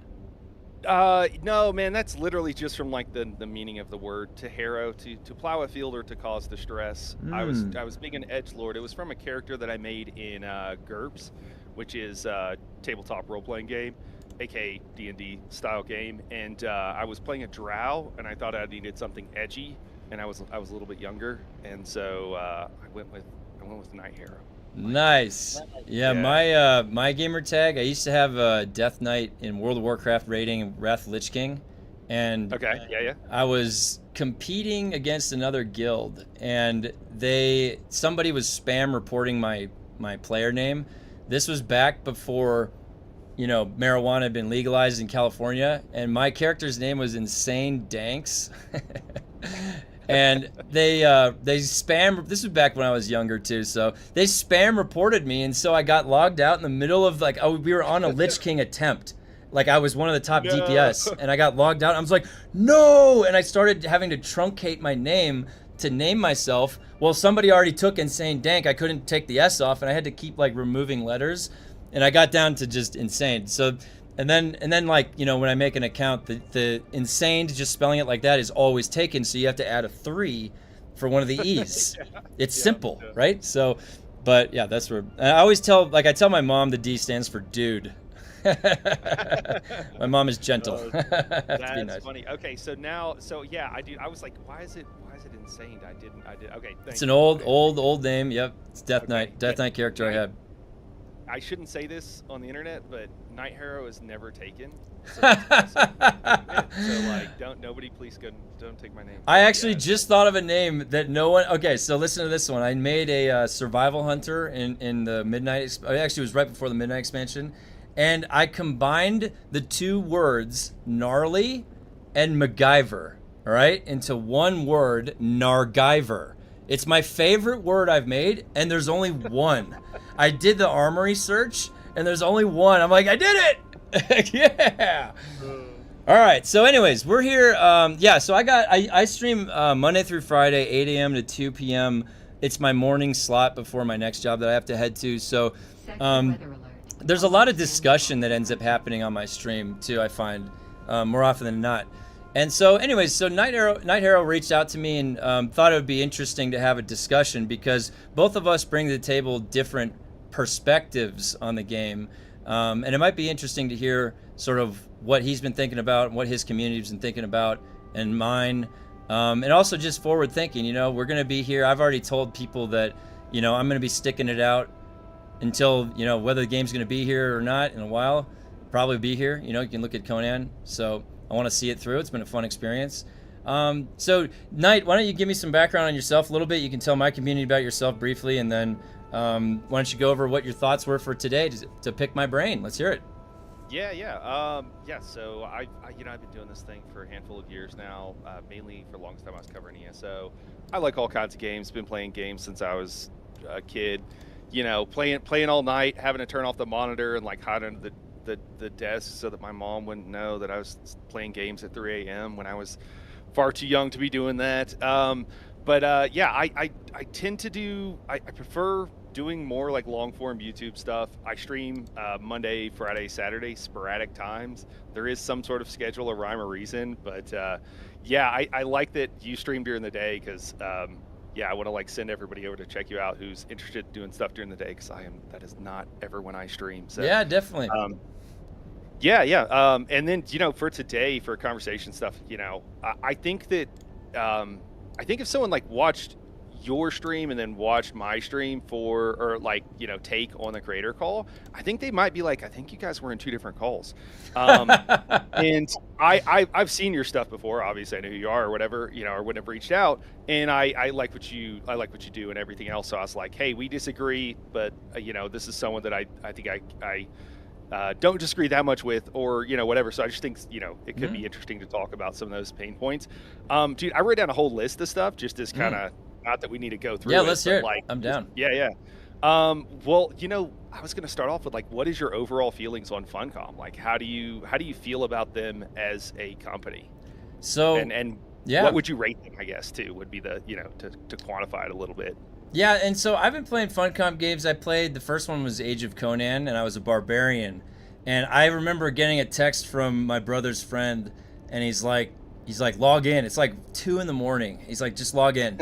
And I'm in my boxers, sitting at my desk, like, what am I doing here at this Funcom game at 2 a.m? Well, he was on a necromancer, and he had found a way to bug out the raid boss that they hadn't even, like, no one had even come close to getting. It was, people were leveling up still. And he bugged it out, and we killed it over and over again all the way until 6 a.m. And we got a bunch of the raid set pieces, and the barbarian pants, the skirt, they hadn't even put in the graphic for it yet, so it was a pink skirt. I was wearing a pink skirt because it was a placeholder graphic. It was hilarious. It was a good piece of gear though. I'd wear it. So I've been playing Funcom shenanigans way back, all the way then. So and I didn't play. So they also had Anarchy Online, whereas I played Dark Age of Camelot. And so my exposure to Funcom kind of started with Age of Conan. Now Age of Conan, if you remember, back then was the fidelity. It looked great. Like, the game itself was amazing comparatively to where the rest of the games were. It had innovation going on, and it definitely had a lot of ideas. You could tell. So my overall impression, and this is basing it off of my experience with their history, is that now, and also I should say that Age of Conan had very creative classes, like Herald of Zalti. All right, that class was cool as shit, man. Like, really, like, you look at the abilities, how it functioned, really cool, very creative. They have a way to create very cool experiences. They set the stage for something amazing, right? They, like, forget their lines later on down the road or some shit. I don't know how you would analogize that to a play, but anyways, they set the stage in an amazing way. They always are innovative, too, leading off with either the fidelity of the game, the graphics or stuff like that. Yeah. So now going into Dune, though, specifically, where the bulk of my exposure and a lot of my hours comes in recently, enough to get me sucked in, where me and my brother are like, nothing, like, schedules are cleared, like, we're doing Dune, like, this is all in. This is because something was fun there, obviously, right? Drawing me in like a magnet. The world, when you get sucked into it.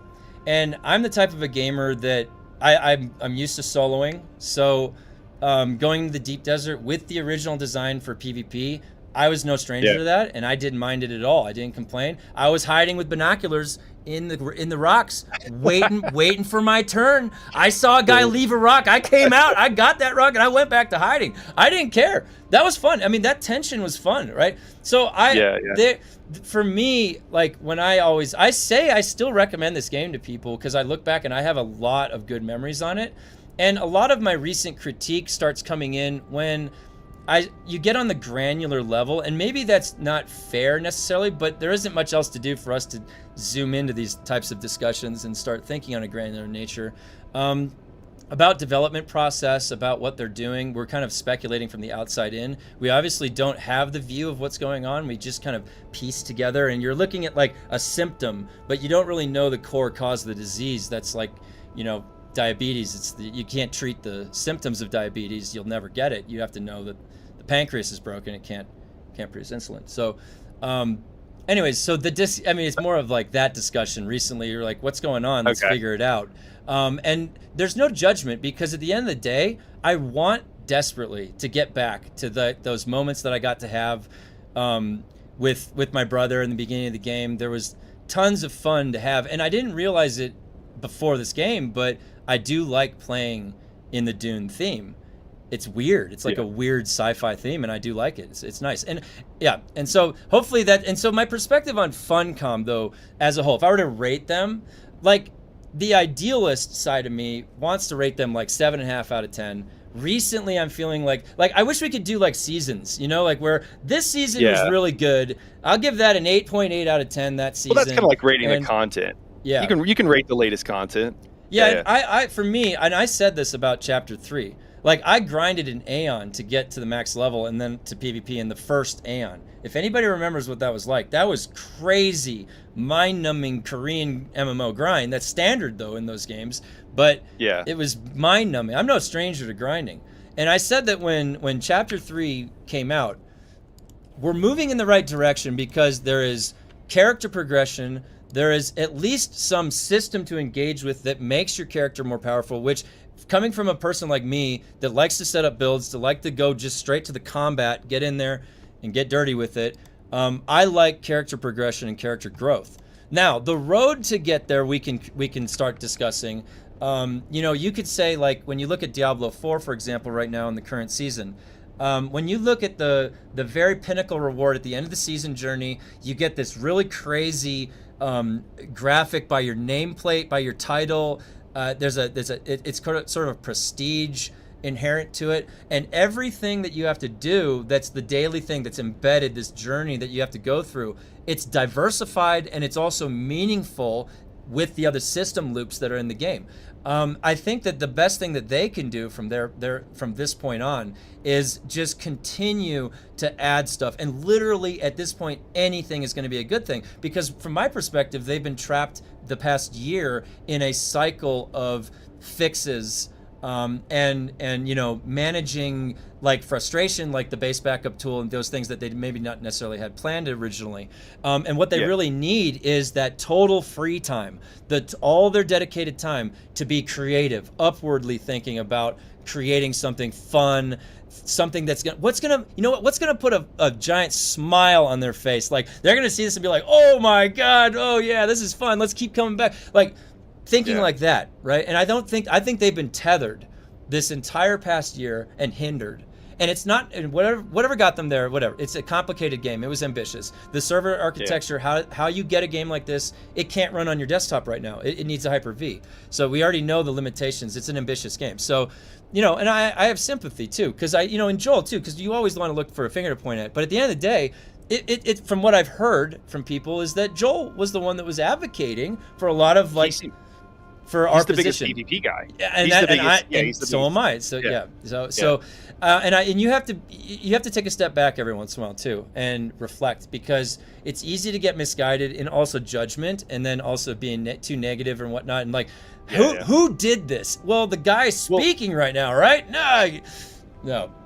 Well, as the person in the conversation who's considered the more positive, which is a really weird twist for me. Longtime viewers of my channel will be surprised to hear that.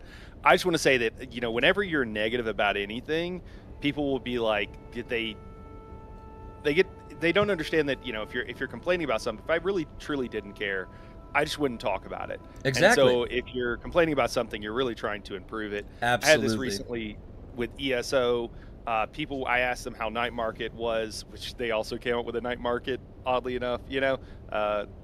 ESO has problems with original ideas, but you know, and you know, one of these days you and I can talk about ESO, because I've played that a lot, and I have a lot of. I personally am a 4v4v4 enjoyer, not the 4v4 enjoyer. But go on, sorry. All right, no. Anyway, someone was like, you know, oh, it's great, and you know, blah blah blah, and I was like, cool. I was very negative on it in PTS, and part of what I was negative about is like the drops were horrible. The RNG was horrible. It was like, this is going to be an insane grind. Now there's not even RNG on getting the items that you need. Like 90% of them, you just get it, right? So the keys and everything else, you just get them from a boss, where we were spending 40. And it's like, the only reason that they changed that is because we were on PTS going, this sucks. And so if you don't do that, then things don't change. Exactly. Yeah, because they're developing things in a vacuum too. It's the same way with, like, you know, for my job, I work with curriculum development. It's a bunch of adults in a room writing curriculum. You have to go test it and iterate with it. And same thing goes for any content. They have all these good ideas in a vacuum. You do need to, and now that's not the same discussion as using the public to QA, using a step of the QA process. But you definitely will get insight. You'll get new things that you may not have foreseen, because the testability of the world, they're on the, whether they like it or not, Funcom is on the international stage. They just are. in the gaming market. Everybody knows them across the whole world. So it's there's a lot of pressure in that sense, but they've risen to the occasion before. They're no stranger to the gaming market. They were one of the original inventors, like with Anarchy Online and stuff. So they've been thinkers. They've been good thinkers in the space for a long time. I think part of my, some of my critique like around now is, and some of the chat would say it too, is like, and again, if this is because they were stuck in that fixing cycle, it would just be really nice to just get surprised, like, whoa, I didn't see that coming, like, look at that. And you know what would do that? I would say, like, a new map for something, I don't know, like, I don't know what they have planned for that big thing that they can't talk about. And as far as the creator call, you mentioned the creator call, like, just hearing different things. When I was listening to the creator call, I was looking for insight into their process. And so what's been going on, what are the capabilities, and what sort of, to me, was a bad takeaway for me, and it's not that big of a deal, because I think about it and I'm like, that wasn't that wasn't ideal, and then I move on, was just that some of the ideas said that are pretty like the guild swatch for guild leaders. That was my chat that came up with that, and that's a really good idea. That's a very obvious one too. The way that they responded to that was like, they were surprised, like, oh, that is a good idea. We haven't thought of that. Well, but their job is to sit there in a think tank and think about that stuff. They should be a couple steps ahead of us.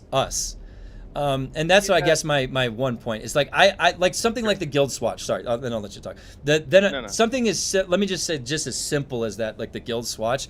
Something like that would have been nice. Hey guys, guess what? We've got a big surprise for you today. Custom guild swatch. Like, oh, that was their idea. Holy shit, they beat us to it. That's something. And again, that's just one. You could have a million examples like this. It would be nice, but we're getting in the 1.4. Another testing station, another Landsrad point, and then 5 ranged weapons, 5 melee weapons. And I do like the lighting on the inside of the smuggler's set. But again, it feels like those are just the same assets remapped or something. Nothing really creative, new. So I'm looking forward to and hoping that, like, we'll start getting those wow moments, like, oh wow, we're going there. Like when I saw what's his name, Zatara, his armor set for the first time, I was like, oh, I hope we get to wear that one day. Wouldn't that be sweet? There has been wow moments in the game, a ton of them. The story's really cool, I think. I like the story. Well, yeah, the pal story, paladin story. And then I don't want to like ruin it for anybody who hasn't done chapter 3. I think it's been a while, but just in case. But then you get a cosmetic that is awesome. Yeah. It's amazing. Actually, you get 2, I guess, but you get the flamethrower cosmetic, and then you realize that the flamethrower is hot garbage, and there's no reason to use it. And you're like, oh. And I've tried it so many places. Like, I tried it on the radiation boss. I had this dream in my head of flying above all the mobs, spraying them with fire, and lighting them on fire and them dotting out. Hell yeah. That would be so cool if you could do that, man. Yeah. And then you try it and you're like, no, this is hot garbage. This is not working at all. Now, I don't know if you caught that on the developer or the creator call, but so the only insight, Joel said we don't have a healer class, so it's hard to do the standard structure, right, without a healer. Yeah. But did you hear him? I have to go back and rewind it. He said there's no Sook Doctor class, but yet. Like, he said the word yet. So, and I don't know if that's a breadcrumb or just a, in your sentence, you're just saying those things as the in-between segue, so it was an accident.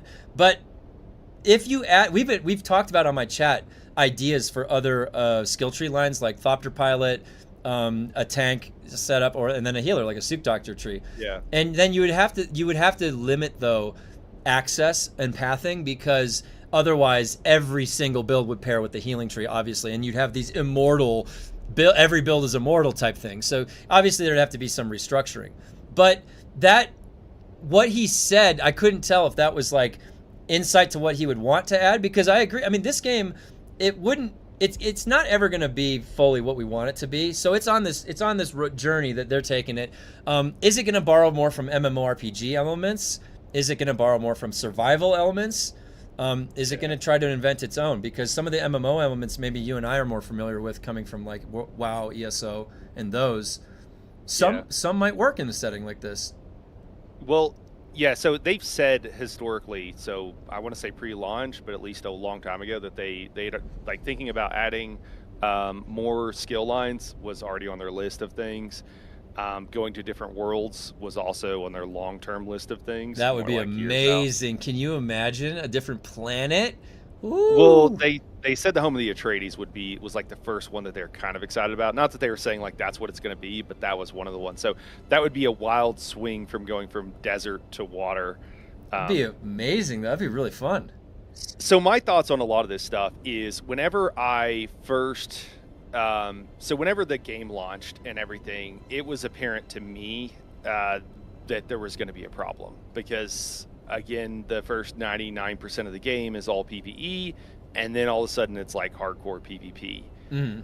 And that to me was always going to be a problem, and it was pretty obvious early on. And they had to do something, and what they did, moving the halfway point of the deep desert, turning it halfway PvE, I think it was something that was always going to piss off a lot of players, was always going to cause a lot of problems. I also felt like something like that had to be done, and it was the right thing. And at that point, whenever the game launched, and you could tell, for me, when I could tell there was a problem, I knew that it was going to be at least a year for them to fix it, at least. Because of how they were going to have to redesign the game and redesign in-game and do a lot of different stuff. And so whenever I look at like to go back to like the call and what they've been doing, whenever I look at it, all that, like right now, what it seems like to me is like they've screwed up. They screwed up big and things were not working right. And so they're scrambling to fix all of those things. And, just understanding the reality of the situation is like it was always going to take them, because games are never developed at a rate at which players are happy with. They just can't be done right now. And yeah, I don't know. Yeah. So none of this is a surprise to me in that way. What was your take on all of that? Yeah, I think you're right. I think whenever they get out of that cycle of fixing, you could say like that's when you should have launched. And it's like a year. It's about a year probably. Like you could probably say that. It could have taken about another year under the hood. Yeah, I thought that the call itself, like first of all, it's always nice to get an access point like that, to get Joel. Yeah, it was nice. I said it from the beginning. It was very nice to have Joel. I didn't know Joel was even going to be there. It was nice to have Joel back. And I always love hearing insight, like the insight of their line of thinking, what's going on behind the scenes, because before that it's only just us speculating from the outside. So now for Joel, like he led off at the beginning of the creator call and he was explaining where he's been, and it did seem a little bit like he had just gotten out of a bunch of defensive conversations, and now he's already used to that sort of positioning. And I didn't even know what was up with him in the first place since like August. I hadn't even heard one thing. So, he was like, I was on vacation. I didn't leave the Discord because I hated everybody or anything. It wasn't anything like that. Yeah. So, okay, so that I can understand that. It's fine. He's trying to he was probably assuming something that everybody was thinking and said that. So now what I did notice, so I was looking for certain things when I was listening during the call, because I'm a pattern guy. I like to look. My background is mathematics, so I problem solving, and I'm just trying to look and map things out. So I'm trying to hear from like a design point of view or what they're saying about their process or what's going on. And Joel, a lot through the call, he was peppering in limitations that they had. Like the team didn't have the resources. They couldn't borrow. All the other team was working on stuff. The Dune team is the Dune team. The Conan team is the Conan team. They don't mix. I'm the only one that walks between the two. Type of thing. My take, yeah. So I heard you say that. My take on that was that he was saying people thought that they were borrowing people from Dune to help on Conan because of the relaunch. Oh, in that direction. Okay. That's what I think the rumor they were trying to cut down on, because people didn't understand. First off, I think they hired a third party to do that. They outsourced the converting. Yeah, they did. No, they did. 4 to 5. You're absolutely right. And people were thinking that they were taking resources from Dune to. That's the rumor I think he was trying to. Oh, maybe. Yeah, no. You could be right. You could be absolutely right. And so I think, again, and it's like I said, it's interesting to hear the developer perspective. And I did like. Is his name Ole or Oleg? I wasn't sure. Oh, Ole. Ole. Okay. Ole Andreas. Ole Andreas. It was nice. He's a cool guy too. So it was nice hearing like anytime he has a really unique perspective that he gives and his insight. So I liked hearing his responses. I think in general the major things coming in from my community, and some of them got touched on a little bit, and some of them I had to relay, and then it'd be good if we could go over the question you asked too, because that would have been nice. I thought the perspective of it would have been nice to hear both of our questions to the public. Now obviously they probably just gave it to us to say to our community, but in general, like with the way that Tomek started it and was starting to continue down the line of questions, I'm pretty sure he started with the battleground question, right? As if battlegrounds are coming, or could be added. So something like that you'd find in World of Warcraft, something that you could queue up for. And they did not say no, but they didn't really say yes. I mean, it was something that they would have to talk about, right? I think they said. And now they did also mention a little bit later that matchmaking they were not looking into matchmaking for the testing stations and the overland stuff. I don't know if that dominoes into, because a battleground needs a way to queue up for it, right? So I don't know if there's anyways. So yeah, they were starting off their discussion there and going through the questions. Now why don't you get to, so the question that I like the question that you asked, because you took the perspective of the community and it felt like you were trying to sort of get some insight from Joel, but also like make a good stand for your community and just for the community in general that have had these experiences that you were pulling from, that you were mentioning. Yeah. Well, just something I'm realizing as we're talking, and it's becoming pretty clear to me. I think one of the things from our two different perspectives, I think that you're looking very much at all of the details and what is exactly going on with the game. And I am realizing that I kind of look at the meta perspective. So that's why, like, when the game was screwed up at the beginning, I'm like, okay, it's a year out before they get anywhere close to PvP not being probably a shit show. And, maybe longer. And when I hear them talking about stuff, like people are asking about queues, in my mind, they're from their responses and from what I know about game development, what they're thinking is like, dude, we got to just keep the wheels on this thing. Like, adding an entire new matchmaking system that is going to bring its own series of programming issues is more than 6 or 9 months out for us even thinking about. But therein lies the problem. You just said it. See, that's the problem. So the way that you should be structuring your development cycle, especially when you go on to the international stage in a company this size, is that you stagger your development. They should be like 3 months minimum ahead of where we are at all times. So when we say, like the battleground idea, we thought of that 6 months ago. It's already been in the works. Guild swatch colors, we already thought of that months ago. It's already the problem is that every idea that came from the creators, or any of our ideas that you could list and mention, they either hadn't thought of it or haven't done it yet. And it's not to say that you have to, like, every idea has to get put in.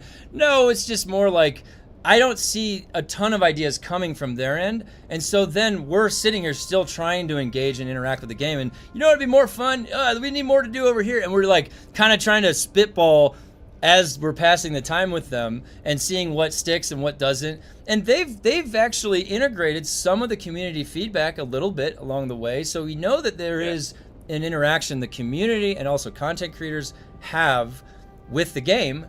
To what extent and what level and what the frequency, that's up for discussion. But it definitely feels unique, this experience with Dune. It's not common that you get to have this, deep an interaction with a game and their developers like this. It's not that common. Yeah. There's more of a distance. More of a distance. So, go on. I see that as I'm with you. That there is another side to that where you plan so far out, there's no room to change anything. ESO does this. They'll brag about being 2 years out, and that means that if they want to do anything new, it's gonna come. It's gonna come a year to 3 years out. And it's like, this is like the other side of it. But I think that what is actually happening is that they had plans for what they were going to do with the game after launch. All of that had to get scrapped. Yeah. Everything that they had. So what they're trying to do now is we have to provide a quarterly update, and it needs to be significant and it needs to be fun. And they told us that. They told us that, like, hey, the testing stations, all of this design, this was not originally planned. This is stuff that we had to put out. The chapter 3, what they put out was not planned at launch. Yeah, it's almost And they're behind by the nature of their pivots, like in that sense, and the fixes. They got inundated with original sin. Yeah. Yeah. There was an original sin, and everything else is flowing from that. And so I think that's the, and so I think it might be one of the reasons why I'm not as pissed off as some people, because I saw this coming in a lot of ways. Like, because we don't think that. I mean, you don't think that they're lazy, do you? Or do you have an overall poor? I mean, maybe no. I can't judge that, because the thing is, like, we have to assume they're all professionals. You know, because you can't go to like a schoolyard critique. Yeah, they're professionals. And so, you know, when you get onto a granular level and you've been invested in the game, you think, you know, the perspective does change a little bit, because you the smallest like pulse difference in the game you can detect. And so those small perturbations that offset, that they break something, it's a little bit more personal, it feels like, when you're that into the game, you're that invested. And a lot of people were. And so, you know, and the crippling strike coming out and suspend. We got a long trickle history, and we can look back on Dune, where there's just been some good times and we're like, holy shit, that's awesome. And then other times we're like, what the fuck, Funcom?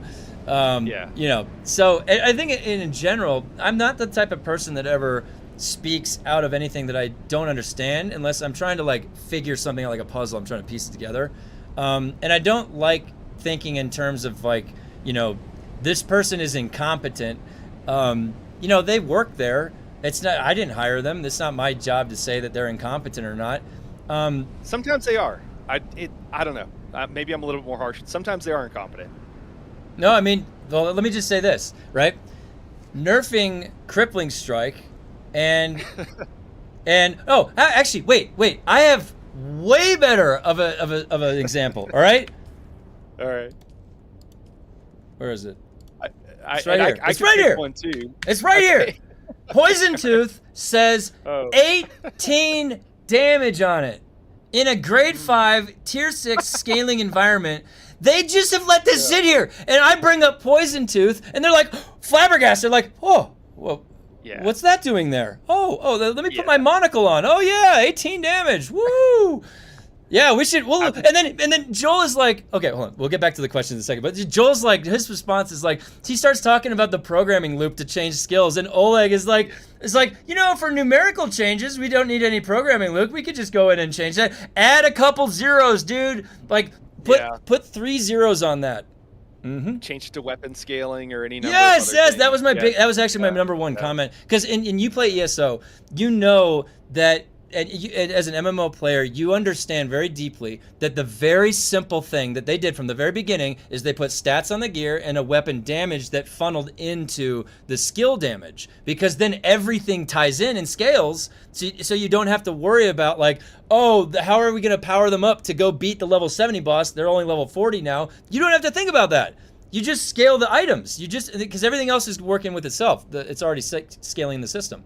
So the fact that, and you might be worried, well, that's going to be too much damage. They tailor the damage based off of what they put the scaling in. They're the deciders of that, right? Well, and some of the skills do, right, in Dune. So, you know, some of them scale properly. Well, some of them, like the anomaly, like anomalous, like like these right here, retaliate and foil. Yeah, you're exactly right. Well, and my example of this is testing stations, group testing stations. No one went in there and tested 4-person group testing stations. No one did. No one did at all. No one did. One of the ways besides the obvious of how imbalanced it is that I know this is because if you go into the lightning station with 4 people, it bugs at the first room bugs out, and it doesn't give you a wave of balance if you have 4 people.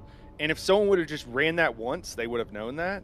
And it's the same thing I told them in those you know in the Discord, was this stuff makes you guys look incompetent. Like, you should know this. You don't realize that the problem isn't boss health, it's the number of ads you're getting. It makes you look like you don't know what's going on in your game. Because so now, where does this issue now what is causing this, do you think? Because I'm in full agreement with you, like and I've worked in game development in my career, and so and QA, you know, it's at the end. You know, you got to get that build pushed out. And like when I did QA, it was all hands on deck. The whole company, the CEO buys 2 cases of beer and 5 pizzas to bribe everybody to stay late to get the build push out. But it's madhouse to get QA done. So now, are we looking at a process like problem? So, and they're going to keep repeating this because this is now part of the process to let the community and the people playing the game QA it. You very quickly hotfix it in the first 2 weeks, and that becomes the standard practice because you can't afford the normal QA process, or you don't have time for it. Yeah. Well, you know, I don't know what the exact problem is here. I know that something I've seen with indie games, and I know this can be a problem with QA, is you'll have people that are making indie games, and they're the only one testing the game. And they will get to the point where they're at a beyond professional level. And so what they consider trivial and easy, I, as someone who plays games for a living, and probably you know, like in the same boat, right, would be like, yeah, this is way too hard. Yeah. And we're, you know, the amount of time I have to play games in a week compared to the average person is crazy, right? So like I have so much more time, and I play so much more. So like if you scale something for me, or if I think it's hard, the average gamer is not going to find that fun or enjoying. Absolutely. And this has come up recently, guys. This isn't an arrogant thing. Hopefully myself and I'm sorry, your real name, you usually go Kevin. by Kevin. Yeah, you can call me okay, Kevin. I thought it was Kevin. Okay. Yeah, myself and Kevin is that, like, hopefully the hours we've spent doing this professionally has led to us being somewhat good at what we're doing. So it's not like I'm so good because I'm a streamer. It's like, no, I've played a ton more hours of this than most people. And that's all it is. And anyway, so I could see that maybe being an issue, but I think that really, again, this all seems to come down to the original sin of like the original game design was bound to cause issues, and it seems like the biggest mistake. And I almost feel bad because I think a lot of this was Joel, and I don't mean to like continually rake someone over the coals for, you know, this mistake. I think he feels like crap about it already. It seems like that, yeah. Yeah, but you know, them coming up with Chapter 3, like the testing stations themselves are not designed for 1 to 4 people. They're designed for 1 person, and then they added, you know. So I don't know what happened with that. I don't know why. I don't know if they had too much going on. But my impression is that, and what I think we got from the call too, and I think these guys were being very open and transparent, was that they, at least that was my take. They could be very good actors, but it was just that they're behind. They're behind, and everything has been like, we're just trying to do what we can do, and what have you. And I think Joel needed a vacation. That's what it sounded like. They said something else on the call. They cannot accurately predict the time it's going to take to address certain things that are in the queue for the console. So that's why they don't know when it's coming. So you're right. I mean, something is definitely has limited them as far as, well, when we talk to them, it's like everybody's really busy. Everybody's working on something. We can't pull from anywhere else. And that's why that earlier discussion we just had, where it's like, well, we have a couple really good ideas. Well, these are all process, like it takes time. There's not time. There's not resources. So how do you get anywhere?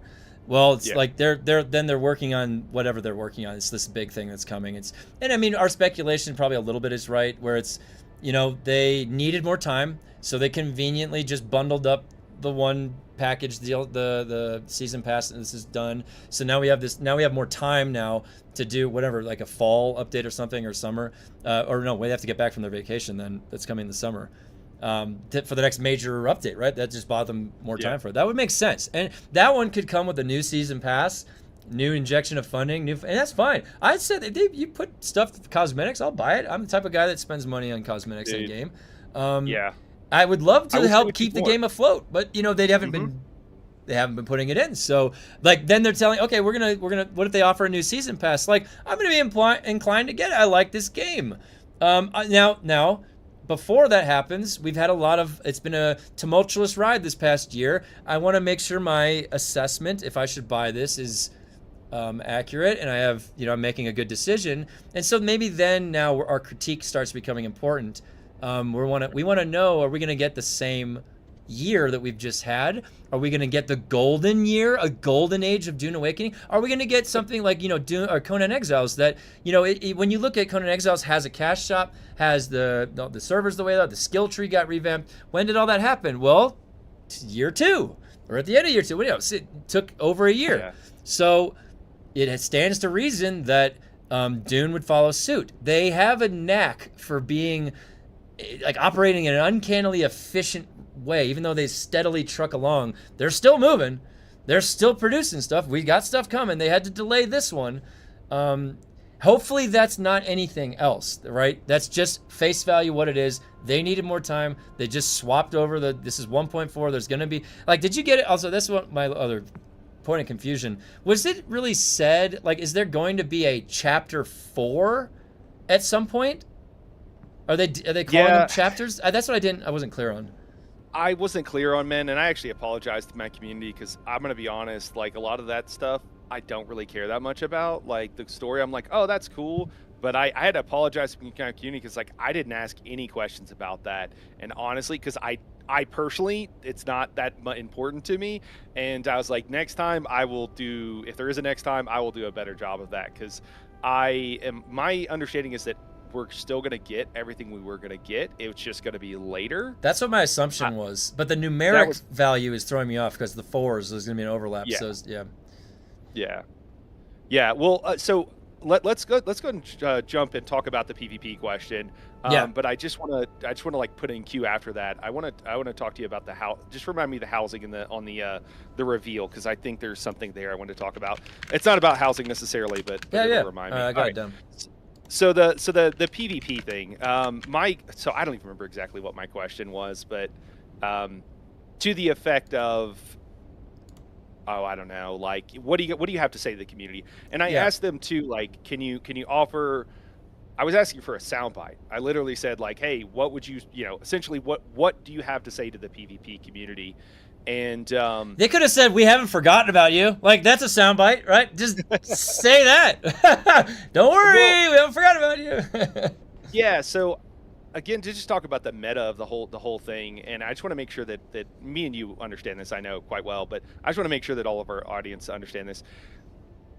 What they did, this Q&A, rarely is done by a company of this size, and it is an incredibly positive thing for the game. It's an incredibly positive thing for the players, and I found it amazing. It honestly bumped up my estimation and my feelings about Funcom as a company, that they would be willing to do this. The reason most companies don't do that is because, first off, you got to make sure everybody's media trained, but then you also, like, even with that, when you train a game developer how to deal with the media, they don't always do the right thing, and they'll say stuff that you just shouldn't say, and it can cause problems. I mean, again, to reference ESO, Rich Lambert, like, they took away his privileges to talk to the community, right? He doesn't stream anymore. He doesn't, post on Twitter because he's had so many gaffes.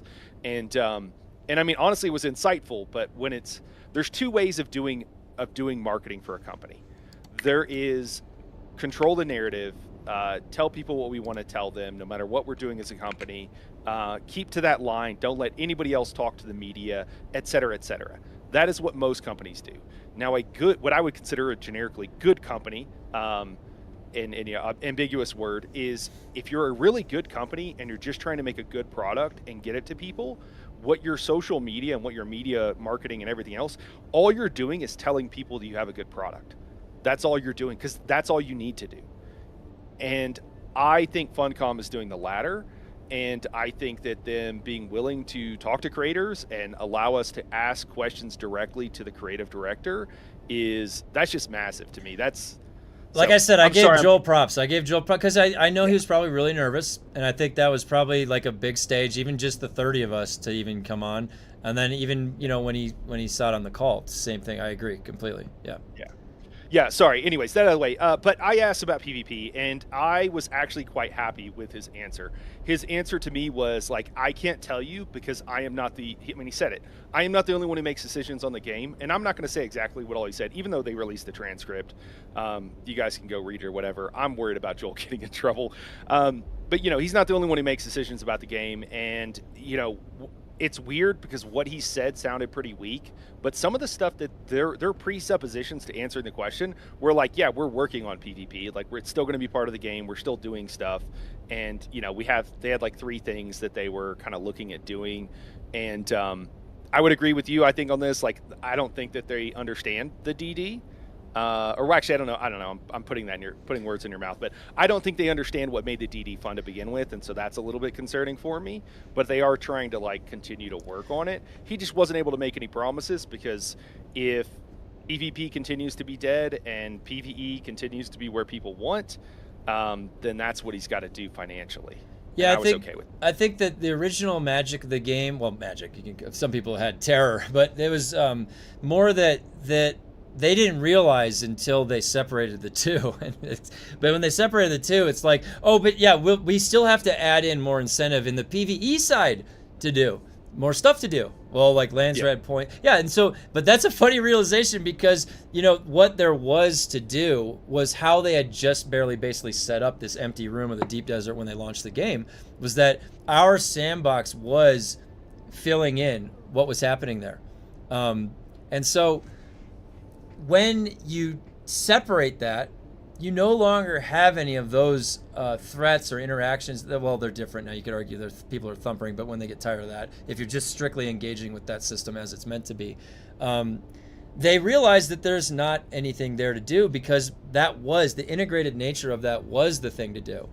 In a good sense, though, in what that would do now is cause them to think about both systems, which would include PvP, not necessarily just PvE. And I think my sentiment was that I think that they're aware they can't just only think about one of them, like, and that's it. That wouldn't be sufficient.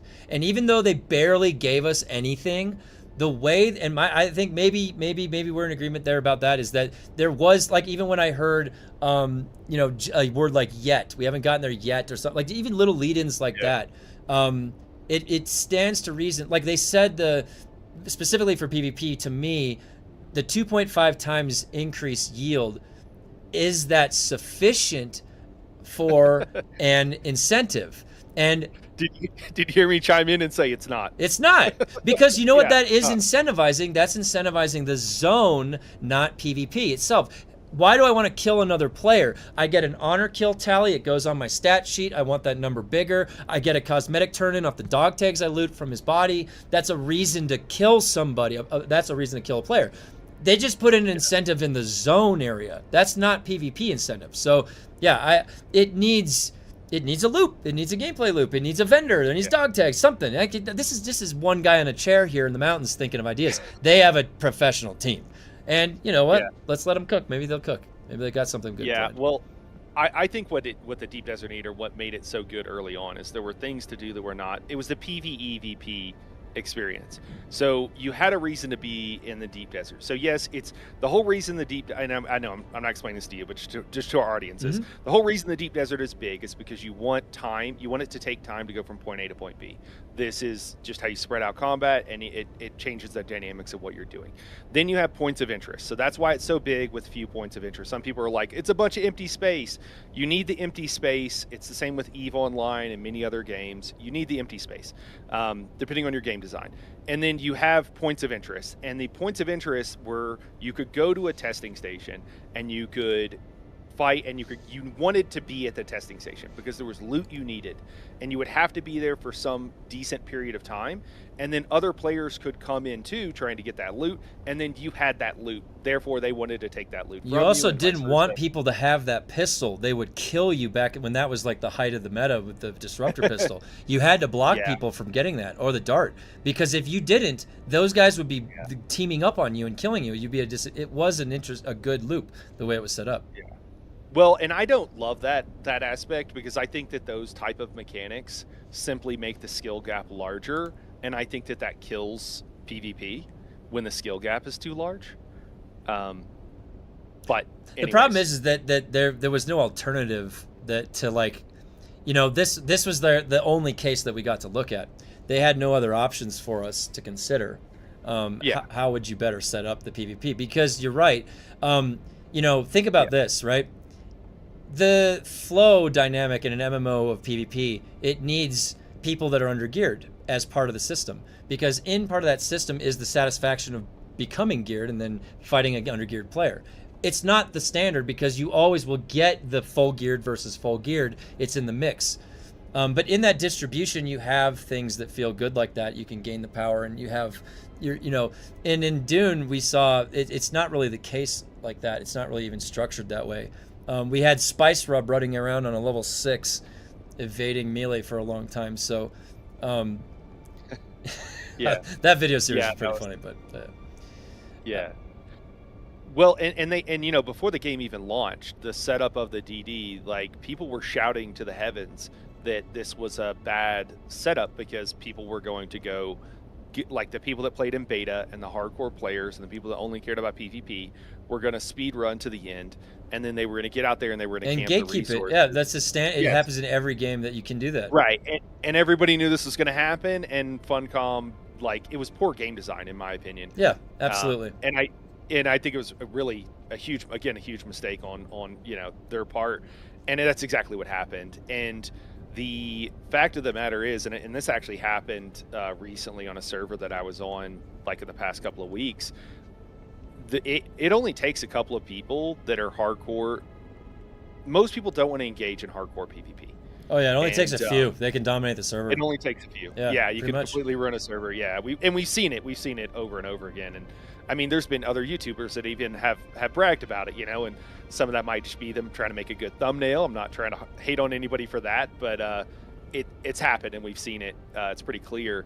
And I think that in general is poor game design. Like, what you're saying is like, hey, you want to fight for this gear and you don't necessarily want to let other people have it. Like, that is fine to some degrry, but the difference That can't be it, because then there's gonna be a lot of frustration. Yeah. And then only frustration that's building. Right. Yeah. I think And the new gear has only made that like 50 times Oh worse. my Like, yeah. and not even exaggerating 50 times worse. It's like kind of It's ridiculous. multiplicatively larger, exponentially maybe. But yeah. Yeah, and so that's been a huge problem. But yeah, I don't know. We're just talking about PvP and stuff like that. I don't know. Them making change to the deep desert isn't going to change that. Yeah, how did you feel about the split to the PvE and the PvP deep How did I desert? feel about it? Well, I mean, the just time? like, what were your thoughts about it when it happened? Yeah. Yeah, so I was like, before that I was thinking they have to do something. They absolutely have to do something, or all the players are going to quit the game. And it seemed anecdotally obvious to me that most of the players were PvE players, and that something had to be done because they wanted tier 6. And it seemed like the argument from a lot of PvP players was they don't need tier 6, which is like, I mean, whatever, they want it. And also, like, who's to say that they don't need it? Well, I mean, Like- you're gonna tell somebody that's playing a game, like, don't go to that part of the game. Like, okay, I'm Yeah. not gonna go over there. Yeah. Yeah, you can't tell me what to do. I bought this Right. game. Yeah. I always knew it was going to piss off PvP players and just piss off a lot of people, and it did, but I thought it was the right decision overall. Something very similar to it had to be done. I wish that, the one thing that I wish that they hadn't set us to fucking Lord of the Flies this shit is that it made this animosity between the two groups when Yeah. they can share the same space. Like, if the game is built to have robust systems in every aspect of itself, then there's going to be enough for the PvE players and the PvP players and the people that do both. Like, there should be plenty to do for everybody, and you're never gonna you don't have to clash if you don't want to. Like the way I'm playing WoW Midnight right now, my survival hunter, is so low friction that I have a great time the way I'm doing it. Not everybody's gonna do that. I literally just each week I'm capping my conquest out, getting my full PvP purple gear by doing raided battlegrounds. That's it. Can I, Yeah, What do go you on. mean by low friction, and what do you? So for those who don't know, what do you mean by low friction, and what do you mean by, like, what you're doing on your character? So Can you say a little more for those who don't play WoW? yeah, so in World of Warcraft, there's so many systems to engage with. They've got the Mythic Plus rating. You've got the actual raids themselves. You've got the whole overworld, completing achievements and doing that. You have the entire PvP part of the game that has its own set of versatility gear and its own achievements and its own bracket of stuff and leaderboards. And then you have 25 years or 20 something years of all of the transmogs and old systems that you can go engage with. So there's a lot. And in a general sense, there is a way that could be more friction full, which would just be higher friction creates heat unwanted. It's like you use that term as an expression for a non-ideal situation. And so if you think about, you could cause yourself more stress, like, you know, I'm doing mythic progression. I'm getting called out on mythic raids by people like, your DPS sucks, like all this shit. You know, I'm controlling my engagement with the systems, which have a high variability of the type. There's a million different types of people I'll run into. They've all got IO. What's your mythics plus score? Whatever. So the lowest friction entry point where no one could check on me, it doesn't matter. I just show up. I come in. I'm wearing my gear. I do well in PvP. I'm there for a day, you know, a couple hours, and then I'm done for the week. Yeah. And I get my conquest capped out, and then I buy the PvP gear, and then I'm kind of free. And now, granted, I'm kind of busy just since WoW Midnight came out. If I had more time, I might be playing it more. I want to do the raids. I would do the normal raids, maybe heroic sometimes. But that's what I meant by like low friction. So I'm just accessing it the way I want to, and I'm still doing the rated battlegrounds. Still get very competitive. It's just I've been doing it for 20 years, the PvP in WoW, and it's really relaxing. It's like I get off work and I'm just like, I'm gonna join up on a few battlegrounds to relax a little bit. It's fun for me that way. So, but anyways, so the World of Warcraft systems like that, it's like just to engage with that PvP like that, those types of systems. I am in this whole other subset of the game, accessing that. And my brother, for example, he's doing the whole Mythic plus PvE progression, which I've had no interaction with, and he's having a great time. But there's never any point where it's like they're looking at each other, the two groups, me as a PvPer, and then my brother over there in the PvE group, and we're like, that shouldn't exist here, get out. This shouldn't exist here, get out. Like, there's all this friction and clash, and like it's almost like water and oil. And you just can't mix the two. And I don't know how that became the standard positioning for the game itself. It must be out of a product of the game design that perpetuated it in this fashion, maybe, I don't know, but yeah, or it's a preference that one of the developers has, or a couple of them have, that they don't realize is a minority opinion. Because I agree with you. I think that is hugely problematic, and I don't think it's going to get better in the near future. And I think they need to understand that. Yeah, they drew a line in the sand with that developer note. It's like, yeah. Wait, which developer? Well, they like, so to speak. So they basically said that it's a PvE first. Like, my critique of that statement, I didn't really enjoy that statement. Not to say, because like, I don't care. I'll do either of them, and I don't mind if I'm doing one or the other. It doesn't bother me. But I didn't feel they needed to alienate a portion of their player base. A portion of their player base might be PvPers. It's not to say they're all griefers or anything. It's just they might enjoy it. And so why would you? And then to hardline that, I understand why they would. I mean, it's kind of easy sometimes now to see like why Funcom's doing things. It's just they're taking the smart play publicly. You know, they're just trying to make sure that they don't cause too much friction with the player base, which they have. It's been a lot of friction over the past year, essentially. So yeah, they've pissed a lot of people off, and I don't know that there's a. So the idea of having like a mixed group of people, I don't know. The whole DD, I don't know how that works long term. Yeah, I don't know, because the idea wasn't the guy that was worked on it left the company before the launch or something. So did he? Yeah, so it wasn't like the idea was. The thing is like I think it needed a little bit more thinking time, because they could have set up some of the lands red to be like. I imagine this. Imagine if there was like a spawning Sardaukar fortress that you had to go sack, you know, and like, I don't know, it's something fun, dynamic, like in every week in the deep desert, and more NPC life, enemy life, like that. And there's nothing that flies in the air that can fight us. Like, you go in the air and you're immortal. Like, if I disconnect out here, like, I'll lose the internet in the mountains. That's my biggest enemy in the game, pretty much. It's disconnecting. But yeah, that's a different discussion. Anyways. Yeah, I don't know how they. So the thing that kills DDs, for those who don't know, PvP areas is you have people that are like, I mean, this has happened again recently on a server that I'm on, where you have people that are like okay with kind of PvPing and It's not hardcore. People say hi to each other. People talk to each other, etc.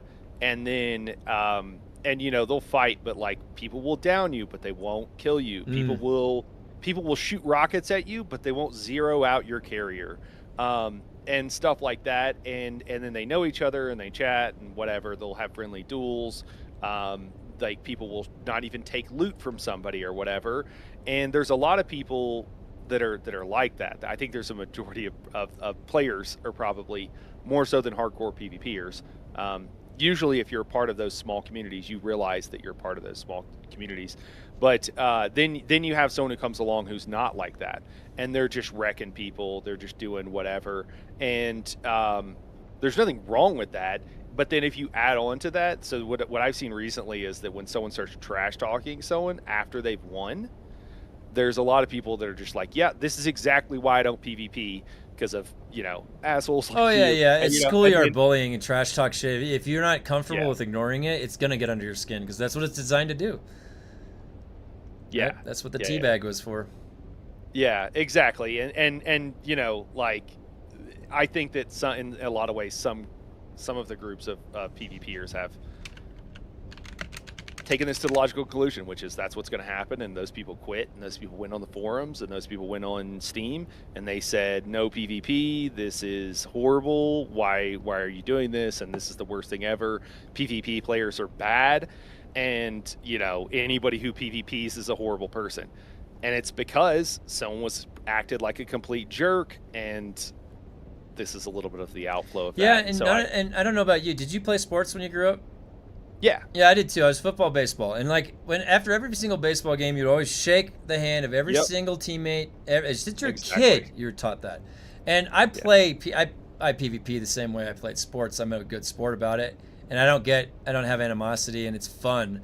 But I don't like after I kill somebody. I was like the second time I noticed it's them. I'm like, all right, I just feel bad. I'm not gonna kill you anymore. Yeah. I'll let you Yeah, live. Exactly. Like after, and that's how I met most of the people I know in the DD originally, is like I killed them or they killed me. And then it's like you came back and you're like, hey, good job, whatever, or like, no, it's your loot. And sometimes the person's like, the one of the guys I met early on like killed me like 4 times at 4 different places in DD. And the last time he killed me, he was like, here's your loot back, man. I don't need any of this stuff. Yeah, that's He good. just felt bad he had killed me so many times, and then he like took the time to give me a couple of lessons. So I wouldn't And see suck so that bad. that's fun. You remember that. So that things Yeah. that you remember, things that are fun, that's really what I hope that this game starts getting just injected with, where Yeah. and again, and maybe the highest level extrapolation is that they came out with an idea, it clashed, it didn't work, there was a lot of bugs. They're pivoting. Yeah. They pivoted during the year, and now what I hope is that the next year for Dune is their creativity unleashed. Let's show us what you're really capable of. You're all so talented and professional there. You got hired there. You obviously went through that whole process. No one's questioning that. So it's more like Yeah. let's see what you guys got. I want my mind exploding like the Tim and Eric. I want to see some cool stuff. I think we're gonna need another 6 months-ish, 9 months before You're probably we're right. gonna start being on that. You're probably right. Yeah. On that. Yeah, just to set expectations. What about before the movie? What do you think they're gonna do before the movie? That's what the biggest question, because that's a big thing. They're probably lining up. I'm guessing. Yeah, I don't know. That's man. December. That's approaching quick. Well, every time I see the kite in the trailer, that would be cool. I'm like, are we gonna get a kite? I would love to. only if we could jump out of an ornithopter like we're a passenger, Yeah. and I like kite down. I'm like kiting down to somebody below. That would be sick. Yeah. While being able to like shoot or something. Yeah. Like, slow, but, like. Yeah, I don't know. I don't know. I don't think that's in the. Just to be clear to everybody, not to get everybody's hopes up. I don't think that's necessarily in the. I don't think that's in the plans. If it is, First it will be a poison surprise tooth. Let's get them to poison tooth poison first. tooth, yeah, right. And dude, one of the things from the call too is when Joel was talking about like being able to hide in the sand like the Fremen.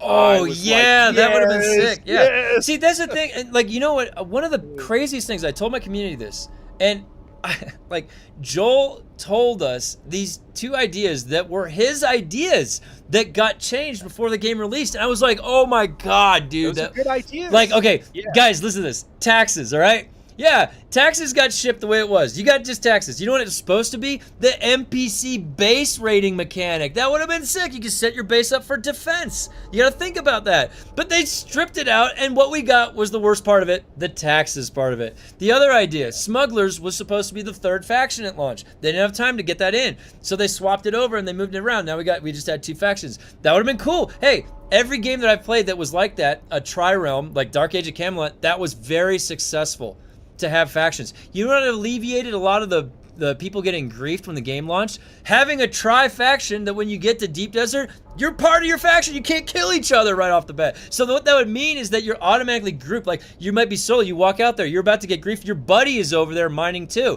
You team up with him. When you're not even grouped, you fight off the other faction that comes and fights you. Like, that could have been a whole different structure for the early DD that would have automatically positioned people to have allies. Yeah. Anyways, but not to No, say, you're yeah. Let me cut you off. Keep going. Yeah, no, and so, I mean, I understand. The thing is, like, with Joel's original vision, I also understand that. Because it is kind of cool, like, when you're in the desert and, you know, it's like sandstorm, you're like, who is everybody? Like, what is it? Like, I can't tell it. Shoot my friend, no! Like, I understand that is kind of like a novelty in itself. But when you get to, like, the higher level of strategy and engagement, you know, you want people engaging with the system more, and so you have to decide, like, what can I add? What am I okay with letting go of and adding in to the system to make those mechanical feedback things that you need when you're interacting with a game on that level, like you might get in other games where you have to the player, the user, I'm getting direct feedback on information that I need to perform well or succeed. So, yeah, it's interesting. The thing is like, I know that, and especially just like if their patch breaks stuff, I may sound like a little bit more negative that week or something. I really do try to always approach it with an open mind that's sympathetic to the development woes and whatnot, and I do try to piece together ahead of me like what's coming if I can, just to try and understand. I just want to know things sometimes. I don't even know why the drive for that's there. It's just like I want to know like what's over there, like what's coming. You know? We have to give them feedback too, and we got to give them the negative feedback about stuff we don't like and tell them what we want. I think that, you know, one thing too, just for the communities to know is guys, you gotta. Developers have this really big problem with the thing I hear from a lot of them, and I don't know if you've had this experience as well, but it's a signal to noise ratio. It's that a lot of players are shouting, and you have people that, and I know you've seen this on YouTube because I've seen it too. You'll have someone get in your comments and they kind of go off about something, and this is rare, but like it's not as rare as you think, and you're kind of like, where are you coming at this from, dude? Like you're don't understand where they're coming from. They want some crazy things that they're saying would be easy but would take a ton of development time, and they're just really off base, and they're mad, or they want this game to be like some other game, and they're like, this game should be a top-down make the isometric deep view. extraction. Make it like art. Yeah. And you're like, dude, you're talking about a different. That's a whole different game. Here. Yeah, make a new game for that. And so developers have to, like, they get that feedback, and then they get other feedback, and they can't tell. And a lot of what is going on, and this is not to their credit, but they don't know. They didn't know that You're the right. problem with the PvE testing stations is the number of ads, even though we were screaming it, and we screamed it loud enough that they heard us. That's what we have to keep doing, and we have to continue to, like, but we just, I don't know how we do it. No, you're absolutely right. And one of the things one of the best takeaways that I got from it, you and I were the two people that chimed in. I chimed in because I didn't think they were going to get to my question. and I'm the type of person that's assertive enough where I'm just like, you know what, I'm going to ask it myself, because it's important. I thought it was important. And to be honest, like, at the very least, they heard it once. Like, guild leaders can make a custom swatch. Dude, it planted the seed, you know? Maybe that'll grow to fruition. We got them, maybe that's turning the gears a little bit. We get them thinking. I think that you're right. There is a signal to noise ratio issue, and a step in the right direction is gathering people that have expertise. How do you do that? Who has the most expertise? Well, who spent the most time on it? Content creators, potentially, right? So you could look at a content creator first. All right, now talk to your community. Go crowdsource your community for questions and bring them to us. You see how that right there is doing something in the right direction to isolate through that feed, the too much noise and feedback. All right, that is a process that they implemented to do that. Now, the next step is actuation. So, you know, we and whether or not they have the text of our questions. So there was obviously more questions that we each had, all of us did, and whether they get to those, they have them now, and so they have to actuate that. They have to take that integrate the important stuff, go through whatever they need to, you know, which ones are we going to do and which ones are we not going to do. They should be doing that once a year minimum, like straight up, more than that. Well, once every 6 months. Well, and I think one of the things that you and I can do, and I think we already do this, I know you do, which is, you know, being able to make shorter content, which is like, hey, here's what I'd like to see. Here's the 10 things. And, you know, some of that stuff they might look at, they might go, this seems like a small problem, but it's actually going to take a lot of development I did time. send my video about the stat scaling or skill scaling to one of their developers, and he thumbs me up in the DM. So Okay. Yeah. they are listening. I don't know. There's no like, oh, okay, that's a good idea. No, it was just like, yep, okay. Thanks for DMing me. Well, and that's yeah. I mean, even in like public forums, like Ole, you know, he said he watches a lot of the Dune content, and I believe him. And so a lot of, you know, just being able to do that, and the way that we can. So, you know, the thing that I mentioned earlier, like, hey, I want to circle around to this. When they were on the developer live stream on Thursday, when they were talking about housing, and they're like, oh, I don't remember who the guy was actually making the structure for them. I don't remember his name, but you know, he was like, they were, you know, oh, should we do you versus the community kind of thing? And they're like, yeah, I don't know if that's a good idea or whatever. But you know, they asked him, and what he said was, the best players in the community will do better. They're always better. Yeah. Yes.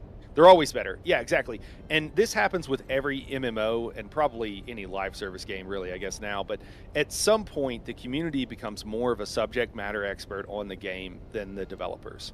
And the reason for that is because they interact with it more. They are basically, they're playing it all the time. They can tell you the good things. They can tell you the bad things. They can tell you what should be changed. They can give you ideas. And hopefully the developers still have their own original ideas that they're bringing to the table and what have you.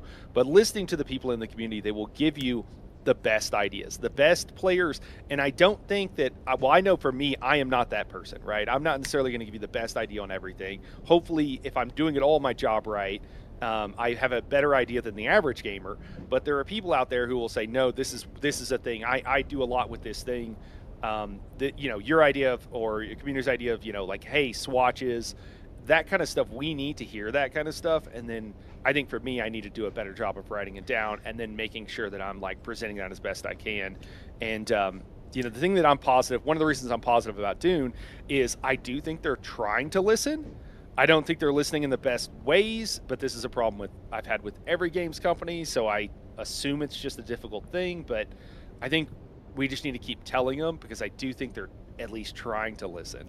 Yeah, and I think the sentiment that that everybody, like, there's going to be a gamer that's better than all the developers, I do think that that's not always the case, because I can think of there is like From Software, for example, they don't ask the community shit because they know the best way to do it. If the community had their way with things, like, oh my god, I didn't even. But to your point, I did personally work with a creative director who was a great, like, he came from NASA, he came from JPL NASA, had a bunch of processes from there that were really good. But he was terrible. Like, he was the worst video game player that was there, and we were making video games. So it's like, but the programmers themselves, those guys were like geniuses. Like, you fight them in Nidhogg or whatever, that little stick fighting game. I'm good at games. I could never beat this one developer in that game at all. I don't know why. His name was also Kevin. He's the other Kevin at the company. But yeah. So I think it definitely depends. And I think that you know, much like when you read a book, right? When I read a sci-fi book, I kind of want the sci-fi author to be ahead of me a bit to keep me surprised. I don't want to be like catching the sci-fi author and his physics it's off and I'm like, why did I catch this? Like, what the hell? Like, they are the developer, they're the experts. I want to feel, and this is what I'm hoping for a little bit over the next, like, 6 months or so. I want to feel that feeling again where I'm not the one thinking of everything and I get surprised by some creative stuff from them. Because to me, it doesn't seem like it would be that difficult to come up with the ideas that would be successful in Dune. We're not talking about the feasibility of implementation. That's another story because they would know that best for what they can handle. But just talking about from strictly an idea sense, I would love to just see some cool creative ideas coming into Dune in general. Yeah. Well, and you raise a good point. I mean, something else I've also said is, I think that there should be at least one person, and hopefully more than one, at a company that knows the game very well, in and out, and understands it. I agree. And I think that a lot of times it's a time constraint thing with being able to. I'm also with you about thinking about better ideas and stuff like that, 100%. And I'll keep doing that, by the way, and you will. I'm sure you will too. Like I keep making videos every once in a while, like 5 things I might think might improve, and one of those was making the skills scale off the weapon stats. Like, as long as I'm here, I'm always going to try to think of things to make our time more fun, while we're here. Well, yeah, and I mean, I guess more to my point, or what maybe I should have said instead is that I think there are people in the community that will have really good ideas that no one has thought about. Yeah. And we need to keep hearing those ideas. So keep throwing them out there, guys. Absolutely. And honestly, if anything, if this tells us anything, it's that there is a route to communicating ideas to the developers. There is a pathway. Whereas usually by standard, especially at much larger companies, it doesn't make it there. Those ideas they get stopped before they even make it in there. So Well, I didn't want to go past the half hour because I want to give you time to wrap up your stream. Oh yeah, no problem. Yeah. Hey, NIGHTHARROw Gaming. This was a great discussion. And you know what? Anytime our communities, you want to sync up anything or chat. I'm always down. There's always good conversation. It's a great conversation, so it's always healthy to talk. Can we talk about the red bar before we go? Oh yeah. Go on. Let's do it. I like the red bar, guys. I think we got a red bar enjoyer. I think the problem with the red bar, what I hear from a lot of people when we're talking about the red bar, is the issues, which I completely agree with you guys on. So the issue is when I'm dying through no fault of my own and I look at that red bar, oh man, I get heated. I'm pissed. I'm gonna plug in a controller just so I can throw it. I get mad when the game doesn't work right and I lose durability. When I'm losing durability faster than I can gain gear, these are huge problems that have to be fixed. But the thing that the red bar gives, and I actually like, is that there are consequences to dying. And I think that once we're fully leveled in crafting and stuff like that, I think it's actually at a decent place. That's my statement. Have you played other games with the red bar in it before, or something similar? Not anything. Not where. So one of the most I'll give you an example of why I brought this up. So like Breath of the Wild or Tears of the Kingdom, you have to carry like 12 different items in your inventory. The weapons always break. When you finally get that Master Sword. It's amazing. It feels great when you finally get that Master Sword. The Master Sword doesn't break. So, in Tears of the Kingdom, it is a part of the mechanics where you're, constantly getting new stuff and it feeds that loop. I would argue, though, that in this game, you already do have a death penalty in the standard sense that when you die, you're going to take a durability hit. There's always durability loss occurring. You could argue that there's a payment that we're always making towards durability loss. When an item breaks, that's almost like a double dip again, where we have to make it again with those resources and then go through the process again. So the question is like, do you get tagged twice for having a penalty with playing the game and death?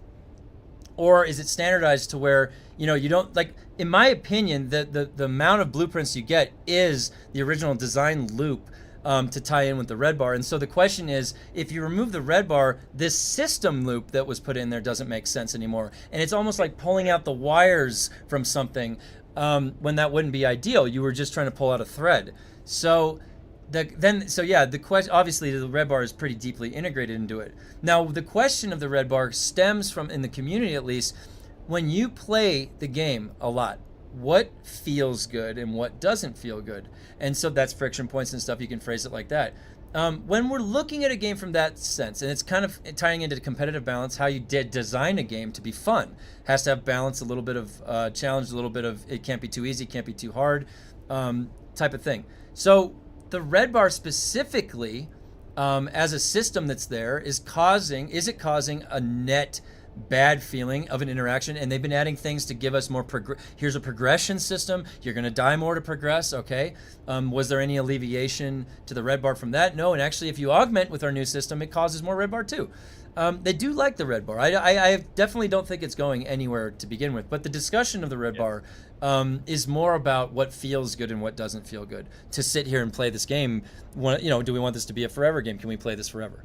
So in that sense, now here's the thing, is that I understand and recognize what the loop is, and I've played other games that had, and when I played Tears of the Kingdom, I wasn't like writing a letter to Nintendo like, all right, Mr. Nintendo, like, let's get rid of that red bar. Like, I just took it and I just played the game, and it was a great game. Tears of the Kingdom's a great game. But even when I played Tears of the Kingdom, I was like, oh, is one of these systems, like, no. Yeah, so now, will we ever not be free of the red bar? Most likely no.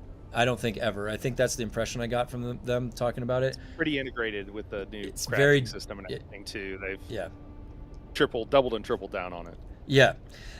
So now, but then the question of now, and here's the other thing too, and this is a side point, but we paid $40 or $60, and then we're like 1,500 or 2,000 hours down the road. Is it fair that I expect like my voice to be heard over here when you could argue that I have certainly gotten my money's worth by this point, right? Is it fair for me this far down the road to be heckling and like critiquing, like, why are you guys, what did you do? You broke the game again. Like, what is this? Am I owed that at that point? And then you could argue, and then you could think about it, well, if you buy a game, then you basically get a ticket. Like, it's like you bought a piece of the stock. Now it's fair. Yeah, you can speak about the game at any time in your life cycle of playing that game. That's fair. You bought the game. Now you can have an opinion on it. You could have something like that. So, I think that the red bar was coming from stuff that was like, this does not feel good to interact with. I'd like to go PvP more, but the consequence of dying, like, I got to deal with them teabagging me and the red bar. That's a more friction point. So now the question of I actually like that part of it, because then it feels, I mean, I don't want them teabagging me, but it feels like, hey, I lost something for losing. No, you're right. You're right. Now the average person, you and I are battle hardened. We will persevere. No, we will keep showing back up. You can't knock me down. I'm sure you're the same way. Dude, if you kill me, I'm gonna try to figure out a way to get you back. That's what I start strategizing. Now the average player, though, what was happening, at least when I saw in the beginning of the game, they get some people get discouraged after one death. But when the repair glitch came around, if you remember, when it first came around, dude, I have a 1 versus 8 video from way back in the day, because everybody was out there PvPing, even people that didn't really PvP that much anymore, because they had that security blanket. And that right there is an interesting psychological anecdote that there could be some analysis for, right? They've got people, they hired a psychologist or a criminologist to look at the arc raiders, why 30% are PvPing and 70% are choosing not to, right? You could do the same thing here. Why did that emerge and balance out like that? It's interesting.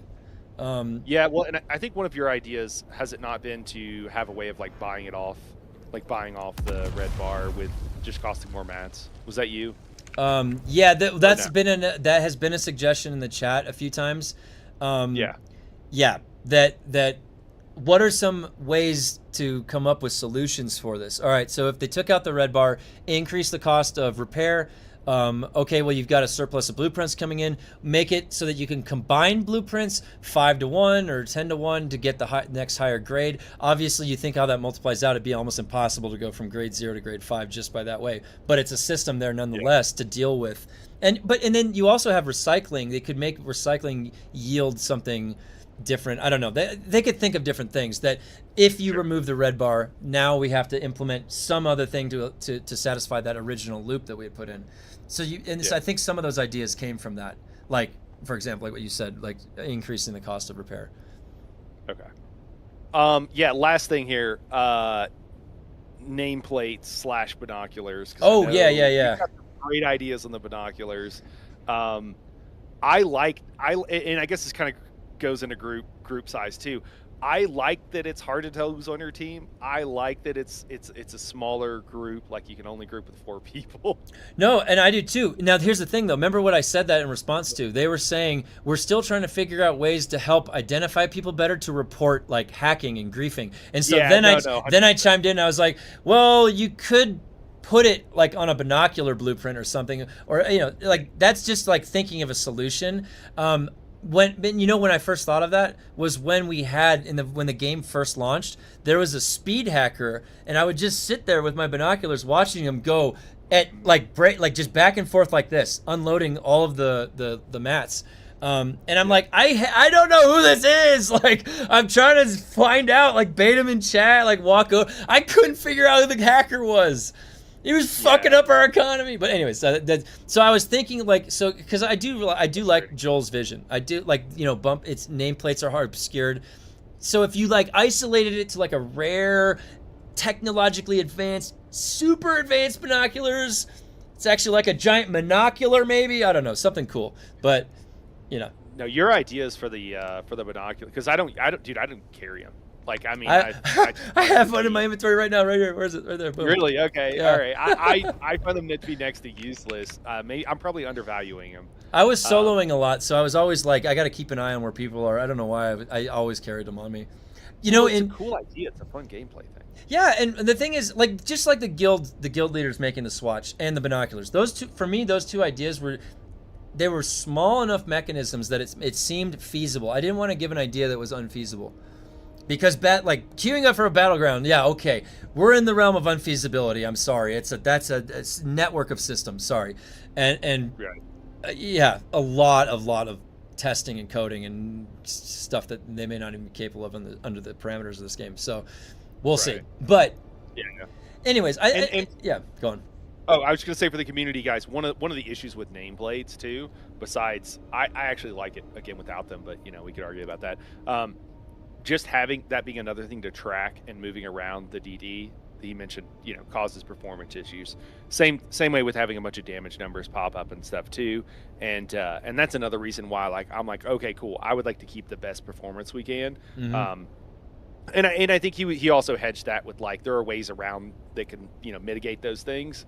But I can also tell you from experience and knowing a few coders that you layer those things on, and then 7 years on, you end up you've layered too many small incremental increases, and now you've got a bigger problem. So well, they the reason they call it like spaghetti code is because it's spaghetti. It's hard to trace back where it's got like the strand. So they've got you can tell what's going on with this game when pretty much every patch carries with it unforeseen consequences. And usually those would be limited and very rare, or maybe only audio thing, but it's like you'll get the weirdest things that happen in this game where it's like, why is this bugged like this right now? I used weirding step 2 nights ago, and it CC'd one target, but I weirding stepped behind a different one. Oh my god, I love hearing these types of bugs because it cracks me up. It's part of the fun. Like, I'm not gonna lie, part of the fun the past few months has been showing up to see like what's broken today. Woo! We're gonna fly in. Oh shit, Lemonger's crazy today. Like, it's just kind of because like we're looking for anything to do in our sandbox. We've been playing it for a long time. That's why we're saying anything new would be exciting. Look at what we're doing in here. We're getting bored. We're just like entertaining ourselves, and that's what a sandbox is by nature, though, right? So, yeah. Well, man, I really appreciate you taking the time to chat. It was a really good time, and I like absolutely. The content you put out and stuff, hey, me too. And I was actually watching your stuff for the ESO stuff before. So I had known about you, so it's good chatting with you. Anytime you want it, come on or have me on. I'm down for a chat. And if you, I've got my my Discord community ended up becoming just like, it's a pretty international community for Dune. So, you know, you're more than welcome to hang around and chat in there. And Yeah. I've been in the Discord. I don't, you know, I'm in like 1,000 Discords. I'm sure you are too. But yeah, keep an eye out. Yeah, for sure. All right, hey buddy, it was great talking to you. I'm glad you stopped by. Anytime you want to come by, let's chat. Anytime, maybe after a big patch or something. Yeah, we'll, maybe we can we'll do a big dive patch or in. something. We'll dive in. Yeah, sounds great. All right, man. Have Thanks, a great buddy. stream. We'll Hey, catch you guys later. You have a good day. I'll see you. Yeah, thanks everybody. All right. Well, that was fun. He's a nice guy. What'd you guys think about that? Oh, I've missed a lot of comments, haven't I? Oh, yeah. I've missed quite a few comments.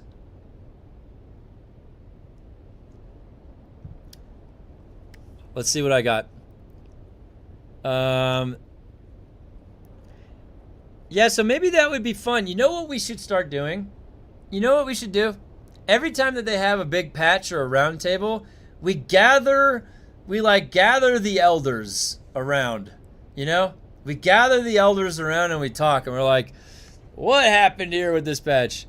I have to say that I still very much dislike red durability. There should be a system in place, even costly. Yeah, and I think that, you know, it's very interesting actually to hear a perspective that that supports the red bar. Actually, I was surprised by that. I've been advocating against the red bar since the beginning, and there's nothing wrong with advocating for the red bar.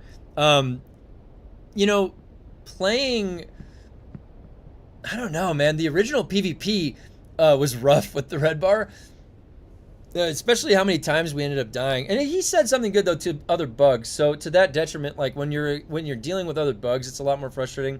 But no, I definitely, my community here, yeah, we're not too keen on the red bar. Care Bear is no longer valid since endgame gear is now acquired by PvE content. Yeah, my wish is that as they move forward with the game, they stop making older areas like DD testing stations irrelevant. That's a good, yeah, completely agree. Yeah, he's chill. Yeah, he's a very nice guy. He's honestly, like, if you watch his content, he's a very helpful guy. He helps people out on the Elder Scrolls Online runs, and that's very challenging stuff to do. It takes a lot of time investment to get moving and get rolling in Elder Scrolls. So to help new players, that's a really good thing. Really good thing to do. So, you know, we can do that every once in a while. We can check in with him, and we'll chat about the Dune patch and see how it's going. It's always good to get a different perspective on things. You know, we had some similar perspectives on a few things. I love a good debate, good discussion. I always like that. To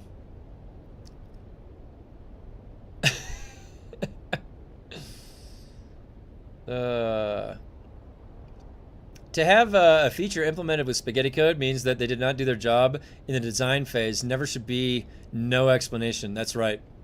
There should be a machine that uses spice to remove the red bar. The spice. Oh. I like that idea, Skill. Think about that. The spice must flow. We need a system loop. We do whatever we want with the blueprints. Just disassemble them. Who cares? That's loops tied up. Spice machine. A spice machine that gets rid of. I like that. You know what? Spice is the most important resource in the universe. They said that. Herbert said that. All right? It's about time we start capitalizing on the power, the true power of spice. Yeah, I agree. I agree. It should be a big device, the size of a building. And you just put your little weapon in. It's like the computing power of a whole building. It's like pumping out like some gas, some toxic purple gas. The Dune lore is spice, so the spice must be important in the game. Yeah, that's what I thought. Or NPC armor, you could bring gear to be fixed. I have over 200k spice and just sitting in my base.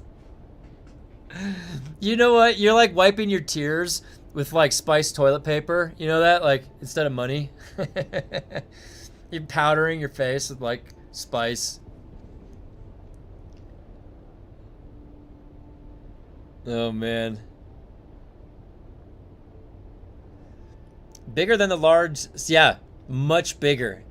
Think colossal, and I'm talking wide as it is long and tall, you know, building size. In fact, just make it its own building. It even has its own walls, and you just set it up like a tent. And you only can access this one little panel, and that's where you stick in your item. You know what? Don't question it. That's the type of complicated machine it takes in the Dune universe to repair the red bar, all right? That's what it takes. It's necessary. Okay, I'm in the... I had to hide in the little boring room.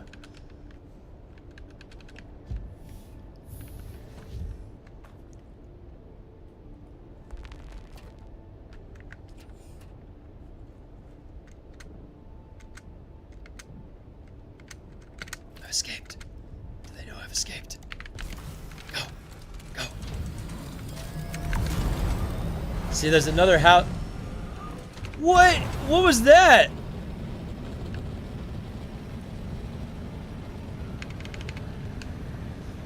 Alright guys, to finish off the stream, let's go get Combat 1 hundo.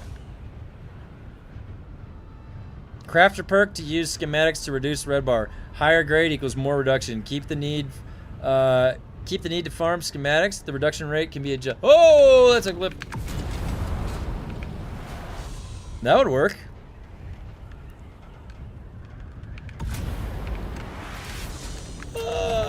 Get in there. Okay, now. I only have 5 more quests I need to do, I think. Wait, is it 5? He's a nice guy. The problem with the it's gonna get better in a year attitude is that it doesn't help us now. I would prefer to listen to people who are feeling how I feel about the current state of the game. Yeah, and I mean, it's good. The thing is that I think that, like, we even had at one point where we were saying, you know, you know, give us, it'll be good by chapter 3, like, give it till this patch. Like, we were saying that a while ago, you know, especially if you started in June. Like, by June, we had went through, and then it comes to, like, September. If you remember when we were at September, it was kind of like, oh, shit. They had just had those layoffs in August. Like, what's going on with the company? And where we're looking for, and chapter 2 was pretty lackluster. So, you know, I think that all of us, after this whole first year, we're a little bit weathered now at this point, you know, kind of feeling it. We're kind of feeling it a little bit, you know, and it maybe has stripped away a little bit of the optimism in general, I would say, to where now I'm trying to really see the pattern, like what to expect. What am I to expect here? They said this one word. Did that imply this? Is he insinuating they are working on? Like, I'm getting that granular with how I'm thinking about it. And it's sort of a consequence of the journey this whole time that we've gone up to until this point. And I do always, because I'm very careful with how I talk because of the math side of me. Mathematics has to be, you always have to define your variables. You always have to be very clear in how you do your proofs. So I do like to speak very clearly and distinctly about what I understand. And then if I am speculating, it's into the pattern that I'm trying to recognize. And it's really hard to tell right now because it's hard to be overly optimistic because we didn't get much. And it was nice to hear some of the answers to our questions, but I had to ask those questions. No one on their end is thinking like that. How did no one think for a whole year that a guild leader can make a custom guild swatch?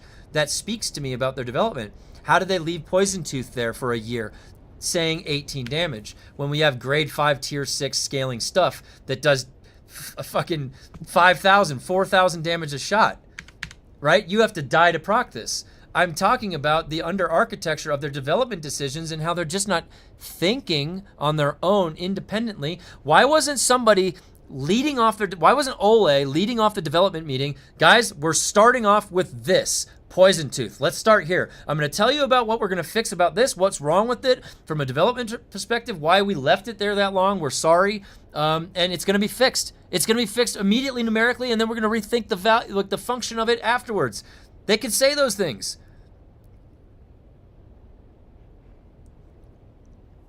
It would give me insight into the design, the design philosophy, the development thinking. I would like to know that. Do I deserve that knowledge? No, but here we are with speculation, and people are worried and they're going to step away forever. So you better give us something, I don't know, like some design insight that could reassure people. Something is better than nothing, because, you know what I heard from the creative director?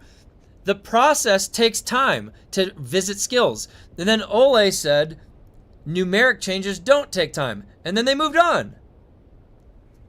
Did I get an answer? Are you going to visit Poison Tooth? No. Are the skills going to get revisited to incorporate scaling? I don't know. Are they aware of this now? Well, that's probably the first time someone has uttered the word Poison Tooth in months to these guys. They may have heard separately the word tooth and poison, but never together, Poison Tooth. I probably was the first person to say that word to them like that in months. But answering me a question about Poison Tooth informs your design thinking and what you are doing and why this is here in the first place for so long. Did you make a silly move that no one would ever use? That you had no intention of ever functioning? Can that get a kill?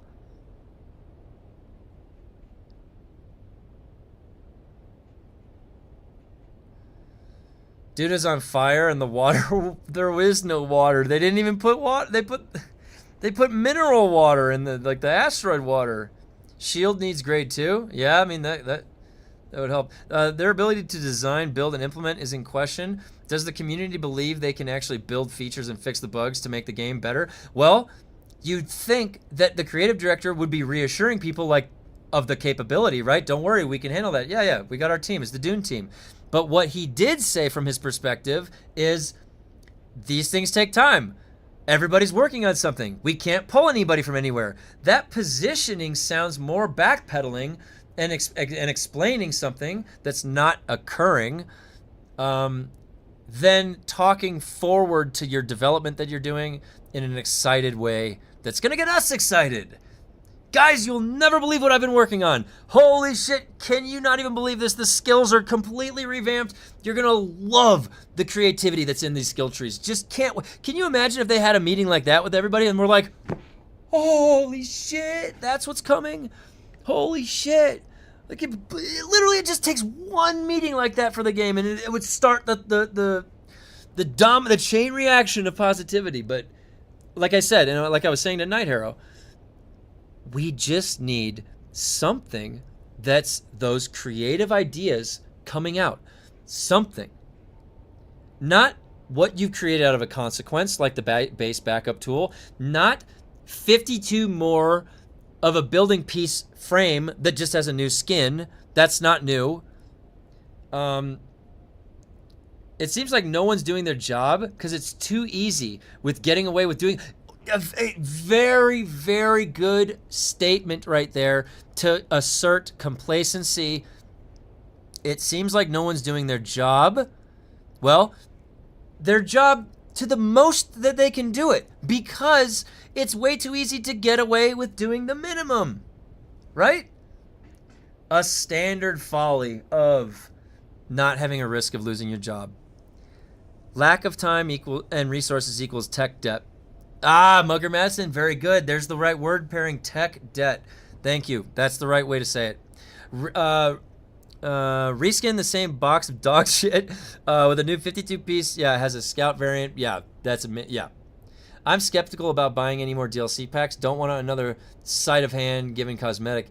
You imagine the next season pass? Here's 100 more specializations to grind. It would revamp the game. So many people would play a game. Hell, the last update got a lot of people playing again. Yeah. If they to themselves, it's like I'm describing the ideal situation for a game developer with roles in a game development job to do their jobs creatively. What can I say? When I look at a game developer and a game's life cycle, where can you speak to the creativity that's coming out of the game?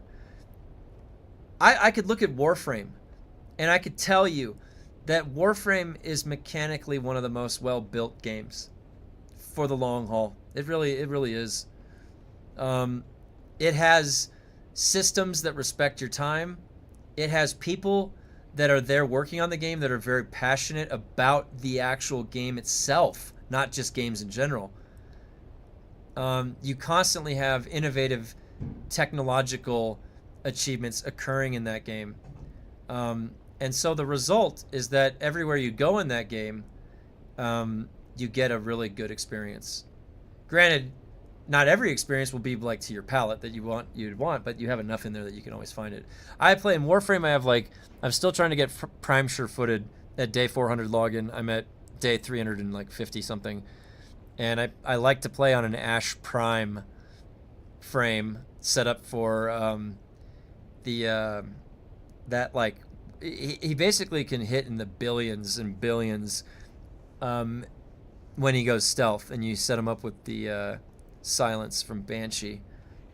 Anyways, here's what I think about Dune. And it's good to get a different perspective from NIGHTHARROW. I appreciate him coming by. That was good. He reached out to me. So, I think with Dune is that what we're going to need to see in the next year, essentially, is a bunch of stuff that in the game that's going to surprise us, that's going to excite us, that's going to make us say that looks fun. It can't be just copy paste of all the stuff that's there. So that's a very high level, a very vague piece of feedback, and really it's up to them.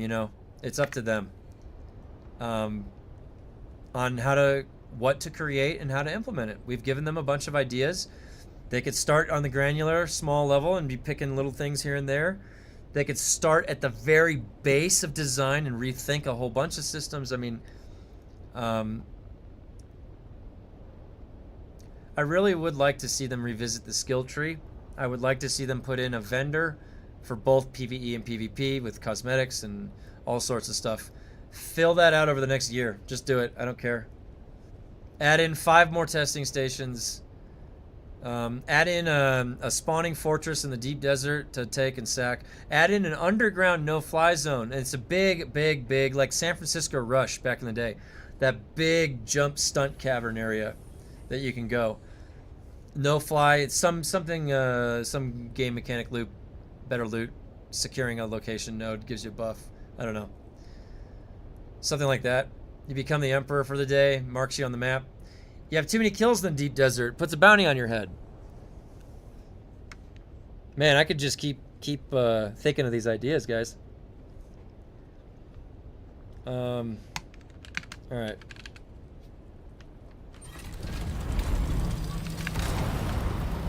Let's see if I can get 100 before I have to go.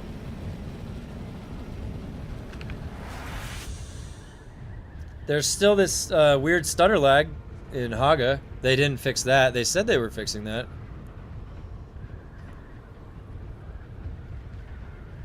Oh, there's that base going. Oh, that base over there too. Funcom behavior has stained their reputation for future games. It might have. Funcom should just call this failed MMO and turn it into a single-player Crimson Desert with huge exception. Absolutely no one will continue to play it. Yeah, and the problem is, though, they may have created this game in such a way that you legitimately cannot play the game by itself on your desktop computer, because the back-end server architecture, it needs a really beefy Hyper-V setup server at the minimum. That's the minimum that they were able to get it to.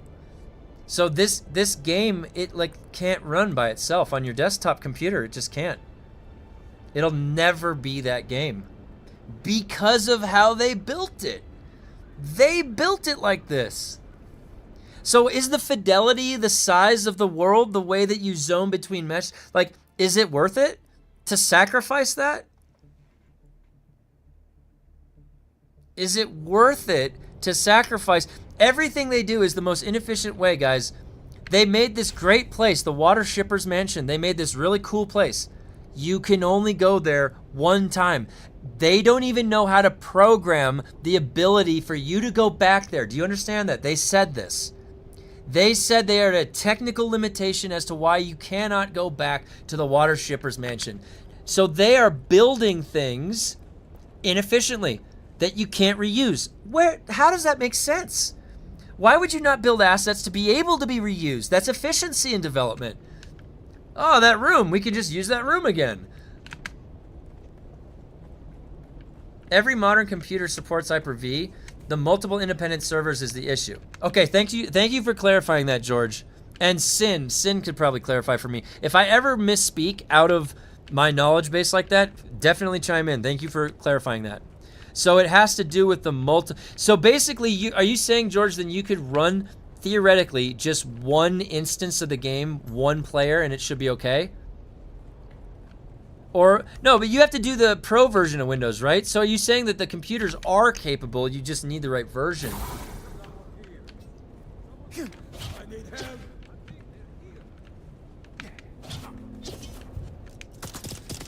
Can't even go back to Fallen Light. Sabotage would be great game mechanism.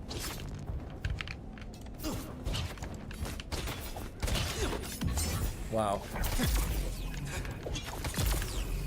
So, let me see. It says, sabotage would be a great game mechanism, like putting C4 on... Dude, yeah. That would be crazy. That'd be really crazy. They shit the bed, and now they gotta sleep in it. Ooh. That's rough.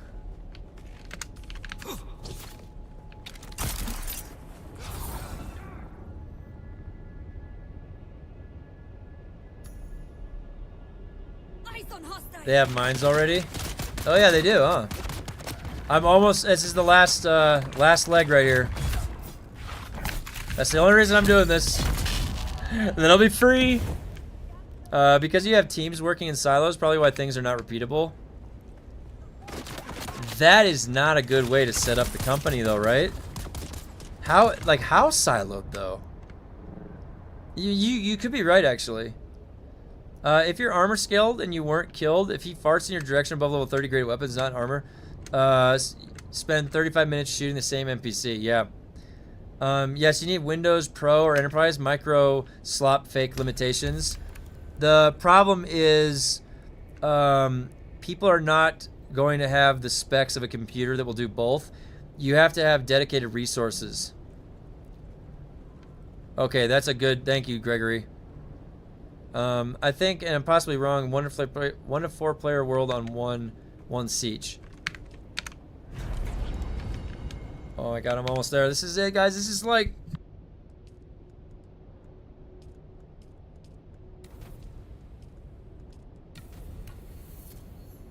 This is a big culmination here. I'm almost at level 100. This is happening. And then what? Then I have to go to another work meeting.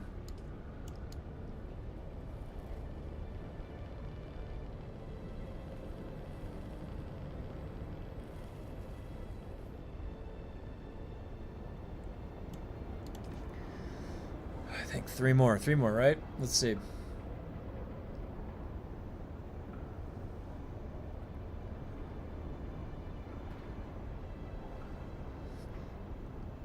If you have multiple sieges, that's multiple servers.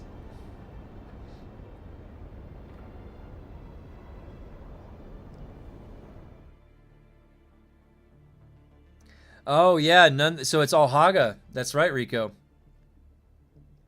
Yeah, so the game, it's not like a game itself in that sense. They have servers for everything, right? Is that what's going on? Triangulation. Beefy desktop, lots of memory. For now, at least.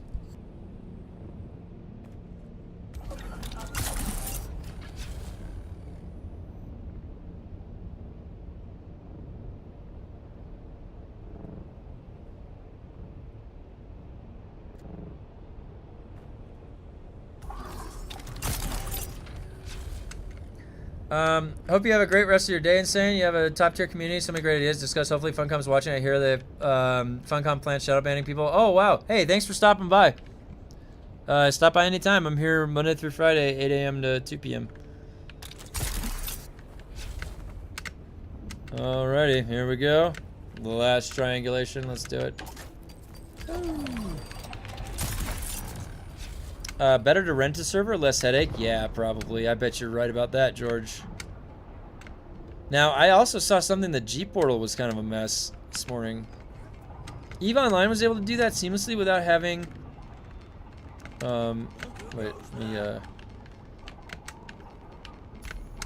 it's like a pinball. EVE Online was able to do that seamlessly, world without having separate servers to log into. That was done a long time ago too. We know it's possible. Yeah, that's the thing, and I don't know if they share their innovations, other game companies, but you've got to have people thinking innovatively that are there.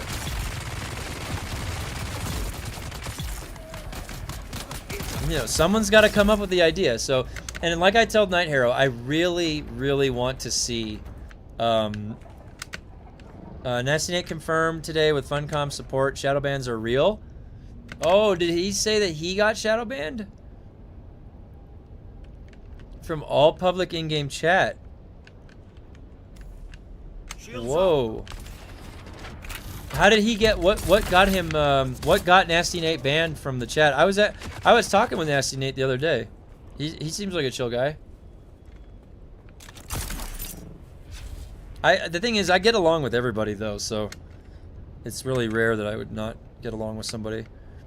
Not disclaiming, making a joke later. Okay.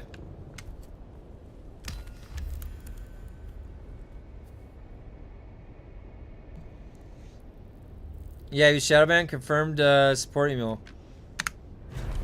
Oh my god, it's almost there. Oh my god, I'm almost there. What? How many more is that? 2 or no? It's 2 or 3.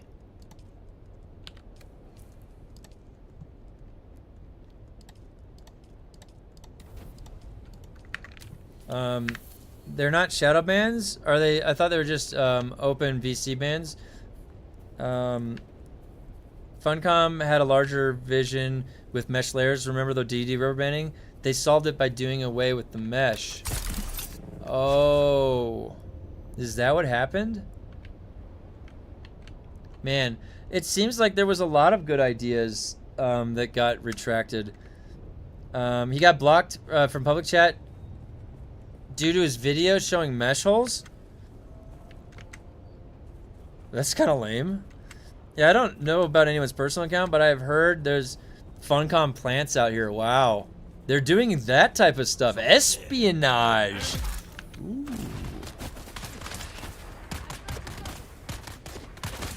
Well. Why didn't that just teleport to that guy?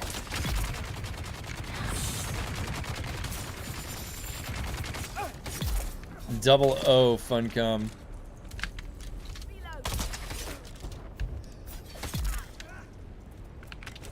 The end is nigh, guys. The end is nigh.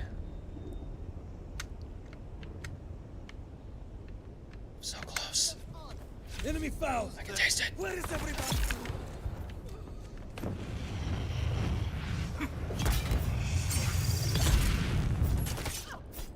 The water is mine. What were you saying about my water? Uh-huh. Yeah. No. My water's staying right where it is. In my face. Because it's in my blood. Maybe they're jealous. We won't touch their mesh shells.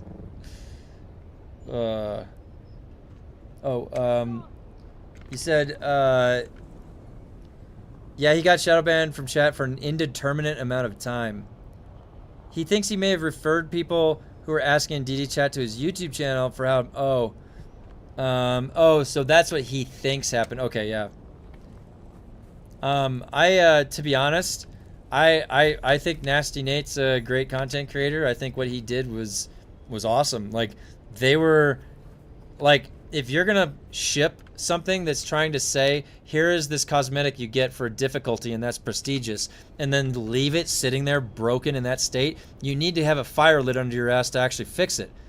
So Nasty Nate did exactly that. I don't blame the guy. Honestly, it was very helpful to the community. Everybody got a lot of good loot because of him. Despite Funcom's bullshit. So, I I kind of agree with shadow bans for people telling others how to illegitimately earn rewards in game chat. That's kind of dumb. It just depends on where you're going to draw a line, and if that line is known beforehand. I look at all the other MMOs that I've played and all the other games, like, they don't... Dude, I've never been banned in WoW. Like, I've never been banned. I've seen some crazy shit said in WoW. I've never been banned, not even one time. So, I don't know, like, how to relate to that, or, you know, in a sense, but... Really? Spring in a Trap is back? The hell?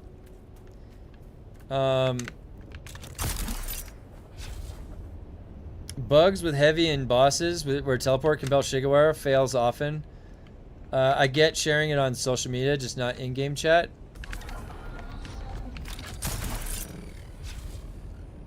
Well, I mean, it's really boils down to, did Funcom create a rule just for this? You know, if there's a rule, then you can't do it. It's whatever it is. You know, you got to find out the rules somehow if they're not listed and not explicitly stated.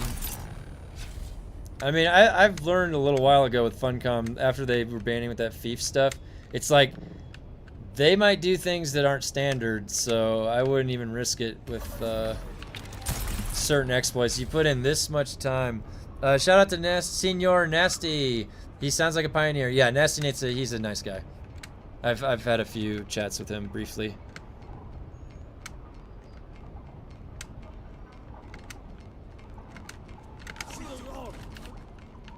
Whoa!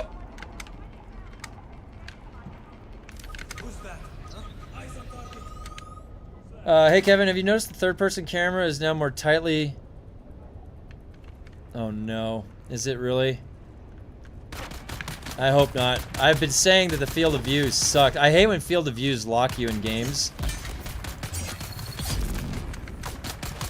Alright, this is... I think this is gonna be... This might be the mission. Let's see. This might be the mission here. This is,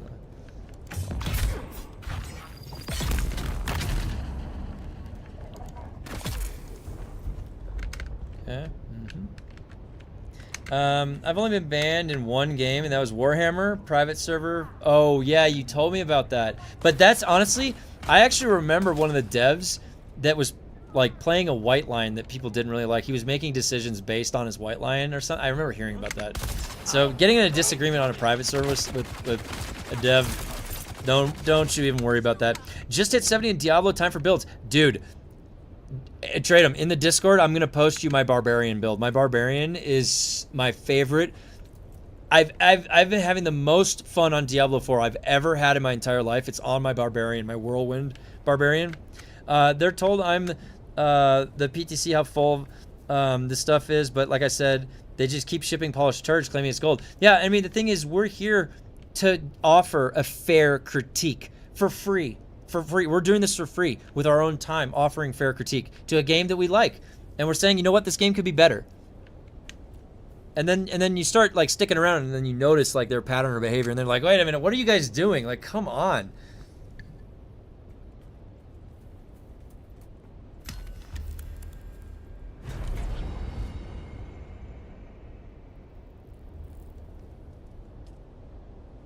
All right, one more. Last one, and then I gotta head out to my next job. Ghost of Simpo. You know what? It's appropriate that it's gonna end on Ghost of Simpo. All right, I gotta go. Talk to this forever. I did get hella drawn into the game. I don't want to die. It feels like fish out of water. Hey, you know what, Cock? I appreciate you stopping by. You're more than welcome to join the Discord if you haven't already. We're in there chatting in the Discord outside of stream, so make sure you join. It's linked in my description.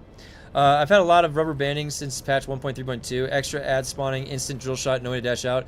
Icons mix up on the UI. The worst is a 5-second stuttering. Yes, the freeze frame. The frame just like freezes for like 5 seconds. That's terrible. All right, here's the last one. Level 100 comment. This is level 100 combat.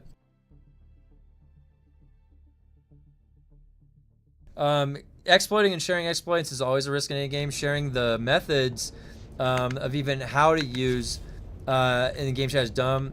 I got my only ban from destroying a thief. I feel you, Dazzler. I agree. I don't think that they should have done that necessarily with the dead thieves, but whatever. Check Valheim when you get a chance. Okay, I will do that. Discord. What about the crawler bouncing away when you lower it? Let me see. Oh, that looks great, Cable. Nice. I love that farm. That looks so nice. Do you guys play? Yeah, we all play Diablo together. Yes, I have a clan. I have a clan just like I do in Dune in Diablo 4. I've actually had that clan in Diablo 4 since the game launched. So one thing you'll know about me is I am the game master, guys. I am the game master. I have all the games. I play all the games. I have my family and my friends play all the games, and we're all in my Discord. So hop over. I'll invite you. If you guys need a clan invite to Diablo 4, let me know. I can send you an invite. And that is actually probably where you'll see me later tonight after my job playing. Because I have been having so much fun on Diablo 4. It's just been a treat. Real treat. I swear if you saw the 5 to 10 second lag every 30 minutes from an autosave in Star Rupture, it would drive you crazy. Yeah. No, this game is egregious. It should not do that lag thing. Alright, let's go.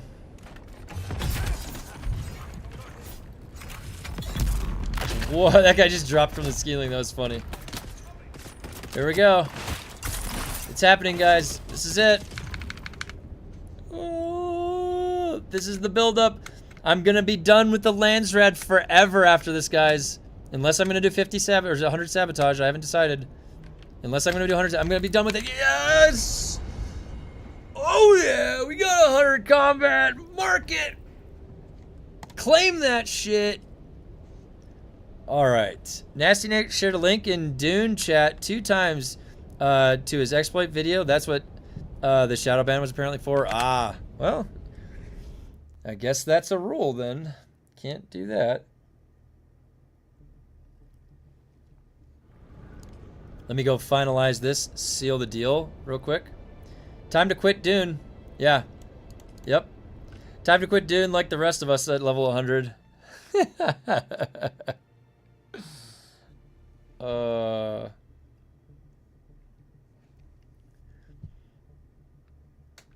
I'm just gonna get back, get that spice, level it up, and be done. Boy, I feel like I'm sweating. Like I feel like I just got done like walking around at Disneyland for a year straight.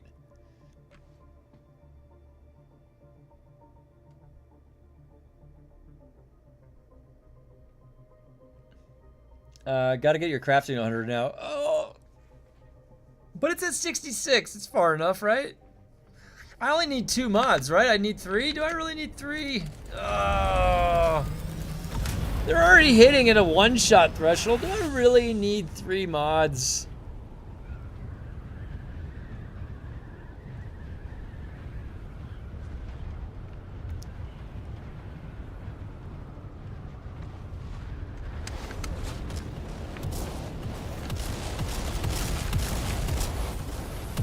We got a bogey.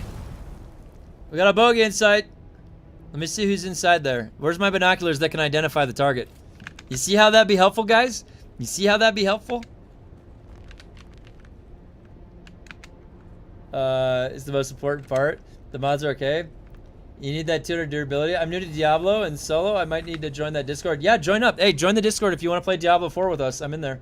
My barbarian can carry. I'm in Torment 12, so. Okay, guys, I have to head to my next job.